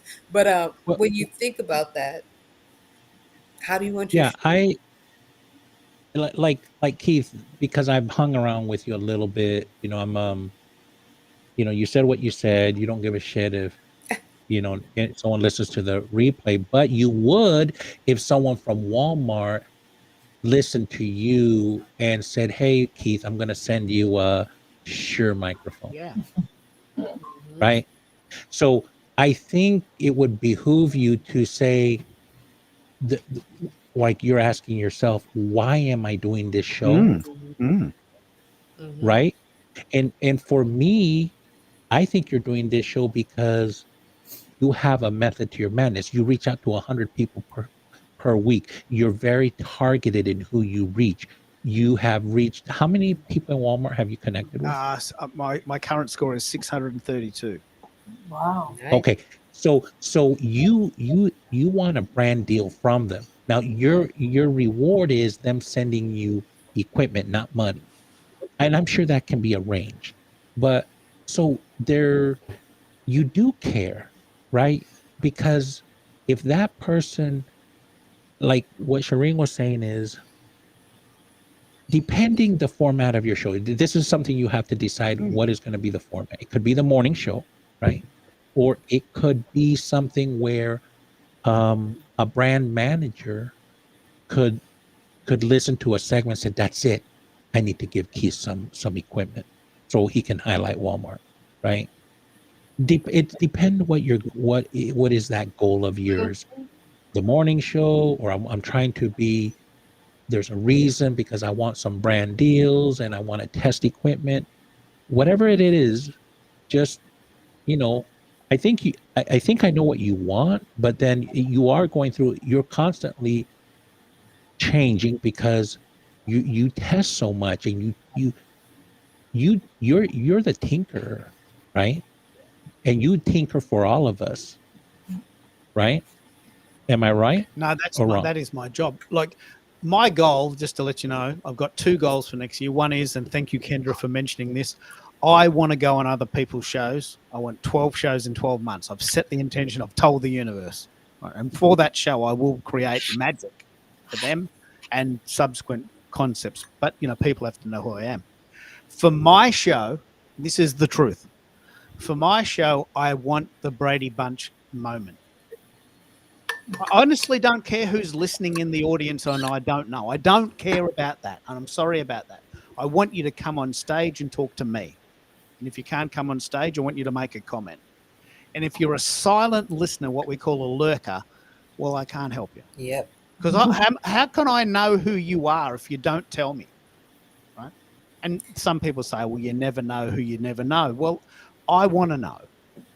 I want you to be on stage or in the comments. And if you're not in the stage and in the comments, I can't help you. I can't help you. So my shows go as long as they are inspiring. We've been going 4 hours and we're loving it.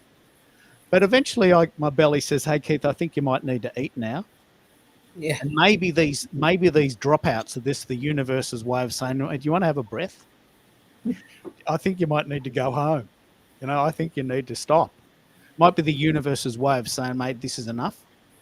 But my goals are very specific. I don't want this to have 1,000 replays. I don't check that number. I want 9 people on stage now, today. The dopamine hits today. And if people get value, that's good. That's a good secondary benefit, but that's not how I get my dopamine. I'm retired. So I paid off the house. So you truly want the morning show, like exactly what you said. I just want to do this radio show in the morning that people listen to on the way to work, and they drop it. Minutes on the train, and then they come back and they go, "Look, he's still going." Like, that's amazing. He's still going. I'll listen on the way home. And like people who used to listen to Howard Stern, or whatever. He's a bit of a dude. Yeah, I get Howard Stern for sure. Okay. Absolutely. And you could do that. And I thought, Lynn, I don't want to go over, so if you wanted to add into it, I'd love to hear what you were going to share before I say what I was going to say. Oh, I really don't know what I was going to say. Honestly, Shireen, I was about to bow out and get my toothbrush ready. I hear you. I know I'm going to have to bow because I have to get up in the morning as well. I heard someone yesterday say, I took out a coaching program on credit. I want to say this specifically. And all he said was, follow your dreams. Everyone thinks they know what I want. Right. Everyone thinks they know what I should be doing because that's what they would do in my position. I know exactly what I want. I was a radio announcer when I was 16 and I love doing these shows. And it's good that people watch it, but I can't chase those numbers down the line because they depress me. I guess there must be such a thing called anti-dopamine. Someone actually said this to me the other day, mate. I think you're chasing the numbers too hard, and it probably affects you mentally. I love doing these shows, and I love talking to people, and that's it. That's what I want. So I want people to come to the show today, and talk to me today.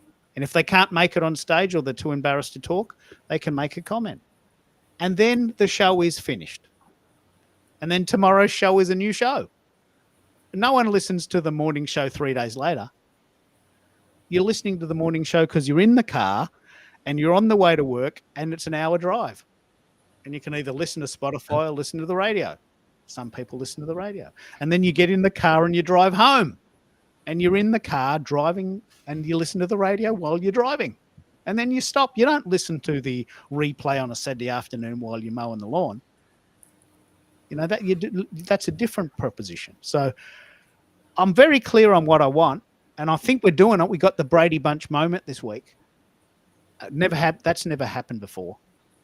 But I think what we've learnt today, and I need to let people know, here's what we talked about. If you've got time, could you please write a little post about that? Put the word out. Get the word out. Reframe it. Not if you. Can you take 5 minutes and use this as a blurb to write a post about it? Yeah. Give them direction. Ask for permission. I mean, you know what I'm saying. Yeah. People into the habit of this, right? Here's a little blurb. It's like when we look for testimonials. People don't know how to give a testimony. Well, here's a copy of something. Yeah, just write this out. Bez has a really cool, I don't know if I've told you this, and Bez needs to get some flowers for this, but Bez has a very cool strategy for his coaching calls. He knows for sure when people hang up the phone, the life gets in the way. So what he does is he front loads the coaching call to do the work inside of it. Tell us about how you do that, mate. You set up the call for 15 minutes and then 45 minutes is work, isn't it?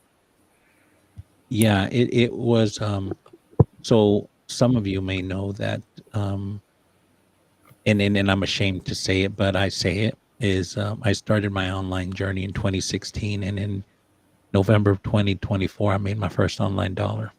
Okay. Now I recently met, so I admitted that someone the other day told me, well, it took me 13 years. So I'm not the worst one out there, but I did everything, courses, coach, the whole 9 yards, and finally, after investing in myself on a significant program, they wanted me to re-up, and I didn't. Um, I needed time to implement. And during that process, someone came to me and says, you're going to be my career coach. That's November of 2024. That's how I got started. Someone forced me to be their coach. Right. And now I have a small cohort. I really haven't launched. Everything's word of mouth referral, but I've learned a lot in the process. And that is, I can fire hose you to death. Right. I've got so much goodness in me built up over 30 years that in one swipe, I could knock you off the planet. But that is overwhelming, right? So what I've come to realize that I should spend an hour with people in a group, and I come back next week, or even let's say at the end of the week to do a follow-up, a Q&A, and they haven't implemented what we talked about, and with a Google Doc and all, right? I mean, they walk away with a tangible thing every time they meet with me. So I went to them and I said, look, because that doesn't fill my cup. So my cup is filled when they get transformation, but you have to do the work, right? I'll help you. I'll do it with you, help you, but I need you to do it. Because I want you, anyways. So what I did is I went to them and I said, look, I think I'm going to switch it up a little bit. I'm going to do micro learnings and heavy implementation. 15 minutes, instructional. I'll bite size it down, and we'll focus on working to implement it together while we're together. And then that way you can do the rest of it and act upon it and push the buttons to do something you've already implemented. So basically it's giving them the win within the time we're together. And to me, the win is they did the work, and now so they feel accomplished walking out.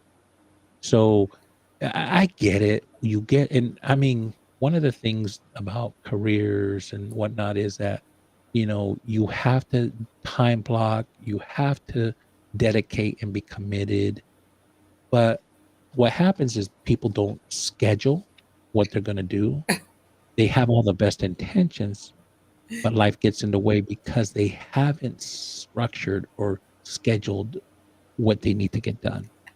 So you're going to get it done while you're with me. And hopefully that inspires you to, because I do talk about time blocking and committing, the accountability part. So anyways, get them a quick win I and love we what move you've on. done here, mate. I It's just love that wisdom, because Lachelle, who comes to the show a lot, she says, the reason I come to your show is that while we're talking, I'm doing it. Because I know because she's got 15 kids. As soon as I go off the call, I've got one of my kids in my ear. I'm hungry. I need washing done. I've got to, can you do this for me? So while she's on the call, she's on the call and she's doing things, the thing.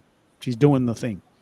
So the idea, and I might even start implementing this idea that the first 15 minutes is a bit of a setup. And then the next sort of time period is, well, let's implement what we just talked about. Let's talk about implementing, not just talking. Let's do it. Like if you go back right to the start, the first bit of the show was about Googling ourselves to see whether or our collective sites come up. And we found that Substack doesn't come up. SoundCloud comes up, WordPress comes up, LinkedIn comes up, but Substack doesn't have any SEO. That's important to know. So we implemented the story there and then. And I think that's a good lesson, Bez, that what you're doing there is implementing within, because as a coach, it must be very debilitating to come back a week later and realize that no one's done their homework. I mean, that must really annoy you. What do you think? Yeah, it does.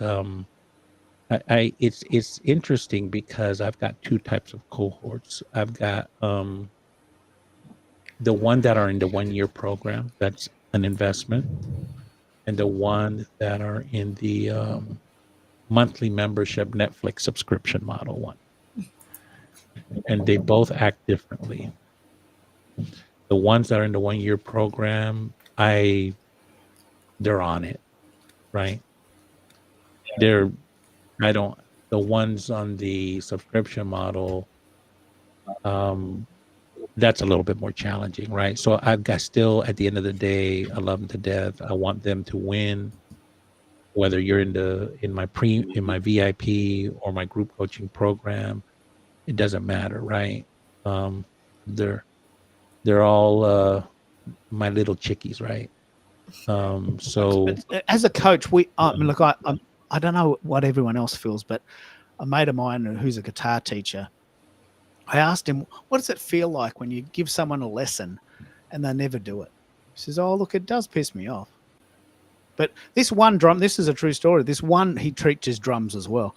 This one drummer said to him, he's been going to him every Monday for like 10 years.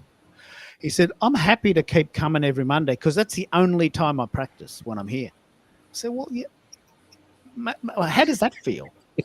You know, the person hasn't done any practice at all for a week. He comes every week, gives you $50, and then he just plays drums for half an hour.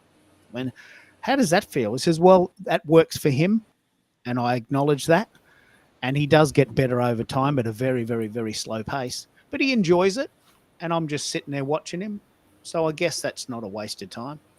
But I chatted to him at one of his Christmas parties, and I said, well, how are you doing? He says, oh, I never get a chance to practice. I just come once a week on a Monday, 7 p.m.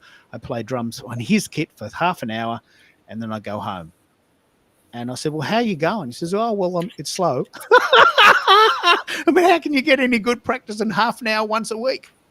But he loves it, and it's his only time he gets.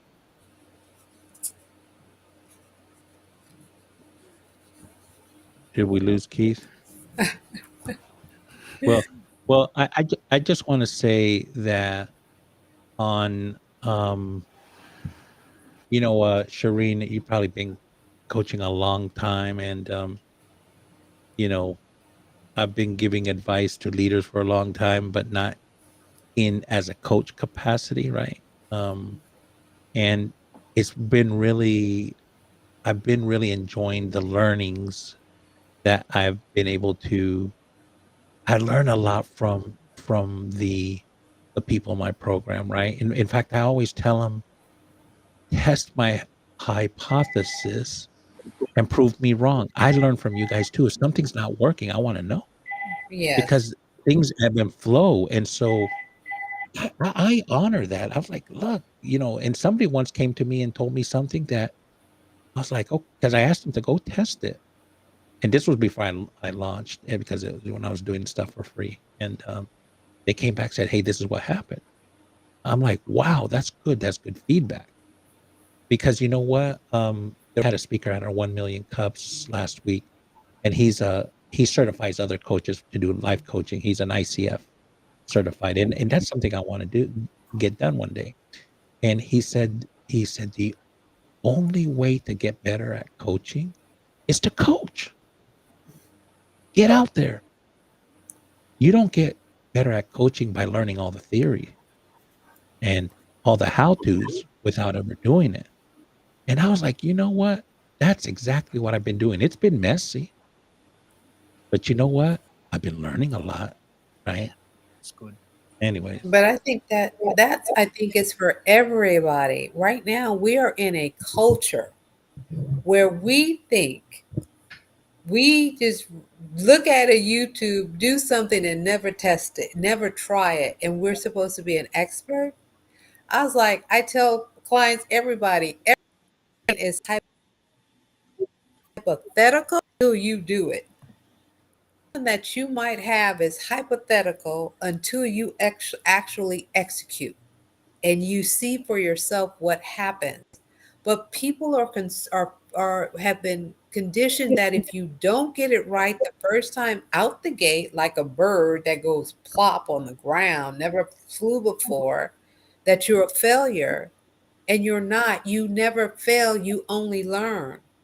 You never get good unless you work it. And most people are afraid to work it. I mean, I remember one client, but it's a lesson learned, right? Because what people do, what we do is learn about ourselves, about if something is right. I had a client that went through one of my private programs, invested significant money to get her business up and running. And then towards the end, first of all, I was told her, I said, you're going to get confronted with who you are in this process.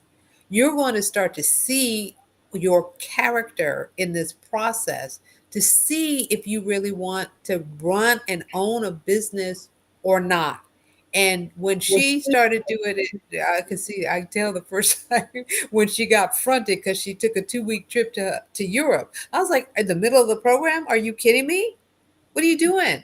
How do you do that? Why are you doing that? Right? Because she was so afraid of what she had to do, the work she had to do. Yes, running a business does take work. Creating a business does take work. Do the work, run the play, right? But at the end Well, of it, I think she was like, I don't want to do this. Well, that is the best investment you have ever made. To invest to realize that you are not meant for this. Imagine if you kept going and going and going and realizing you would be miserable. If you would have all these issues, it is important for you to put a stake in the ground and to test this thing. Am I willing to do it? And she was like, oh, I can't do it. Well, then it is okay for you to go and get a job because business is not for you. And you found that out. Great that you did it now instead of later. That's a But good most story. people, Yeah, they don't want to do that. Go ahead, Keith. Sorry. no, Yeah.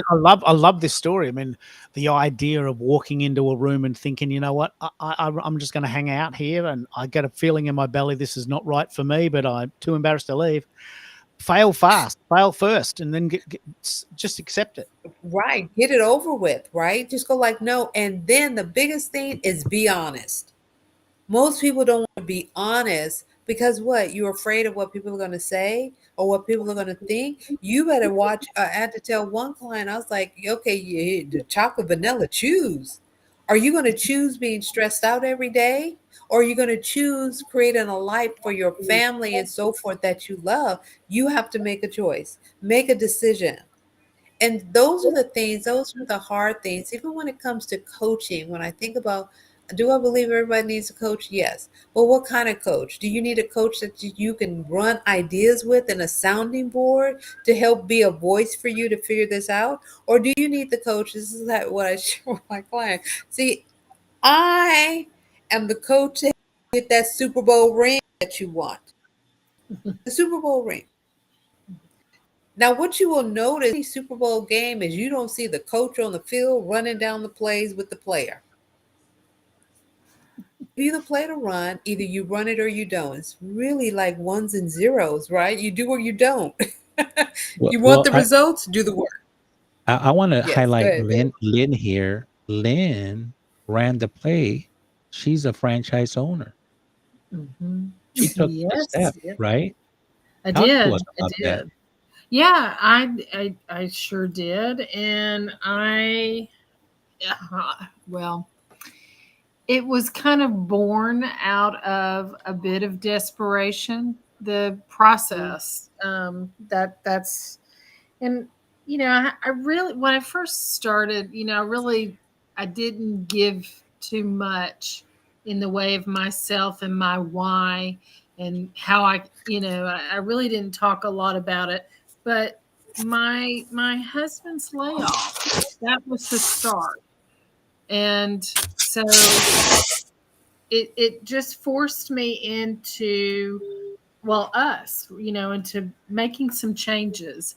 Um, and one of them was how to not be laid off, and anymore, and just be a kind of a prisoner to, when you work in the corporate world. I mean, it's going to happen every 10 years or so. Seems to be kind of the normal cut. It's And so, interesting. yeah, we, as we were planning in anyway, was to do some traveling, and that was one of the things we were going to do as a couple. And ironically, I did come across an article about the franchise, which really I didn't really know, honestly, a whole lot about. I did some research. It turns out they're much larger than I realized, because they, were connected to, I don't know if you know, World Travel Holdings and all of that. So pretty big. I think the Dream Vacation side of it, well, 35 years ago, I think, is when they, round about that time, when they brought out that brand. But I have, for the most part, and I have been kind of a jack of all trades of real estate, and I've been the stay-at-home mom. I done I've been the makeup artist years ago. When you would go into the stores, they would have the ladies and that did the makeup, the long comb, and they really don't do that as much anymore. But that was so I've kind of done a little bit of everything, secretary, you name it. And that's how it is in life. When you live a little bit, you've done a few things. And but travel and and having my own business, that is something I really, I never would have thought I could do. And I never would have, it's not that I couldn't do it, but just I didn't envision it. And it's just funny, how life, it things happen that bring you to a certain point. And maybe it's the hand of God. I don't know, but it's real. For the journey is real for all of us. We all have different paths. And I wouldn't trade what I have learned, being a franchise owner, or this journey for, I mean, while it has not been easy, for sure, it has been great. The clients that I have had, the friends that I've made, and the places I've been able to travel to, all of it, and the things I've learned. And really, a woman who really had zero social media until 2024. I did have Instagram, but it was just for family and my kids' pictures. So, I mean, I wasn't even out there. So I had to really teach myself a lot of things. And but I've loved every single minute of it, and I look forward to doing some really interesting things this year too for our Substack. And I do think Substack and possibly YouTube are two that I may use. I do LinkedIn. I do a lot of. I do have kind of, I do have AI auto posts, and then sometimes I'll throw in some creative original posts of my own, but I really don't do too much with LinkedIn as I was. Ironically, it's just, the I'm on the Substack train now. So anyway, that's my journey. So do you on LinkedIn, AI does the auto post, so that it makes the article and everything? Yeah, well, I'm sharing my secrets. Yes, it is. It's auto. Yes. Yeah. So I think you should take that off, just to let you know, because it doesn't. Does it get a lot of engagement? Be honest. No, no, no. It does Yeah. some. It's, Auto. yeah. Yeah. Auto. No, it typically Well, are you doesn't. using So a tool for I that? What tool are you using for that? no, I'm not using a tool. I think if you're gonna do a post, you can use AI to assist you, but then you put the you put the final touches and everything, but don't use auto posting, because there's a point to that, because what happens is you don't want to post and ghost. So you might as well press the button and hang out for about 60 minutes and engage with people who are engaging with you, right? And do it when you can, right? When you can engage, maybe you're working at the same time and keeping an eye on the post. Because if someone's engaged, you want to engage back, in the first 60 to 90 minutes. Now, granted, the algorithm in LinkedIn is doing a little bit more, that we're starting to see posts that are weeks old pop back up into the feed, right? Mhm. Which is really encouraging. But when you post, if you auto post, then you'll forget that it posted, and then come back a few hours later and there's some comments, but you never engaged with it. So, and LinkedIn, you want to warm up the algorithm before you post. So you want to go out there and comment on, about 30 minutes before you post, comment on some other people's posts, find some meaningful comment. You're warming up the algorithm. Now, when you post, the algorithms, you warmed it up a little bit, right? And then it'll give you a little bit more love back. And then you just hang out for a little bit, at the same time you're working. But Lynn, I actually may want you to come to speak to a cohort of mine to talk about your travel journey. But I'll reach out to you, because I think it will be inspiring to one of them, as they're going through a career pivot. Oh, I'd love to.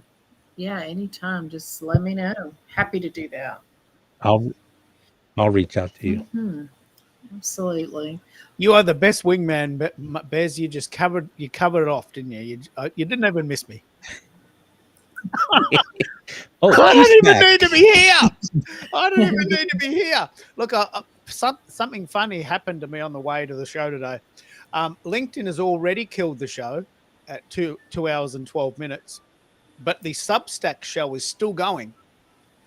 And there are 12 people listening on Substack. And hello, welcome to the show. 12 real people listening right now. So if you'd like, Wow. we've got listeners, we've got an audience. Yay. I don't yet know who you are, but if you want to make some comments or you want to come up on stage, someone has commented, you want me to come up on stage, but what is the topic and when are we talking? I said, we're talking right now. We're talking right now. And why don't you come up and speak to us right now? So not everyone's up for that, but I think the reason I love this show so much is that we can somewhat hide behind our profiles. Like, I don't want to do a video show because I just can't be bothered being on video. I can't be bothered having a shave. I can't be bothered cleaning the mess up in the back. I don't mind. I mean, I'm not lazy, but I just don't want the hassle of having to go on video all the time. It's a big load. With this show, we can go 4 hours. They're still going. The internet's given me a big signal that I need to stop, and my belly's getting a bit growly. But I mean, I've been going since 10 a.m. It's now 2:30. My highest score is 6 hours if you're up for it. But it must be getting close to midnight there, Bez, and maybe I better give you guys a rest because you're all in Eastern time, yeah? Yes. You're all in Eastern time? Yes.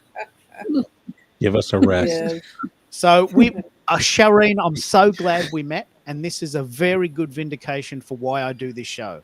We had never met before, and now we may do something together. You know, you may come on my show. I can come on your show. You've now met Bez. You've now met Lynn. You've now met Americo. Americo has a very cool show. I'm sure he's eager to interview you too. So we all help each other here. And the LinkedIn show's finished, but the Substack one is still going, and I'm guessing it's still going on YouTube. So I've sent you some screenshots. I'm going to do my best to send you a little bit of a blurb to bleed it out, but do that tomorrow. Go and have a bit of a show. Go and have a sleep. And we're real people in real time.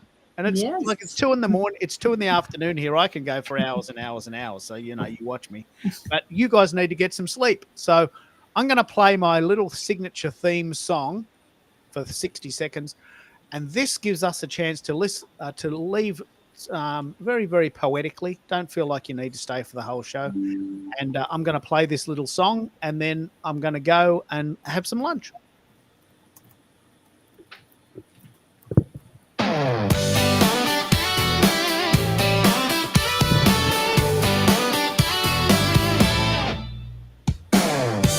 You've been listening to KKFM in Melbourne, Australia.